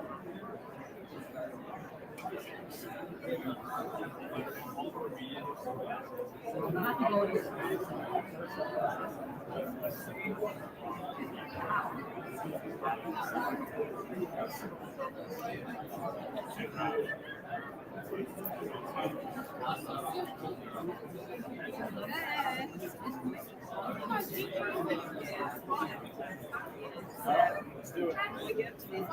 Slide in. Okay.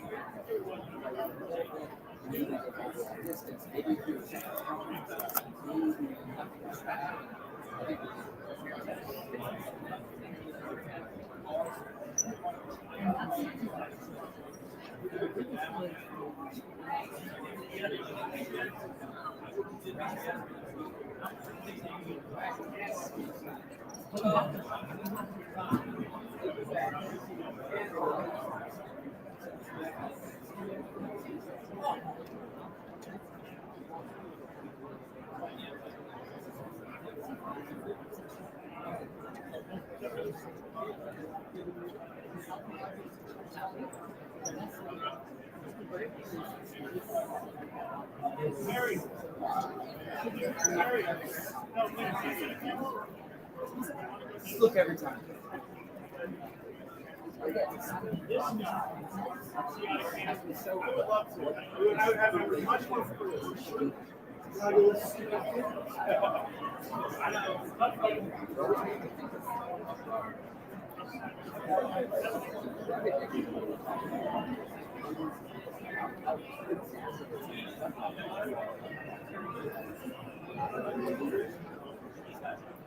It does seem like it's the basic action.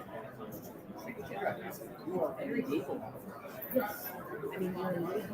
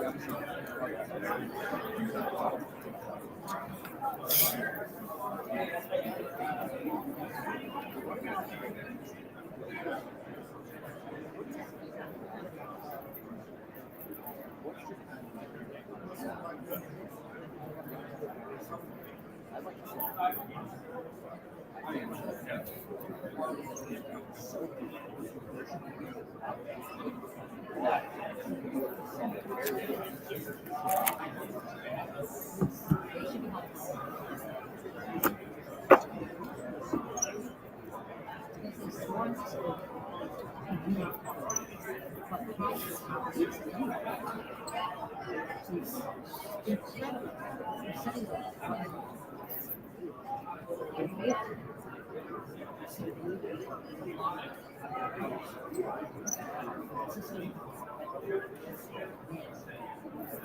not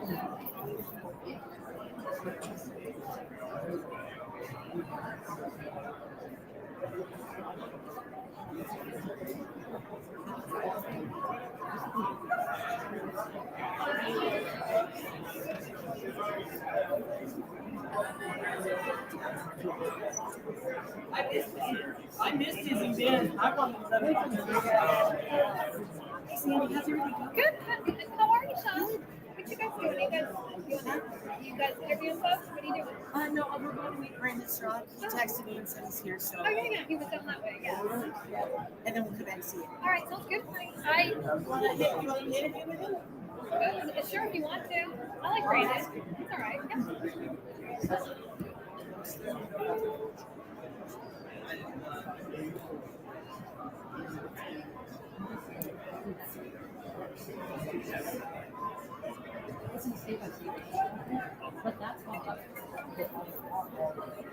Hey, Manny, what's up? Oh, kind of, but I can talk. What's up? Wait, say that again. Say that again. I can't hear you. You're washing or doing something. I can't hear.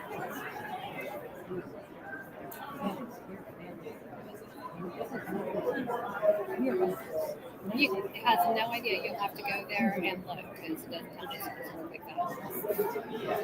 Okay. Where's your sister? Oh.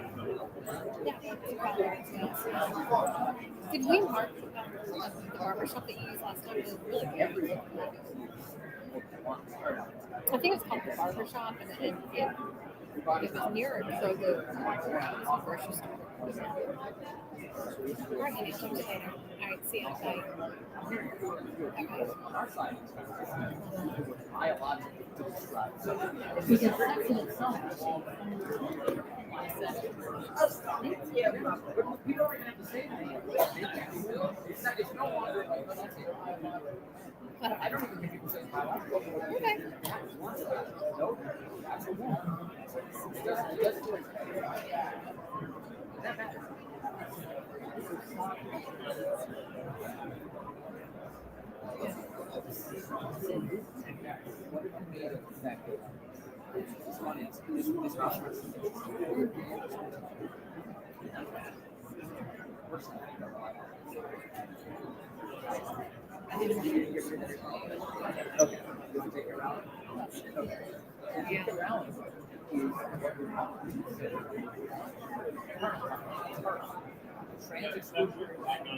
Basically a weapon.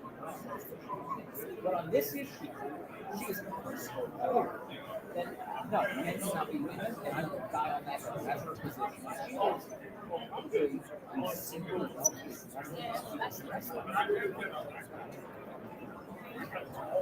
and it was interesting to see the alliances.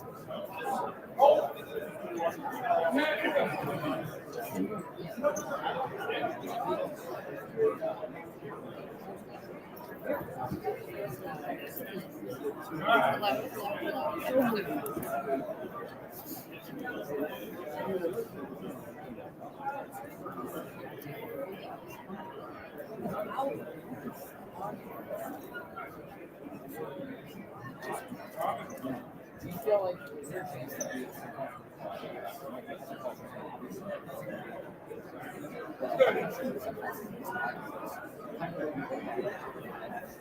oh my God. Are you serious?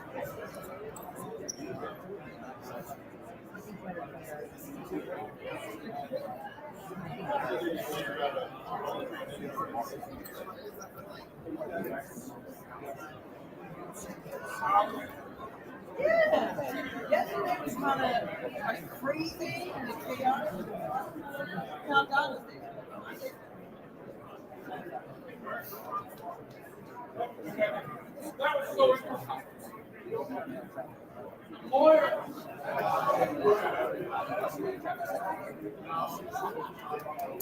Thank you. That was great. You've done this. I had.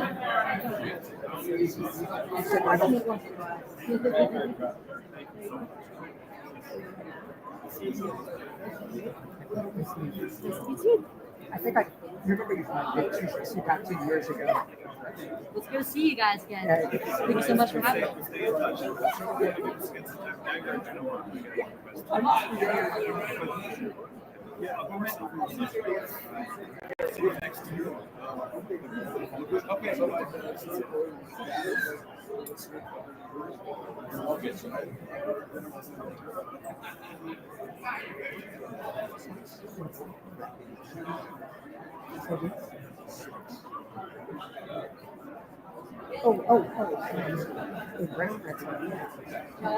That's when you started.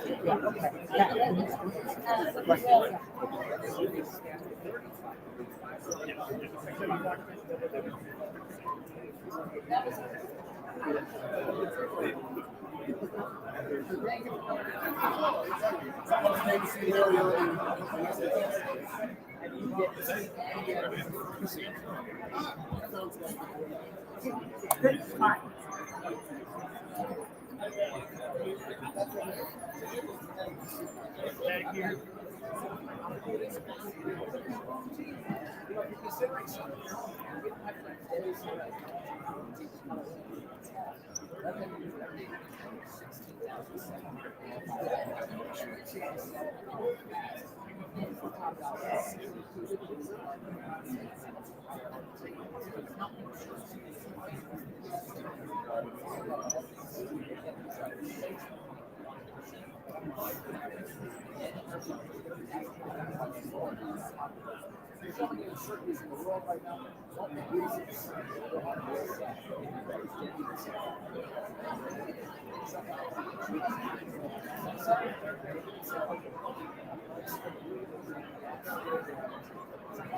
Who's the green card media news?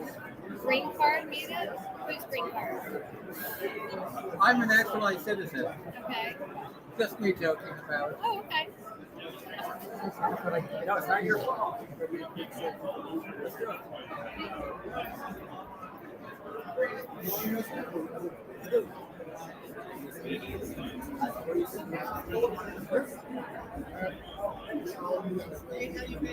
how are you?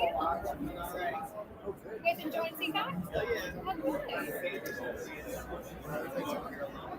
I haven't seen you in a couple of years. I didn't even recognize you. Good to see you.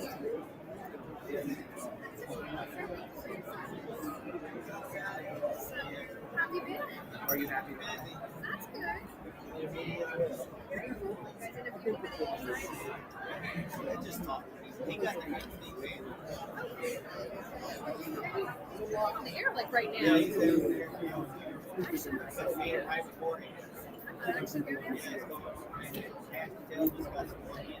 Yes, yeah.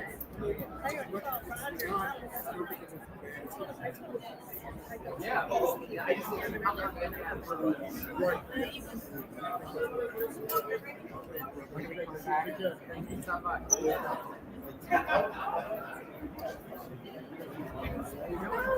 That's very good. Go ahead, take that. When you come here, I'm going to go.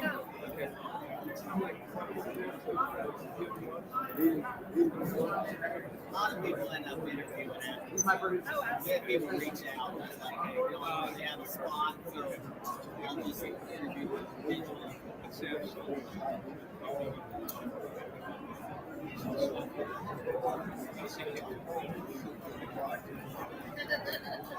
I'm probably going to say, I'm probably going to Is it a good race for you? Good, good. Because where are you working? pretty good. Yeah, that's right. That's right.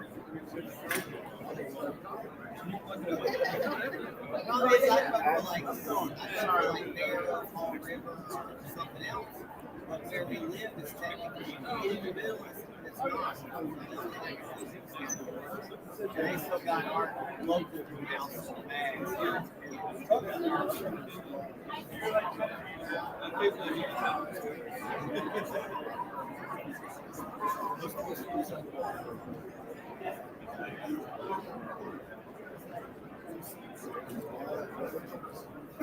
He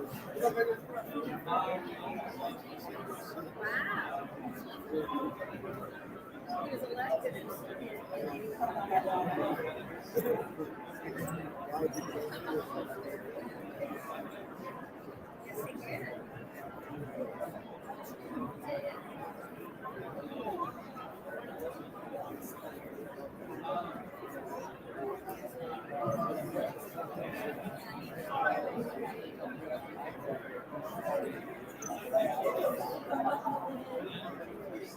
Super excited about that. That's actually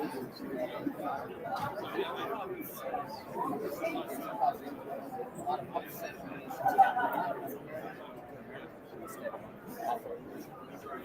Because he said out loud that, hey, it might be time for us to take over this. That is at the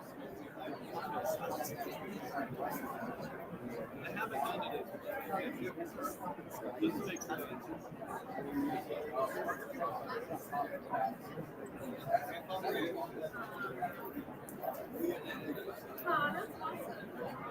Do you think it's where you see how it exists for soccer?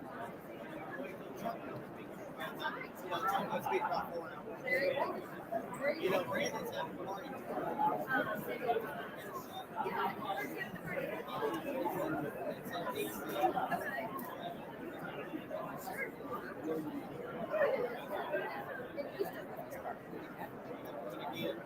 what? Some people are asking me to run for a lot of different things.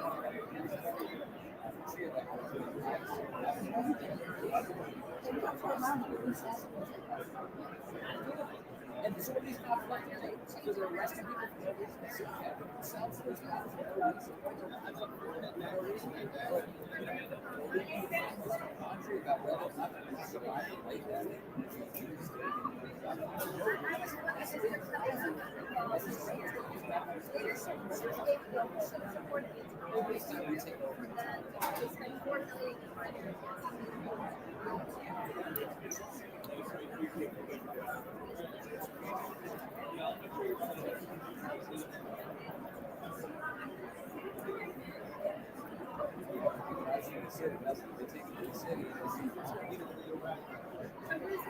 Brandon, what is it? Yeah, that's the party theme or whatever. Prison, J6 prison.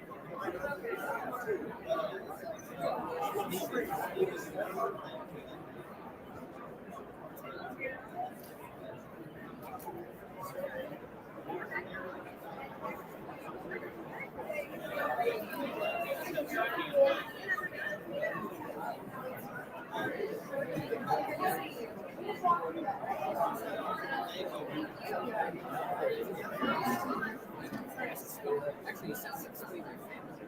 They're supposed to clean up before the guests come over. I see that there's that's right about that. Right, so you're about to respond. If you stay with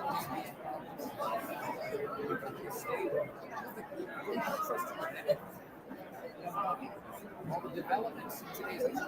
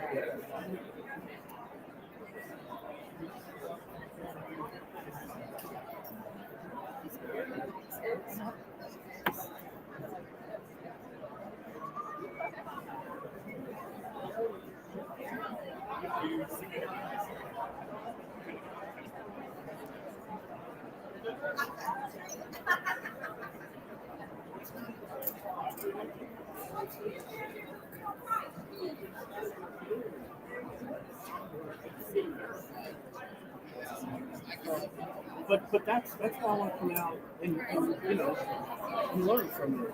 You know.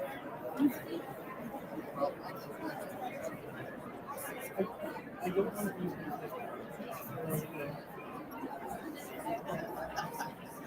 I promise you, I will never say that. I go, it's just, hey, if you go out on something and you go, you know, I mean, that's what I'm like.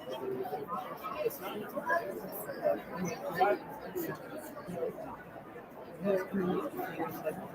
I've mentioned this to you before. I can misplace, okay? There's something going on with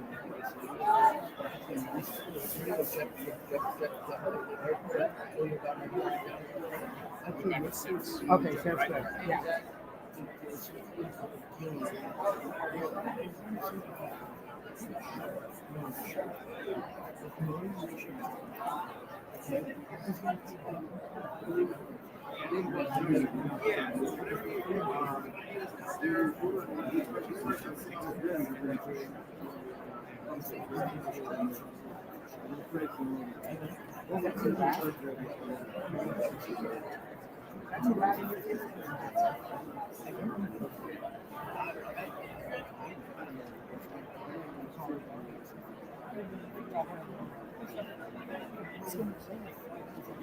Oh, I know, I saw him. When I got that, oh, I looked at the on the show. I knew it was a Chris Plain thing.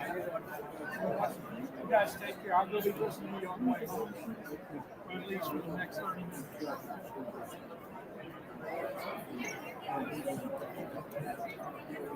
Hey, Chris. Nice to meet you.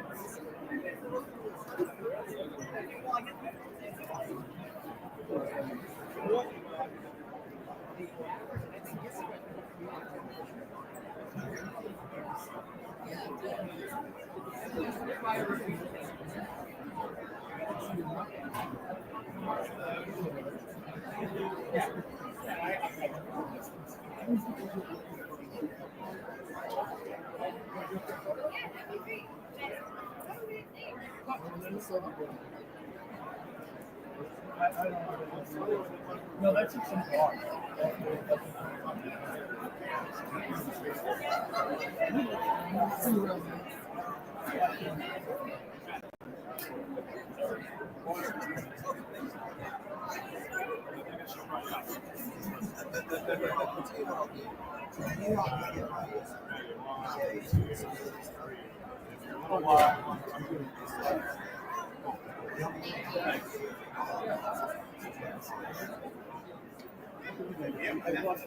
What happened was when I updated not the numbers are still there. I just don't know. So I can go through all my texts and go, who's this person? I gotta write their name.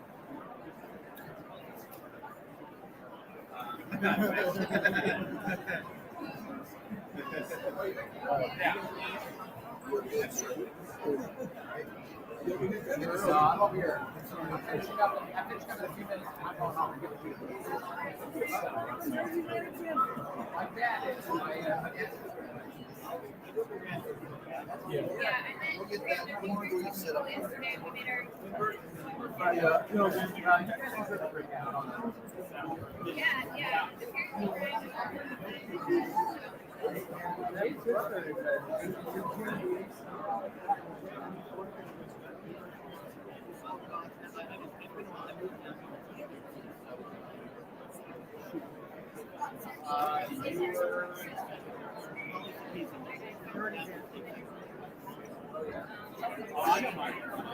Chris.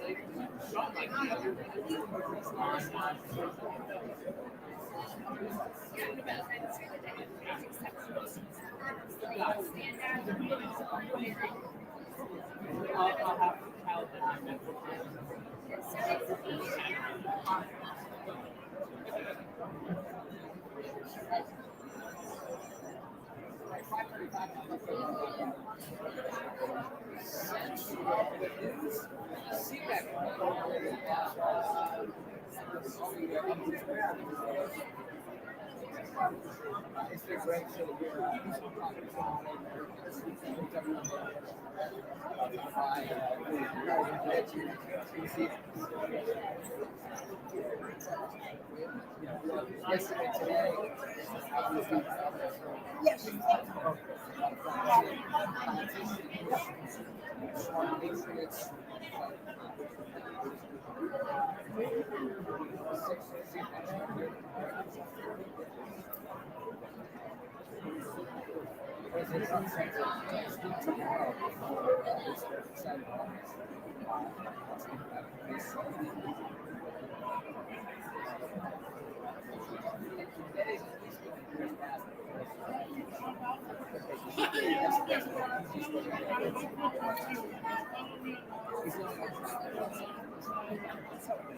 They bring a helicopter to your house and take you out.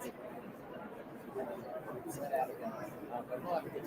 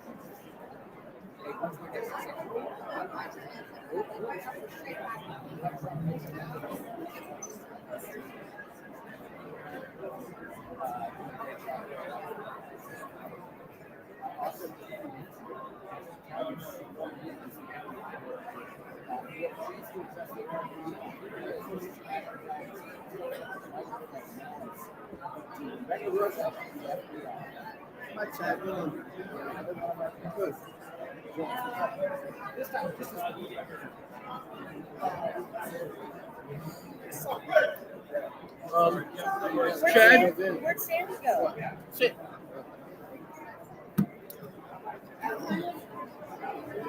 Can I sit? Sure. Thanks. Where'd Sandy go? Oh, I don't I don't know. Sitting hurts. We've been standing for 2 days. What were you doing last night? All that booze? Yeah. Give you a little tender bump. My friggin' standing in boots. Brandon wanted us to go to the speakers room, so they took us to the speakers room. So they're going to get mad about it. He's got to go to the Shabbat right now. Yeah, I was talking to Miss America, and he's like, Chad, and I was like, I'm talking to Miss America. He goes, aren't you married? And I was like, why are you trying to fuck up my game?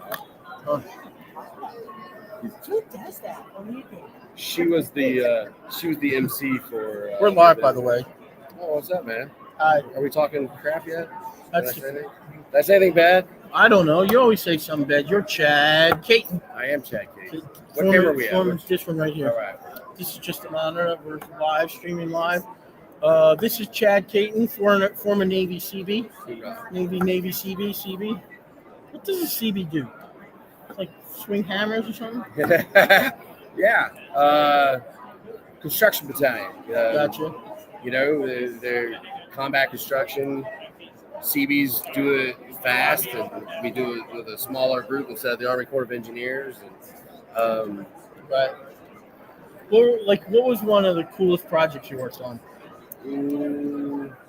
Actually, we built a road for State Department in El Yunque National Forest in Puerto Rico. Really? And we built a road so they could put satellites up, or whatever electronic stuff, whole other rate, so that they could monitor the drug trafficking between Vieques and Puerto Rico. So it was, but when we built that road every day for lunch, we found a lagoon. We'd go down there and swim during our lunch, and we'd put our stuff back on and go back out there and make the road up to the top of the mountain. So it was a really cool job. And then we did a bunch of, being out there during hurricane issues in Japan and things like that, and being able to be philanthropic that way. And it's nice being the cavalry. Gotcha.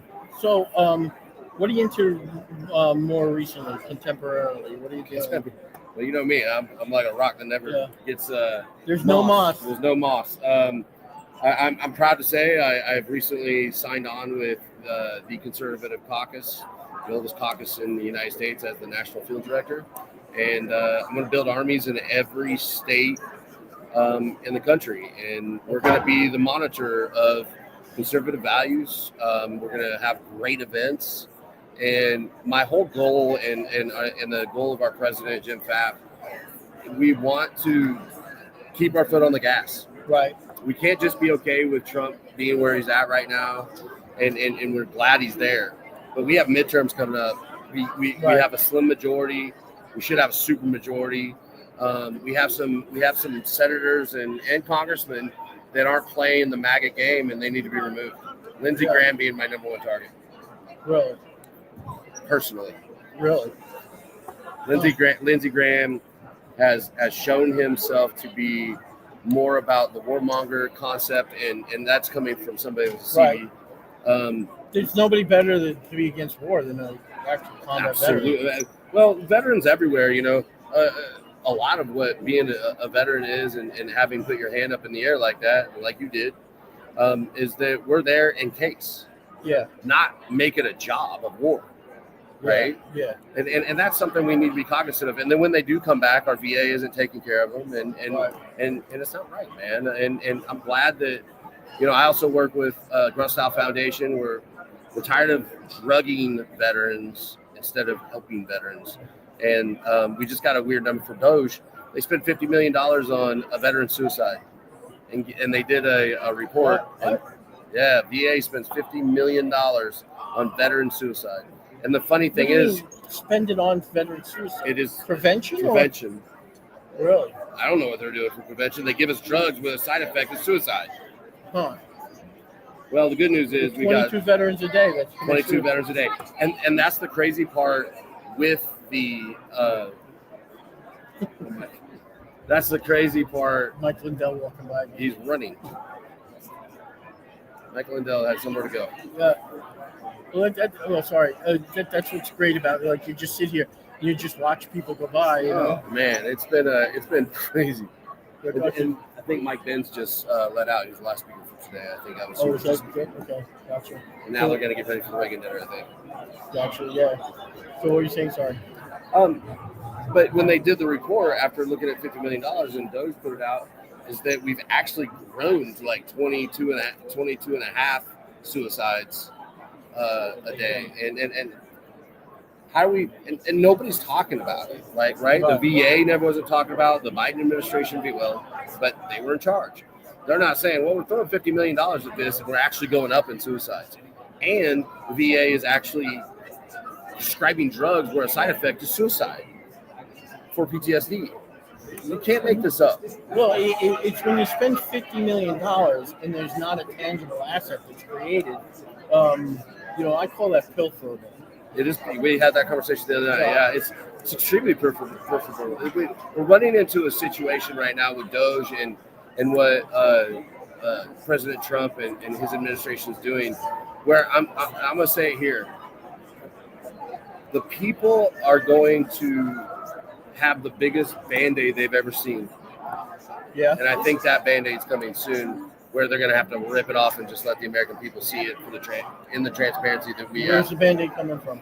Well, I'm using the word Band-Aid because you rip it off. And I think they're going to uncover the corruption to a level. Who's ripping the Band-Aid off? Doge, Cash, and Tulsi. Well, now we got Cash confirmed, right? Yeah. I don't know if you saw it, but while we were here, Pam Bondi apparently has the Epstein list and Diddy's list on her desk. And she said it's going out. When? She didn't say when that was going out, but apparently she's saying that she's releasing it. Now, are you going to release the Hunter Biden stuff? And here's the thing. Let's just start with the Epstein. I wish I owned private jets right now, because I bet you there's a whole bunch of people saying, I need to go to a non-extraditable country. And even if not non-extraditable, Where are you? Where's mine? that Epstein list is going to ruin who's ever on it, whether they did anything or not. Yeah. And because it is what it is, right? Yeah. And we still have a survivor in Jolene Maxwell that could say, yep. And if Pam Bondi wants to give her a deal, she's going to be able to say, these are the people on the manifest. these are the people that had sex with children. Do you think she should be given a deal if she identifies who is who, considering how she was part of the whole thing? Well, look, there's only one person that can't be argued to their concept of what they know, right? The other one committed suicide or we killed him or whatever happened in that jail cell. But Jalene Maxwell is there, and I think the American people deserve to know as much information as possible, and I think that information is worth something. Does it mean that she gets completely let go? No. Oh, but am I supposed to talk about love, or do you set me a fire? Ah, you're Army, saying Navy. Army, Navy. Army. Go Marines. Marines, crayon eater. Yeah, crayon eater. Crayon eater. But with Jalene Maxwell, I don't think she gets scot-free. But yeah, I think that her information's worth it. Don't you? For that transparency? I think, unquestionable. Like you know how they say in Star Trek the needs of the one outweigh the needs of the many outweigh the needs of the one. Yep. I think something like that. Hey, if we can find out what exactly happened, but I think it has to be verified after she know. You know what I mean?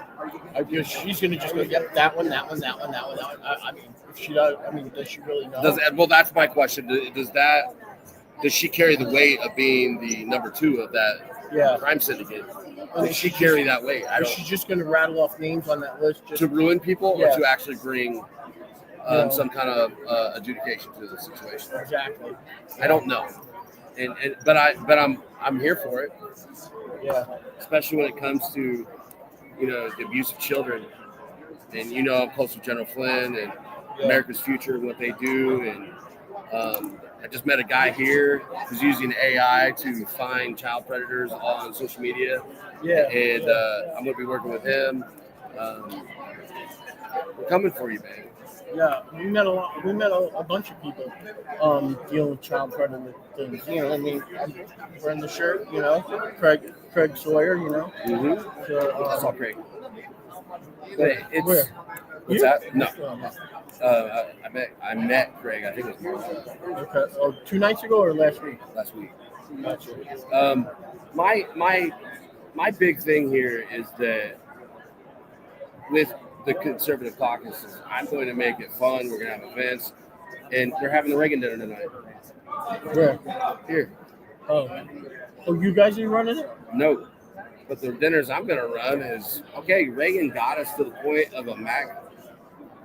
Okay? I think Reagan dinners, unfortunately, have been the lift up of the khaki pant, blue jacket, gold button establishment. And I am a huge hater of the establishment. That's funny. We have one of the leaders in North Carolina who calls them the khaki pants brigade.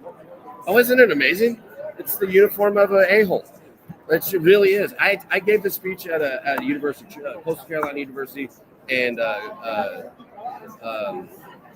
think it's University of South Carolina, and they just got done with their student government, and all these pants. Time out. I'm like, what are you guys wearing? They're like, what? We just came back from government, and I'm like, why are you all dressed the same? I'm a poli-sci major. You are? No, I'm just. Oh saying. yeah, they are. Yeah, I'm But where do we get to the point where you have a uniform? Like Lindsey Graham can't match anything, which is weird for a gay guy, but he has to wear khakis and blue jacket.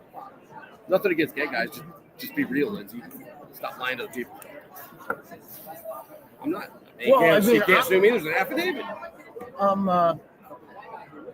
I've been in politics since I was 9 years old, and. You don't do anything in politics at 9 years old except be cute. Well, you go door knocking. But you're cute. You go door knocking with your grandma. Yeah, okay, I get that. Yeah, I was little Roger like, please vote for Goldwater. I was overwhelmingly adorable. There's no doubt in my mind you're overwhelmingly. I was adorable. Like you have no idea how adorable. Man, I hear people all the time like, I've been in politics since blah blah blah. Never 9 years old. I don't think that one's ever been thrown out. So, Roger, you win that. Look how adorable that is. Let's see.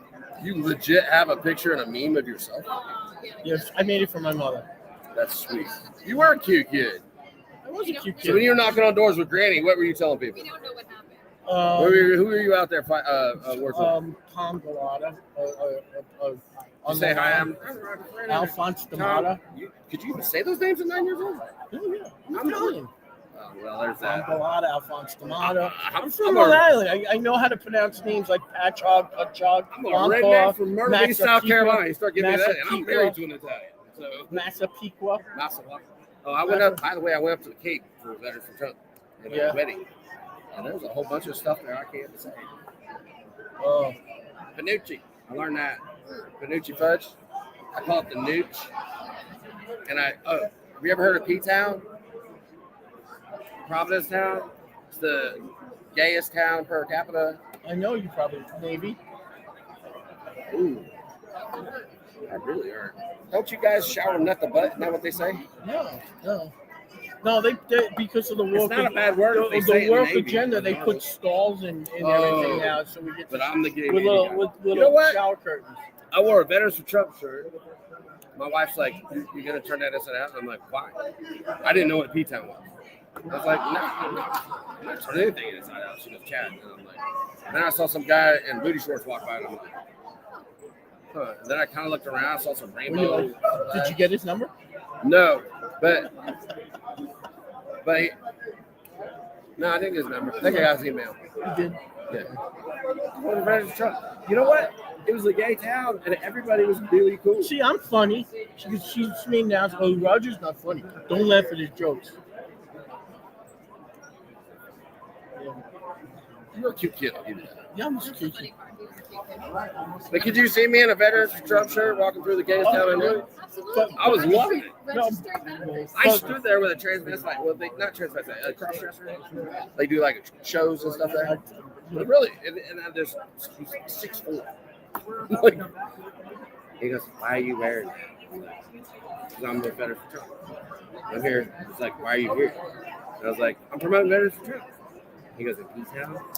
And I said, "Why would I go to Alabama, where the entire state? I'm going to where the people we don't think are, because you probably have had nobody ever reach out." He goes, "I have never had anybody from a campaign come to P-Town, and I have one of the biggest shows here, and I'm sitting here talking to a cross-country."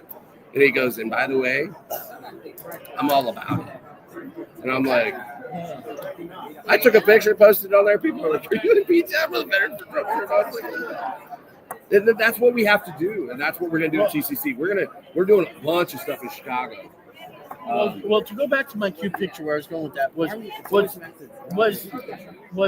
I was 9, but the point is this: is that I've been doing this since I was 9, right? And I've been involved in the politics of my state. You know, I couldn't do it when I was in the Army, obviously, but I've been involved in the politics of my state for the last 22 years since I moved to. Okay. And so you go to this event, right? And you go to some event, and there's these like 20-year-old kids that just obviously graduated college or something like that, trying to tell me what I'm going to be doing. And I'm like, "Excuse me." I'm like, yeah, no. You know, I'm like, "Listen, I've been there. And you have to sit there and make corrections to them because they, like, I have a poli-sci degree from Poli-sci Georgia. degree, yeah. I have a poli-sci degree from Duke. And like, goodness gracious. It's amazing when you have the smartest and the richest man in the world saying college degrees are worthless. Yep. And you even had Trump get rid of that caveat for jobs in the government that you have to have a 4-year degree. Yep. It's like, what does a 4-year degree in gender studies have anything to do with government? Or HHS or DNI or whatever. And you know, to get back to the concept of leveling the playing field, I think we're going to find ourselves with more kids in trades because now they're kind of level, right? The government job's always the easy one to get, or the best to get. Good medical benefits, all that. And I remember when we were growing up, they're like, work for the state or work for the federal government, you'll be taken care of. Yeah. Well, now it's weird. You want to get a civil servant job after going to a 4-year degree. Usually a 4-year degree means you're trying to go to another echelon. Right. And somehow or another we prostituted into where you need a 4-year degree to be a civil servant. Right. Doesn't make sense. Right. Civil servant is a civil servant. Learn your job, do it well. Yes. Just like we did in the military. Yes. We had our job, we did it well. Well, and then part of the reason why you did it well on the military side was because you had a mentoring system, which I don't really see existing anymore on the civilian side. You know, there's nobody around to do things. Man, I'm saying something right now. It really upset a lot of people. Oh boy, you put me here, Robert. What? Do you know why? I know this is a generational problem. For some reason, the boomer generation has been pushing back on Gen X and every other generation. It's like they're trying to hold on for dear life. And my mother-in-law is a boomer, and she's like, "No, I don't." I said, "Don't stop trying, because you don't. You're right." But it's like saying, you know, I was in the Navy and I'm gay. I'm not. You know, just because I was in the Navy. It's like that same type of thing. You're a boomer, but the generation of boomers and all of us that are in local politics, we're watching those boomers hang on to that table. They're doing it in all the GOPs, and they turn into evil people. And it's that generation not wanting to leave. And that generation was never taught to make leadership. Look, even in my shows and my radio show, I never had an I love me wall. You know, like we have in the military, you have all your awards and it's funny. You get these guys, and like, cause I can't stand the backdrops for a lot of these podcasts. It's all like here's their helmet and all like I mean the American flag and stuff like that. I get it, but they have some like funky designed American flag or something like that, and all these different things. Well, I'm just talking about the military, police, fire. You put up all your awards and your crap behind you. But right, I love me wall. You know what I was taught is that I don't care about awards. I care about the leaders I made. Right. Yeah. You talk about the people you brought up. As you leave, you left it better than what you got it. Yeah. Look at Bill Belichick. Like 70% of the head coaches in the NFL all came from Bill Belichick at one point or another. That's leadership. He's in North Carolina now. It's going to be a freaking North Carolina. They just hired him. Yeah, because they said he was son who apparently can't get a job. It's in his contract when he leaves that his son gets to be the head coach. Whatever. Just saying. That's how North Carolina does it. But do you see what I'm saying? And I love North Carolina. Move across the border. You know what? General Flynn and I and Boone Cutler, when we were all up there with the Spartan Sword. Boone Cutler. And I mean, that's a real warrior right there. For the hurricane and Miss Sandy Smith, you can't see. She sent her Starlink, and we took it up to the children's home. And I just loved all of that, and to be up there, I really fell in love with North Carolina. That Western North Carolina world is somewhere I could definitely see living. General Flynn, myself, and Boone, we found a neighborhood that they're like lots, and there's one up like on the hill, and General Flynn's like, that could be mine. You boys stay on either side there. And he goes, we have full direct fire for everything below. So I was like, I'm in. Let's do it. And the people of North Carolina, beautiful hearts, crazy politics. And that's coming from South Carolina, where we have Rhino City and Dixie Democrats everywhere. So that's why I know you guys, because we're in that fight together. And I've been up there in North Carolina working in your politics. And, I'm hoping everybody that loves America is going to come to South Carolina to get rid of. So you mentioned a couple of times Veterans for Trump organization. What's happening with those type of things? What are you dealing with those? So there really wasn't an organization. It was a coalition under the Trump campaign for Veterans for Trump, and that was done a lot of cool stuff. But to be at the top of that pyramid with Jesse Jane Duff, Gunnery Sergeant Jesse, our national director, and worked very closely with my very good friend Colonel Rob Maness. Three of us, we worked extremely hard to make the Veterans for Trump coalition, and not only did we make it work, but we also made it the largest coalition in the entire Trump organization, and that's something I'm going to own, and I'm proud of it. No medal though. Where's it now? Where's that organization now? So is it a national or just a so it was a national coalition, but it's not going to. There's no infrastructure for it to be there after the election. It was there for one reason, and that is to get our veterans to coalesce around President Trump and to push those policies, many of which are still going to VA, and we work with other organizations through our coalition. And so it's not a sustainable thing. That's why I left for the Conservative Caucus. I'm doing basically the same thing, just not with veterans. I'm doing it with everybody. So being able to do that, it's just changing the name really and going for something bigger. So what's the name? What's the change the name now? So it didn't change the name. It's just I moved to another organization. And because Veterans for Trump isn't an organization; it was a campaign coalition. Right. So you think they're going to possibly transition that into the JD Vance coalition since he is about to be Veterans for Vance? I would. It works so well. What would that entail? Basically, them making a sign and hiring people. That's kind of what I'm saying. There's no infrastructure to say, here, this is for you, JD. But the idea of how it worked for us, I think that you'll see a lot of different people having a veteran for X or whatever. Well, I think those folks really wanted to get involved in recruiting through during the election. So that it was very beneficial and really pivotal in regards to President Trump's success. It's huge, yeah. And we need to make sure as conservative patriots that we don't let our foot off the ground and let our foot off the gas and we continue this momentum past 2028. So I was curious about that. I know you've moved on, as I said, thank you so much. I moved on, just changed call signs. Conservative Caucus. You answer the call of propaganda, we all know that because you're a patriot.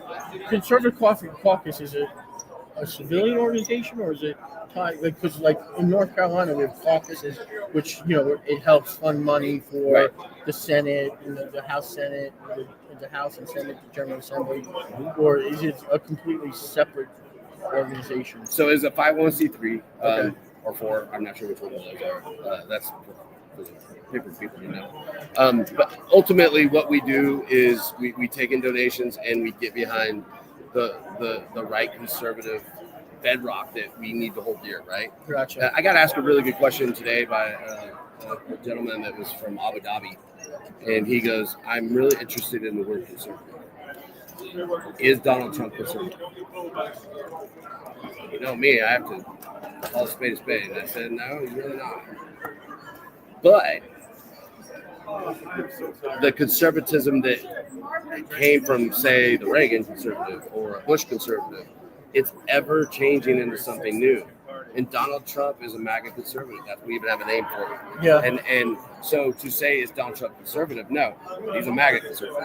And that MAGA, we've moved the goalpost a little bit in order to make it work. We're not all about social justice, but we recognize it now.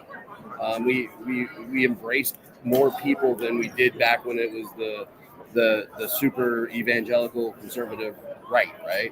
Now we have famous gay people like Brandon Strzok and Conservative Ant and Scott Pressler and Grinnell. And Grinnell's a great guy. And he was like way up there. And even though the left still says we are homophobic or all this, but they can't point to that we aren't because we have those things, and that conservative ball is moved. So as the Conservative Caucus, we are going to stay to our bedrock, fiscal conservative. We want protection of our country, the safety of its people, because the number one job of government is the safety of its people. And from there, small government. Do you think we've actually moved or have we just expanded our party, if you will? Because like you're saying, at one point we were ultra conservative, evangelical, and now we've expanded. Not that we have folks in our party that have changed their beliefs, but we've just embraced people that don't, not 100% on with the same beliefs, but we understand our goal is ultimately the same, and that's to better America. Do you know what's beautiful is long before us, we were supposed to be the party of the Big Ten. You just admitted we're not. We had to become the party of the actual Big Ten. Well, that's because the other party, the party that started with the D word, claimed to be. And, I'm a firm believer, whatever they say they are, they're the opposite. Exactly. But at the same time, we as Republicans, I use the adage as a firefighter. Whenever we had a rookie, we would You know, they just came out of rookie school and their bunker gear is really crispy and nice. Yeah. But all they did was learn enough to be dangerous. Yeah. It was our job as senior firefighters when they came to our firehouse. We woke them up at 3 o'clock in the morning and lit something on fire in the back and made them pull a line 100 times.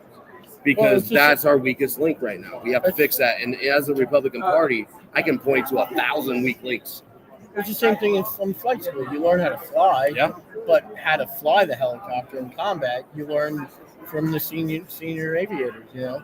And that's but what are we doing that in the Republican Party? All we do is keep putting the same cookie cutter mold of a seat filler. We have a problem with the old guard. We talked about it earlier, not wanting to relinquish power, and that what the old guard does not understand, and this holds true with the grassroots, is we need both.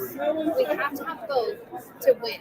The old guard needs the worker bees, which the worker bees are the grassroots. The grassroots needs the old guard, which is the donor class. It gives us the money to really win these elections across the country. So. And you use the word grassroots in the perfect way. Another word that's prostituted a lot by our side, and I hate that. So if you tell me that I come up to you and say, "Hey man, my name's Chad Kane, I'm a grassroots candidate," that's all I told you. What does it tell you? Oh, hold on. You're either like the buzzword of grassroots and you're trying to connect in some way, or you understand you are a worker bee. See, I like the way you did it, but actually when you say grassroots to a Politico, you're saying, I got no money, I've got no infrastructure, I'm looking for lightning in a bottle, and essentially I'm a wasted candidate. You're 100% right, and I've actually told candidates, even though you may be a grassroots candidate and you have a ton of support from them, it's almost like the folks that get out there and say, I'm a Christian conservative Republican.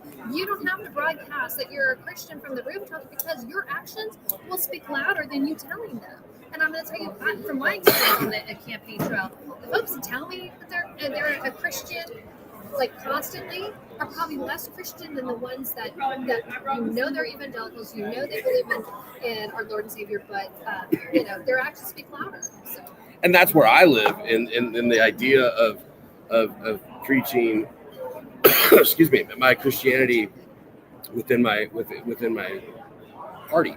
Because think about it, the Democrats have been telling us that the evangelical right is evil. That's what we're. Oh my goodness, I took a bug. You got kind of choked up. I know. I don't really mean to hit you with that, but yes. We have crazy weather here in DC where it's. Well, really I've been dry. talking for 2 days. Oh yeah. Well, going back to what we were talking, like when I'm one of the youngest people in the Republican Party, and you're fighting against change, and there's these people that are on the other side of the grassroots is what's the establishment, right? And fighting against that whole thing where they have their own agenda. One ambition to it. They have their own agenda to meet, and I just sometimes don't understand it because it's like their agenda is different than mine, which I believe is pure, and basic, God, country, family type of thing, and all of them have some connection to the Constitution. Well, what's crazy is how simple. Yeah. God, country. And some of these people claim that. Why do we make it so complicated? I know. But that's what I'm talking about, is that we find other ways to make it complicated. We find other ways to make it evangelical. We find another way to say that I'm an ultra conservative or a fiscal conservative. What does ultra mean? If you're conservative fiscally, yeah, like basically It's getting a government cheese. big goal. Exactly. But it seemed. Do you see what I'm saying? And I think on the right, we really are bad at branding our message.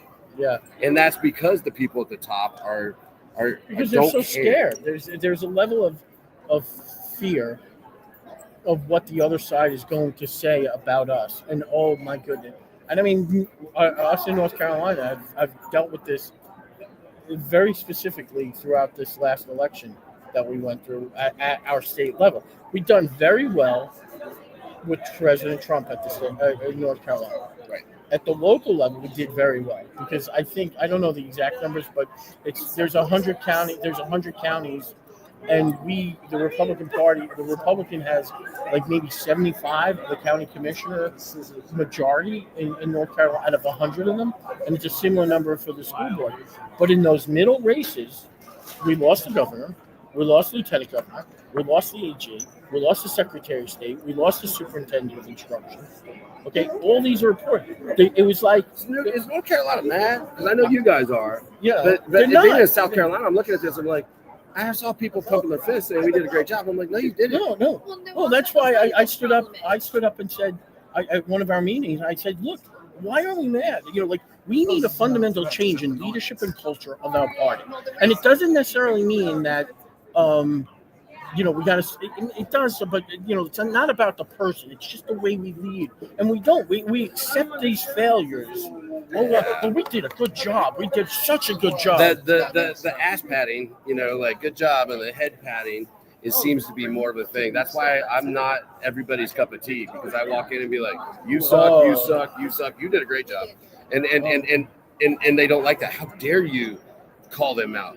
What do you mean, how dare I call them out? I come back to the firefighter statement, right? I have a rookie firefighter. I'm going to call him out for everything because my life depends on it. Does our life not depend on this republic? Well, then let's do it right. I always get this, and when I'm, there goes Roger again. Oh, Roger. This is the problem. Because I'm one of the only ones that raise my hand up and say, why are we doing it this way? The problem with North Carolina, there is no self-reflection. And it's blame everybody else. Like right now, the 2024 election is being blamed on one candidate at the top of the state ticket. And I'm sorry, that is a lame excuse. Had the party circled their wagons around the council of state seats, we would have won those other races. I don't know what. It wasn't even that. It was even more just rallying around the concept of winning. The top of the ticket was Donald Trump. On the state. Somebody said this the other day. Same ballot. Absolutely. Somebody said this to me. North Carolina isn't done losing. We're afraid to win. We're afraid to win or something like that. It's almost like that's why they don't pull bring certain bills to the floor, because they don't really want to pass because they want something to campaign on and raise money. Right. And we've actually concealed carry. The concealed carry was we knew that there was at least one libertarian that ran in one race because we lost the supermajority by one seat and by at least one seat, and he came out and they said that he ran as a libertarian because they would not bring the concealed carry to the floor of the General Assembly. And we did nothing to combat that. Do you see what we're talking about? This is bedrock of what we're supposed to be about as Republicans. And the one thing that I'm finding out is, and this is why CPAC is so great, and people have asked me why CPAC, and I say meeting friends and meeting people you haven't seen. But another part of it is that meeting those people and you sit there and you explain these things. Hey, look, I had this problem. We got this going on. We were at dinner last night with some folks from Illinois, and they go, you know what? You have a pedo in your organization? So do we. You have this going on? So do we. Right? It's disgusting. It's absolutely disgusting. But I'm going to tell you, we need to make a call to all patriots in North Carolina. We need you to get involved because we cannot make changes to our party where we need change. I mean, we have some fantastic people in our party who are hard workers and have delivered wins for President Trump, but we need more warriors, and this is the warrior call for everyone to step up. And I'm glad you guys have me on because I get to introduce us as a new weapon. And I've known both of these two fighting on the local level. Because one of the big boys keep the resources from us. So one of the things you got to focus on, like right now, coming into February. And every state is slightly different. Every state calls them different things, whatever. But I think most states are going in this odd year, are going into party leadership elections. And like right now in North Carolina, we're in February. We have our precinct meetings, and next month we have our counties, and these are the people that create the leadership and hold people accountable. Or in North Carolina's case, lack of. I have a meeting tonight. I'm not saying it on here, but I talked to you about it the other day. But we're having a meeting with a group of people where we're gonna talk about whether we're gonna move forward with putting this out there. And because I'm just tired of being lied to. I mean, these people lied to my face, And if you do want to get involved with the local GOPs, coming in March is the county conventions. If you go to the NCGOP but and state and other states are dealing with this, dealing with elections. So it's not just North Carolina. This is not just a North Carolina issue. Well, it's reorg for the nation. Absolutely. Yeah. Matter of fact, I actually read a quote to several people about something that transpired during the 2024 elections with the governor race. Everyone would have sworn it was talking about North Carolina. Come to find out, they're talking about Washington State. They're dealing with the same thing. We're seeing this across the country. But the thing is, like you said, patriots have to step up, get involved, and understand that it's not something you're going to change overnight. It takes time and persistence, and understand that you are going to get a lot of kickback because the old guard does not want you. But we need you. We got to do the mundane, There's always crescendos to what we're doing in life, right? Or the party, or in the military and the fire department, we called it. Oh, this is going to be a big cake event. Somebody brought a cake. We need to do the mundane to be able to get to the big cake.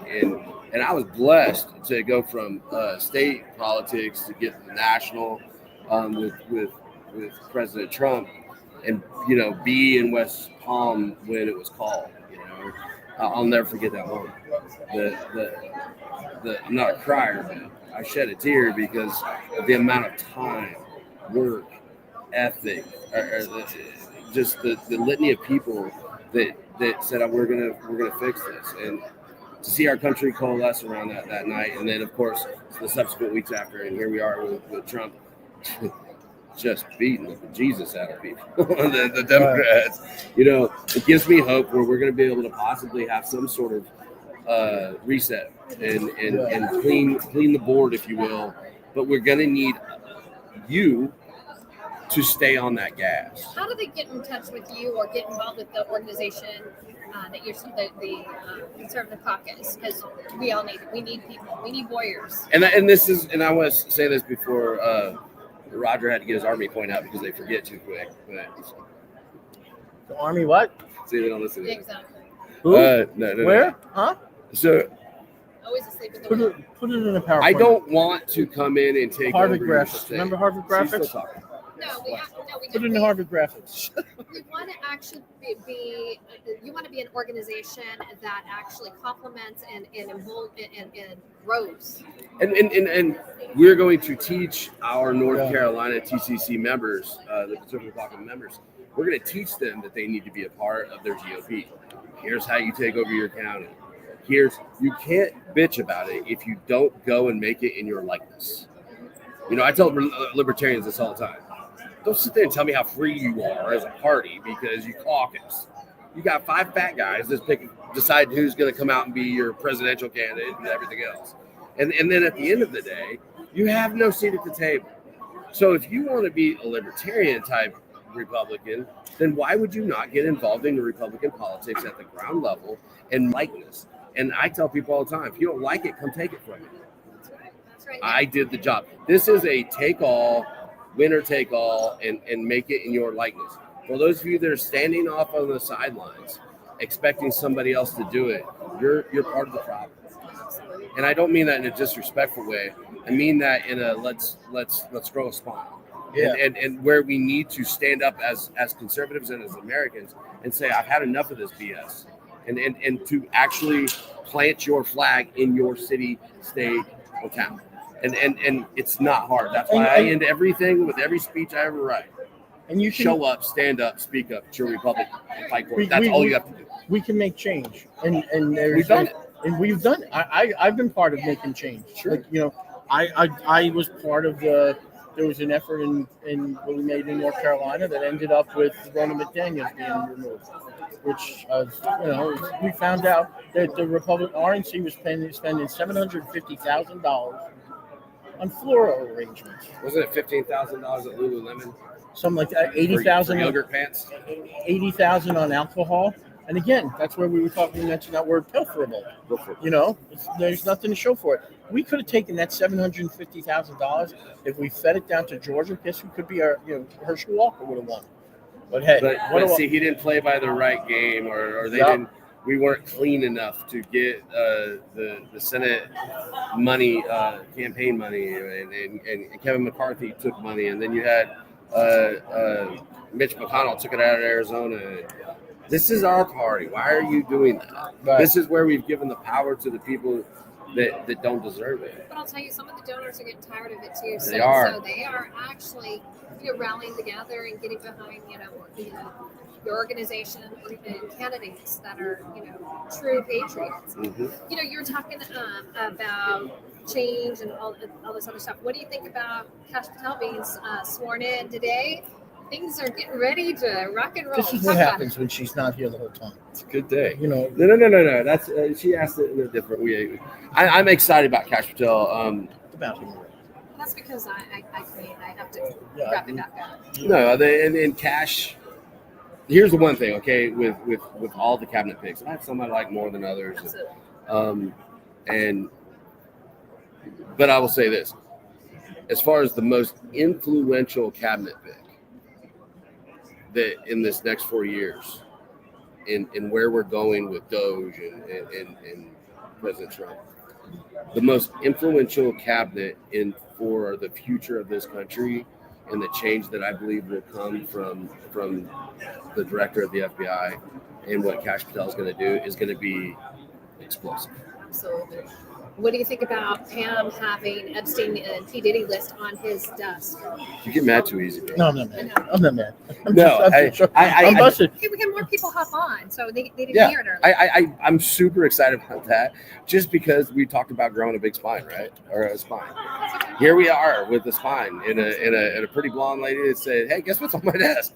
Weird. Exactly. And that's the transparency the mandate sent to the White House. So what do you think about, okay, so we just confirmed Kash Patel. Mm-hmm. We got the Epstein list, and Mitch McConnell has just decided he's not going to rerun. He should have never run before, but what do you think is causing a lot of this to happen? Do you think it's the fear of what's to come? Or, because, a lot of people are going, gosh, the rats are scurrying, the lights on, the roaches are running. What do you think? I have to kind of push back on that. No, I'm asking that. No, but people are saying the rats are leaving the ship. I'm just asking you. I think they're doubling down and they're circling the wagons, and the proof to that is Lindsey Graham coming out to run again. John Cornyn. I mean, they cannot give up the ship because one, I think they'll be overtly exposed, and two, they lose what they've built. Right now, they're losing pieces of what they built with Doge and President Trump. But they've been doing this a long time. They have safety situations in place where it may be like a guy like Lindsey Graham. You just have to stay on Senate arms, and we can protect this. Or John Cornyn's on appropriations. We just need you to stay here. So we need you to win so you can stay here for another 6 years. And once we get after Trump, they have a plan to come back to their establishment, deep state concepts. These guys are holders. And that's what's great about Donald Trump is that it's being exposed by subtraction. The ones that are stepping down are too old or whatever. But I felt like if the rats were really leaving, like all of you bureaucrats that are selling your houses in DC, I was just going to say. They're leaving the ship.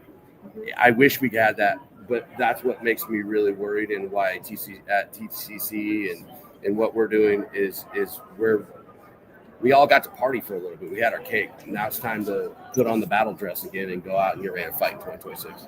Say again the website for Conservative Caucus. TheConservativeCaucus.org.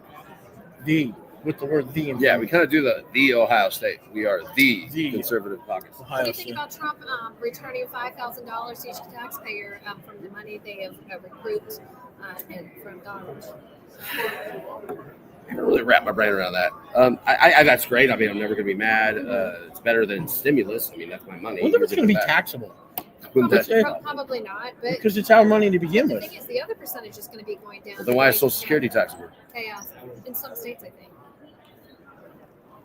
Everything's taxable. But my I think it's a nice thing to help the movement, right? And I think it would actually stimulate the economy because Sure. our economy is not booming at this point.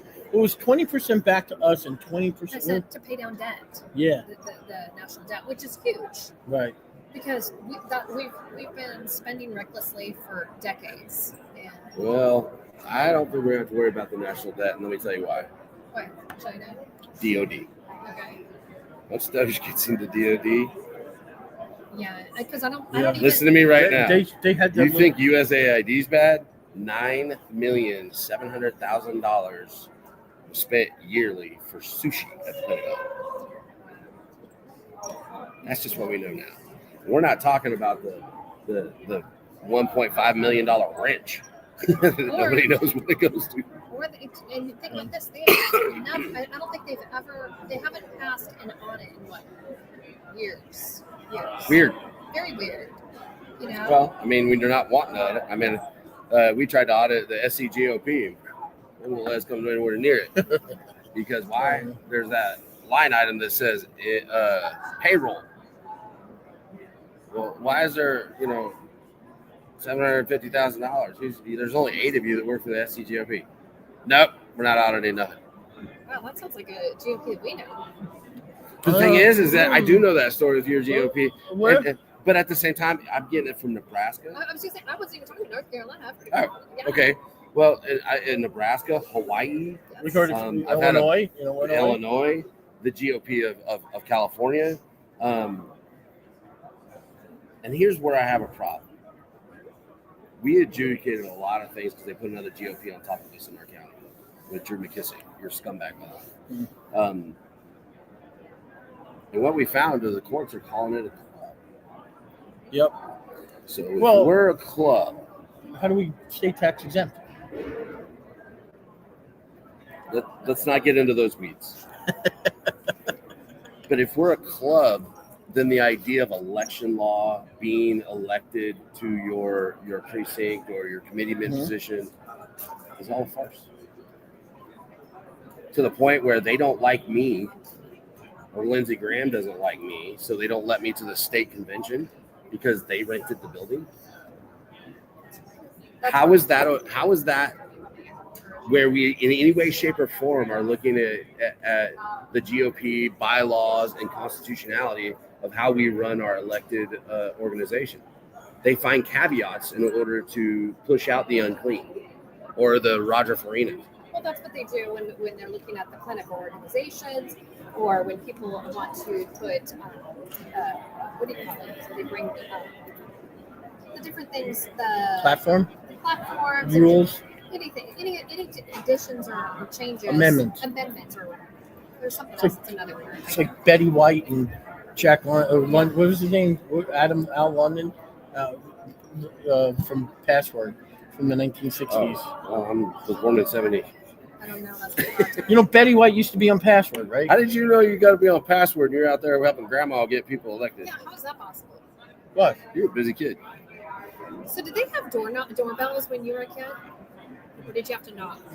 No, you had to like Was there a bell? bang 2 His rocks. grandma took him for him to get in the yard first, see if a dog came out because he was quick. Did you guys have cars then, or did you go by horseback? Or did you walk? We walk just like we do nowadays. With doorknob. Oh, is that why your knuckles are so like? It's Dean Kane. Dean Kane again. Oh, Dean Kane. We're rolling. I get it.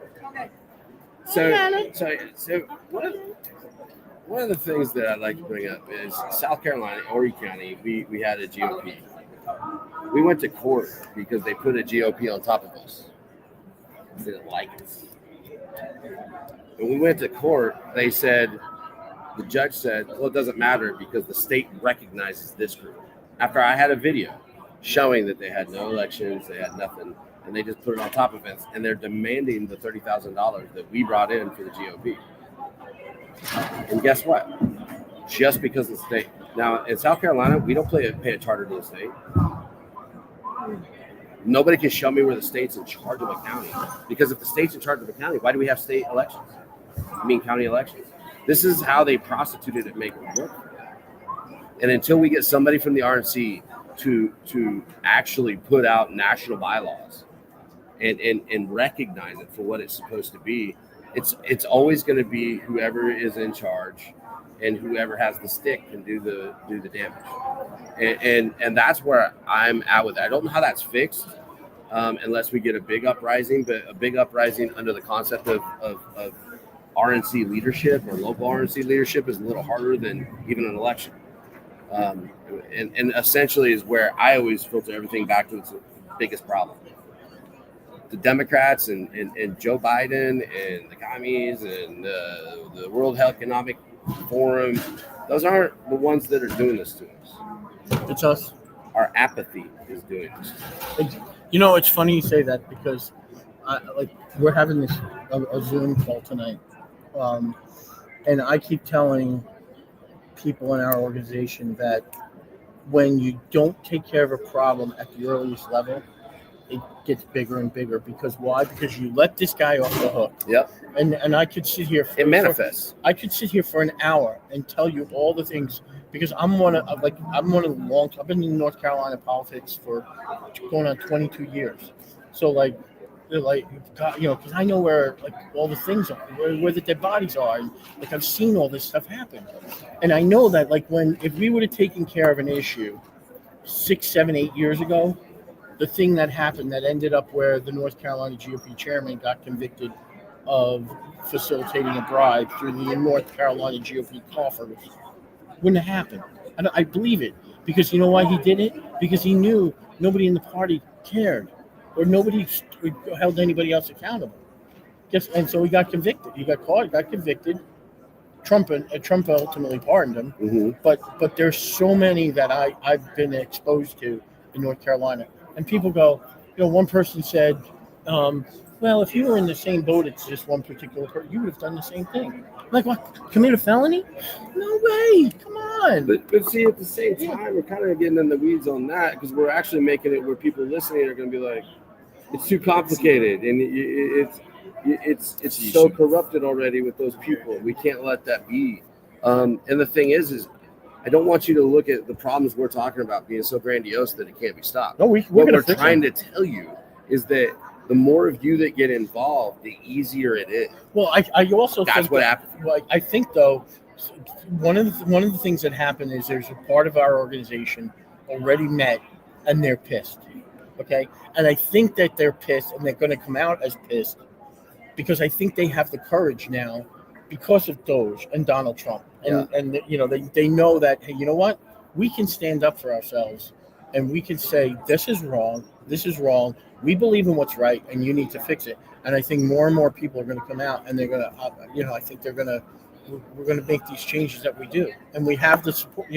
I mean, I sit here and I watch, I know what's going on in my organization, and I sit here and I watch what they're talking about Doge, and I'm like, that's exactly what's going on. And they lied to my face, about it when you question it. Oh, isn't it funny when they lie to your face, and then when the lie comes out, and you're like, they lied to my face. There's nobody sitting there clapping for you. Yeah. But they pounded you like a drum when they lied to your face. He went. It's sad. At the one meeting, he goes, because I kept pressing it. He goes, okay, we're done talking about this topic. Okay. There is where leadership, and this is why I always call on veterans, firefighters, and police and nurses, because they understand what a leader looks like. Yes. And that's why people running for office are always looking for the police and fire unions and support. Because why? We are kind of the moral compass of our community, be that of police and fire. You trust police and fire for the most part. And we become that moral compass to get those things where the community who spend 5 minutes on their politics will be like, hey, the cops are voting for him, so I'm going to vote for him. You see what I'm saying? And at one point as a firefighter, I appreciate that. But as somebody in the political realm, I need you to not be lazy and trust the police and fire because it's a union, right? Or trust other people. I tell people all the time, this is who I'm going for, and this is who I'm going to support for these reasons. But here's their website. I'd ask that you go and look them up yourself, because we have to stop with this blind following concept. And the Trump is in 7G warfare or whatever they're saying, or chess. Yeah. Fifth generational warfare. Yeah. That No, that's 5G chess. 5G chess. But like Star Trek. Yeah. I mentioned that we had a conversation about that earlier. Who was it? Oh, Jason Cole. I had that with the director, the film guy. Yeah, we were talking about that. Yeah. But that's my point, is why do we get into a position where we want to be led by our nose? And I'm not saying that Donald Trump leads us by our nose at all. What I'm saying is it's amazing how people are like, Trump endorsed him, I'm voting for him. Okay, Trump said he's going to endorse Lindsey. Does he? I don't know. But he said he's going to endorse Lindsey. Lindsey Graham has like a 0.76% approval rating. Does that mean everybody's just going to vote for Lindsey because Donald Trump told them to? We're going to forget everything that we've recognized as a problem. Trump needs him now for all of these confirmations. Trump needs him to get the budget through the Senate. Trump needs a Lindsey Graham, who's very powerful in the Senate, to continue being powerful for Trump. If he turns him into an enemy, it's a problem. Right. That's why Trump is playing his game. Right. In your state, if you have a rhino, it's okay to play your game. That endorsement, I think of an endorsement from somebody from that state means a hell of a lot more than somebody that's in the national. Everybody wants national endorsements. But why you want a national endorsement from Corey Mills in Iowa? I mean, I love Corey, and it's a great endorsement. But at the end of the day, if we're going to have that endorsement, we're not going to know where we're at, right? Right. Yeah, no, exactly. Yeah. But if I have an endorsement from the sheriff in Iowa, in the biggest city, that means more to me because it's his town. Right. And we have to stop. And he actually knows the person. The tribing up and endorsing, and I just need the American people to go out there and figure it out for themselves. It's not hard. Politics is made hard by people that make a lot of money to translate it for you. Strategists. Yeah. Consultants. I had a little consultant issue. I know you did. Yeah. How did that go? Well. Well, I'm telling, so you can tell the viewers, I walk the walk. I don't put up with consultants. Stupid. You know, the consultants, and it goes back to that whole thing about me being in this since I was 9 years old. Right. Why am I still in it since I was 9? Because I believe in what we're doing. I believe in conservative values. I believe in our Constitution and stuff like that. And why haven't? Because I think I could become a consultant, and I think because I know how to win, I think you can make some decent money doing it. But you know what? I want to be here because the cause that we're doing, the cause that we're in an hour, I have a phone call, you know, and that cause that I'm going to stand up for, I believe in, because people are not doing things right, and they're lying to us, and then they're covering it up. It's the cover up is worse than the crime. I mean, we asking them, what's going on here? Oh, well, we're not doing that. I don't have to tell you. Whatever reason it is, and we found the answer. You know? I just want to see your answer. What's up? You're right, man. Nice to finally meet you in person. What's up, buddy? Yeah. Good. Hey, Phil was a J6er. Did you get your card? Yeah, actually, it was our team who convinced Donald Trump to get pardons for all. It's always been hard to do it, but he's surrounded by people who are telling him not to do it. But thankfully, you know, we pushed it hard online, and then one of our members, Laura Logan, one of the members of the team, she was actually talking to J.D. Vance on the phone, and then after she talked to J.D. Vance on the phone, he got on board with it. And then we all started talking to the Trump administration on the phone, and they were all starting to get on board with it. We've been talking to the Trump administration a long time. It was like kind of like a tug and pull. Like, they really weren't on board with it first, but like Trump was always kind of on board with it. But I mean, he's surrounded by people who are saying, I don't know. The gatekeepers. We were talking about that. The gatekeepers. Yeah. So Philip Anderson is J6er. Philip Anderson at Were you in jail? Huh? Were you in jail? I spoke here, Sal.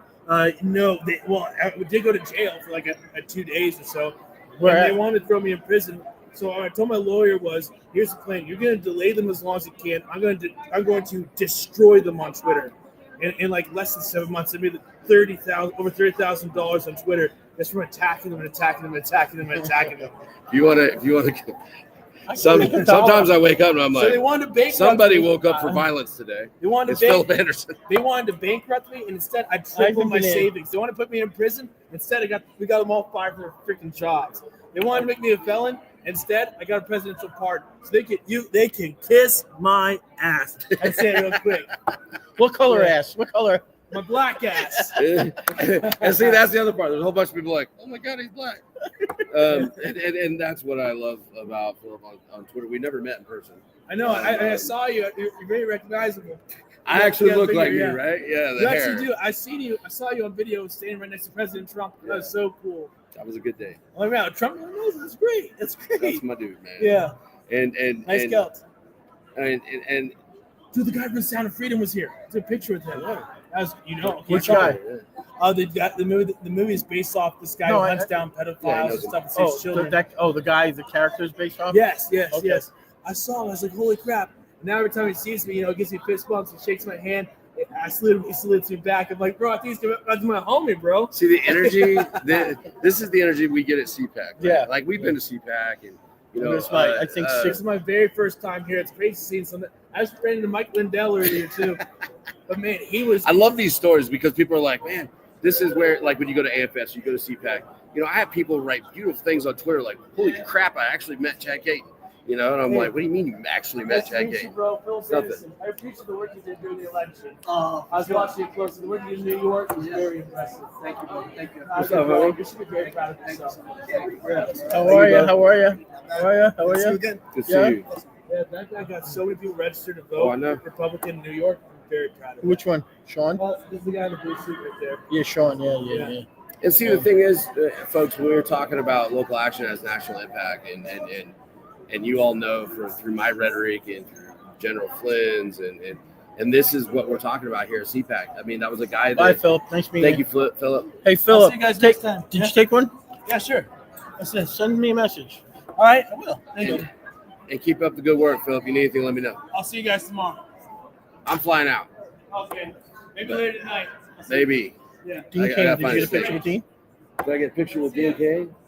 No, I didn't get a picture with Dean Cain. When you have good hair and you take pictures with another guy with good hair, it's weird. Dean, one picture? Oh, yeah. That's Dean, one picture? Yeah, brother. Superman! All right, here. Come on, Bobby. No, all right. I'm taking the video now. All right.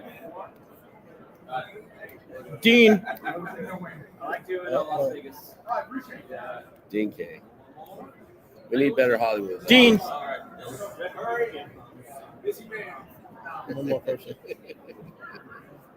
And as we're sitting here, just to let y'all know, people are walking by for the Reagan dinner. Hey, Dean. In tuxedos and gowns. And I'm not going with that. My tuxedos. There you go, Superman. He got talking. Oh, good. Well, I'll tell you what. Doing it like everybody's cleaned up and they're like finished. I'm like, I'm here. This is what I'm doing. I'm here to do this. I mean, I gotta have to close Media up. Row's gone for all you. I mean, everybody's pretty much booked it up. And some of Roger's the big sitting here guys, still here. Newsmax. Well, last year I was here till 11 o'clock because I like getting the people coming out of the Reagan Day dinner. Mm-hmm. Because you can you see all the women dressed in beautiful gowns and tuxes and stuff like that. And if it was all over, I was kind of packing up, and a couple of people were walking down. Nobody's here. A couple of people are walking down from here. And it ended up being Vivek Ramaswamy. And I said, hey, can you give me an interview? It's like, oh, no, we'll come back tomorrow. And I looked at Vivek. I said, Vivek, listen, come tomorrow. You're not even going to remember I exist. You're going to be down there at Newsmax and RAV and all those people down there, and you're not even going to remember that I exist. Can you give me 5 minutes? It would mean the world to me. And he looked at his head schedule. He goes, I can give him 5 minutes. And Oh, that's awesome. And since I don't know. New governor of Ohio, coming soon. I don't know what's going on with him right now or whatever, but Run for governor, Ohio governor. But I think that's what I heard. But I'll tell you what, he showed empathy. And then we were at RNC, I got to hang out with him a little bit there, and he kind of remembered and stuff like that. So that was really neat too. So, but yeah. And CPAC is kind of the end all be all for a lot of these type of events, but The Democrats don't have anything like this, do they? they're trying. Did you see they tried to come out with their own little TPS? No. They're trying to. Well, they're going to our playbook, you know, and that is not going to work. But you know, CPAC. I always say to people like, why do you go every year? And I'm like, it's a weapon. This is a weapon where we rarely are all under the same roof. I have had multiple meetings while I've been here that could be, you know, catastrophic for bad Republicans and Democrats because we've made coalitions and connections, and that's how money flows and how we can get ahead of the machine to win. Well, it's going to be like, you know, like I'm just learning, like for just right now, and even last night, like I brought this up several times today. You know, we have an issue that we're dealing with in North Carolina. Yeah. Come find out, you had it in South Carolina, they had it in Illinois, Washington, all these different states that we just rattled off. You know, like other people having these issues. So it's not. And guess what? Once one of us starts standing up for it, hopefully it's gonna be courageous, and give courage to others to stand up for it. And I think in the long run, I think it'll help Donald Trump. And I think in the long run, it'll help us do very well in the 2026 midterms. Well, and we need the 2026 midterms to be extraordinary because it's going to be a very different 2028, right? We don't have Trump anymore. And we're already, people are already talking about JD Vance. But what does that look like? That's not Trump. It's not. Is it still MAGA? Is it another form of MAGA? Or do we do all the work that we need to do for 2026 and make it easier for other phenomenal candidates who wouldn't normally run because the game's been skewed that would come out and run, and we find some new leaders. Yes, that's what I'm excited. All right. Well, I'm gonna go get a steak. Let all these people go to this dinner tonight. Yeah. And I gotta go pack so I can get on my plane and go home to South Carolina. I drove. You drove? Yeah. I don't know how the drive back is going to be. I haven't really talked to anyone, but I know a friend It's of mine. weird how you get in this bubble here, right? I know. I don't know what's going on. On the You outside mentioned. Did you hear what happened today? Nope. Didn't hear anything. I mean, we've been live going on 6 hours right now. That's awesome. It's the first. Normally, I do standalone videos, and then I go home and edit them, and then put them up. And this is the first time I'm trying this. That I finally today yesterday I couldn't get it to work. Today, come in. I did the same exact thing I did yesterday. Today, it decided to work. I don't know, but it worked, and I've been live, and we've shown people what it looks like to be down here in Media Row, and had some really cool interviews. Dean Cain stopped, like I said. I was very excited, and he's waved at he's waved to me every time he's gone by. Still at it, yeah. Because so now he recognized me, so that's kind of neat. And a handful of other cool people. It's a great place to make these connections and to consider. Again, I come here and I tell my wife when she drives me to the airport, usually when I'm like, man, I don't want to go. Like I'm looking at 1,000 things at my house. And she's like, every time you go and say that, you come back with an enormous connection or a new resource or you connected somebody else and they've grown.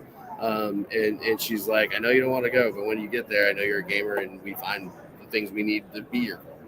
So since December 17th, my life changed in so much as that I was approved for retirement through my federal job, and they said, this is your last pay period, you're done. And I'm like, really? Wow. And it came fast. And then we had a trip to Disney planned. Christmas was there. We came in I came up for the swearing in. I had to take some classes to help with some job I'm trying to do, just as backup now that I'm retired. Came for the inauguration, had to go to New York and help with my mom and stuff. And then I came here. Been non-stop, and my wife, like, you want to come? She's like, no, I just want to, and she's like, go have fun, be happy, And we talk about, I say to her, I hate packing. It's like, and there's always one thing I realize I need, and I can't find it. And I'm like, it's been right here, and but then when you fat pack, you get on the road, you get here, and you get set up, and it's just, a great experience and a lot of fun. And I mean, you can kind of see people can kind of see. People have been stopping by, you see me waving and say, "Hey, how you doing? Hey, how you doing? How you doing?" It's like the guy Phil came up and said that was great meeting you. Philip Anderson, and watching somebody. I love watching people like somebody like Philip Anderson, who's a Jason Sister guy's pardon, and is very involved on Twitter. And to see them look at CPAC through their eyes, he's like, I just talked to Superman and whatever. It's because they are able to be in the situation where you're able to just be out here and some of your hero may walk up. It's not weird. It's not. It's not for people's heroes to walk up and be able to take that picture or interview them. There was one of the the North Carolina ladies, North Carolina front row blondes that knowing them. I didn't know they were here. I hadn't seen them. I saw Lee Valentine earlier. Yeah. The North Carolina Trump ladies. Yes. They're at every rally. So pretty much all around. All right, so we've been on 5 hours and 40 minutes nonstop. It's about 7 o'clock. I want to let Ian sit down for a minute. Let's do it. Because I haven't seen him all day. He flew all the way from Montana. Oh, he's living. It's got to be cold up there. Well, thanks for having me on, Roger. It's great talking to you, man. Yep. And I know we'll be doing some stuff up in North Carolina. In the Carolinas. Making it make sense. Yeah. We're a long way from making it make it great again, but we're going to at least make it make sense. Then we'll make it great. Yes. Thank you all. It's great being on. Thank you, Chad. You bet. Ian. Let's go, Chad. Ian. Can I have all my shit? All right, I'll see you later. See you, bud. Chad's an activist for really high up. His new project is working with the Conservative Caucus Dialogue. So we talked about that and a bunch of other stuff. He's from South Carolina. Former Navy CB. Really good guy. CB? CB, S-E-A-B-E-E. Combat construction. Okay. So cool. I was getting ready to wind down and log off here. We've been on for 5 hours and 42 minutes. And, it's the Reagan dinner is going. And that's right. That's what's going on. But, I'm kind of tired right now. So I'm chatting and talking. But we hadn't really talked. So what did you do today? Yeah. Did you do anything? Yeah. Well, this is Ian Trottier from Montana.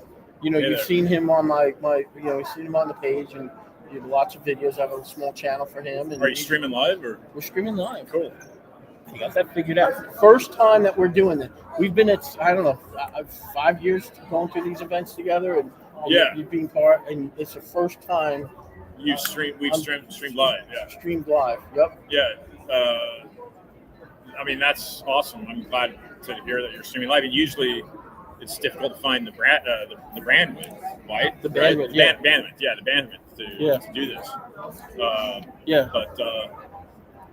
So anyway, I spent a good portion of my day working with a project that actually started last year, Roger, through our good buddy, right? April, March, June. March, right? Focus on the month of March. Introduced me. Last year, I was introduced to a former FBI agent. Do you remember this story? No. So he lost his job at the FBI because he was digging up too much information, if you will, on former head of the CIA. Brother? Yo, what's up, dude? What's going on, my guy? Good. How are you doing? Great. You? Fantastic. Wow. Yeah. I think probably last time I saw you that's a lie. I saw you at. Remember the NFSC thing? We brought the Chinese guy to come speak about the CCP stuff. We're live, by the way. Yeah. Oh yeah. We're live. No, it's okay. Cool. Just be Sean careful what you Olivo say. is saying hi. Sean Olivo is saying hi. Just be careful what you say. Because somebody was standing here, like talking, don't put this out. And he's like, I'm like, hey, excuse me, we're live, buddy. I can see back DC. I can't remember that guy's name. Yeah, he was a cool guy. Roy, that's right. Roy. Yeah, that guy's awesome. What are you up to? You're heading to the dinner? Or? I'm not going to do the dinner, no. but we're gonna find the the other events outside. Okay. All right, get out of here because we're doing an interview, man. Look at this fucking guy. Get out of here. You get out of here too. I was trying to mimic my best friend Roger. Shit half my head. Look at this. I'm almost there. So, yeah.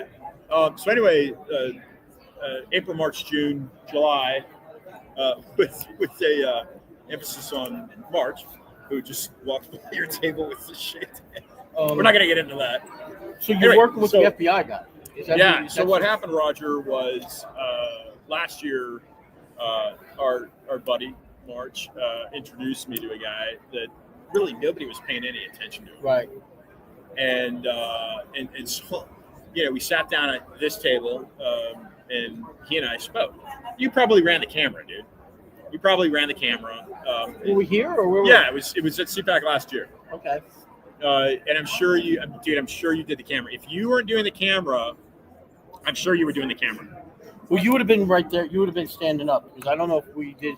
I don't know if you did any sit-down interviews. Oh, that's right. Because because we're the border. Take back the border. Take back the border was Take back the border was doing a lot of interviews.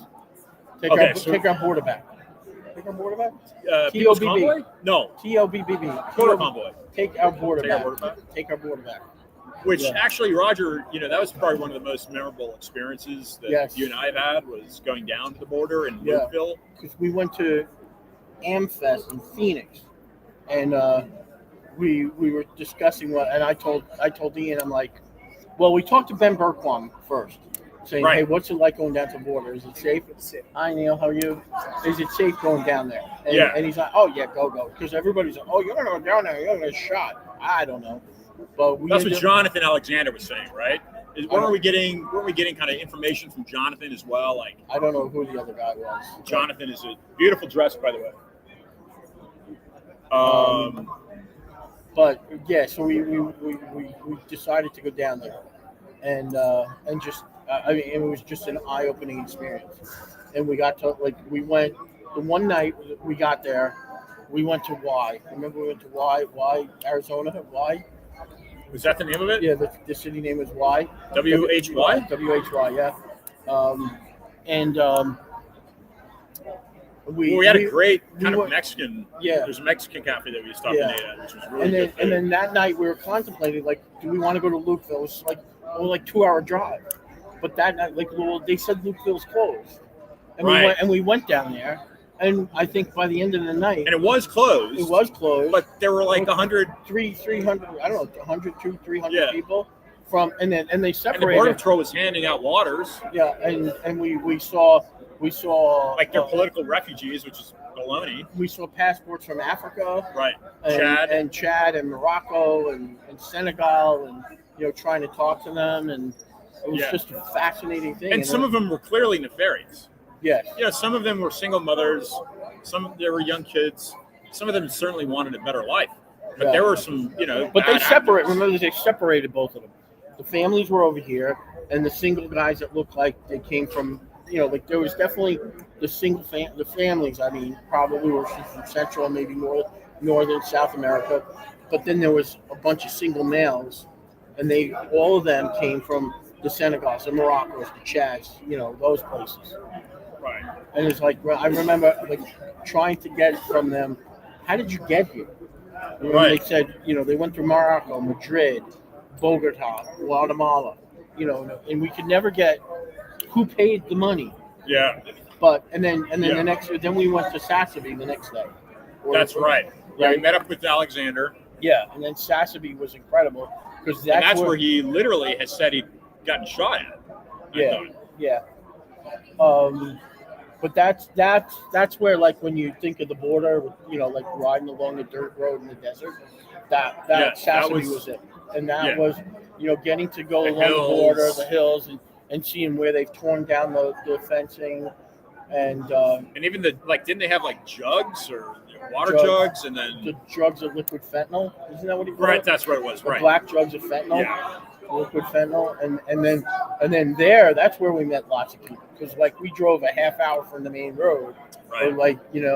And those dudes did not like seeing us. No. The guys at the actual border crossing that were under control by the border patrol, those guys were, cordial to us. Yes. But when we saw the guys out in the wild on the private ranches, those guys did not like but that was an white Americans. Yeah. I'm just going to say, they didn't like white Americans. Yeah. They didn't like guys like you and me. No, not at all. Or any Americans, I don't think, for that matter. I mean, they just didn't. They were here. They were here for nefarious reasons. I'm not saying that it's the color of the skin, but. No. So anyway, yeah, I spent most of my day working on this project that this former guy at the FBI has been trying to get out, and it has to do with the former head of the CIA. And what'd you work out? Well, we've got a number of people that are interested in this now. Okay. So, including Mark Vargas, who we met last night. Oh, you had dinner with him? Yeah. Yeah. So he's interested. So try to get He was at the table with us last night. No, that was No, there was somebody in the. No, Mark was there early on. no. Early on, he was upstairs. He sat with us before you got downstairs. Oh, you did? Mm-hmm. Oh, okay. Yep. Yeah. So we'll have another great day tomorrow, Saturday. Saturday's usually the main day, right? No, well, there's no media row like this. We can only do pop-up videos. There's no row. No row, yeah. There's no row like this tomorrow. Okay, So, I didn't know that. Then the president speaks at what time? I don't know. Probably 2, 4 o'clock. Okay. So it's just going to be. I don't know. It's going to be. It's tough when the president comes here because security is so high. Yeah, he was here last year. Yeah, we got here 4 o'clock in the morning to go through security. Oh, that's Yeah, right. remember that? Are we doing that again? I don't know.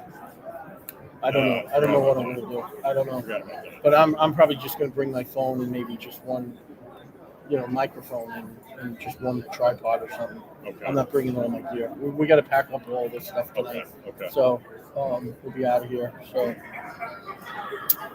anyway, that's what it is. Cool. Yeah, you want to sit down? No, we're done. I'm done. What? You're done? Oh, I'm done. Oh, okay. I'm done. Joshua. We know each other? We met in Vegas. We met in Vegas? Yeah, I'm on the All right. in New Mexico. You are? Ian Chartier, nice to meet you. I got your hat. You do? Well, we've been on for 6 hours, so I think this is going to be the end of our broadcast day today. Had a couple other interviews that we'll post if I get them edited. But anyway, I think that's it. So thank you for watching. I hope you enjoyed it, and thank you. Make sure you can follow us. We're also on Roku and Amazon Fire, Citizen Media News as well. Thank you so much.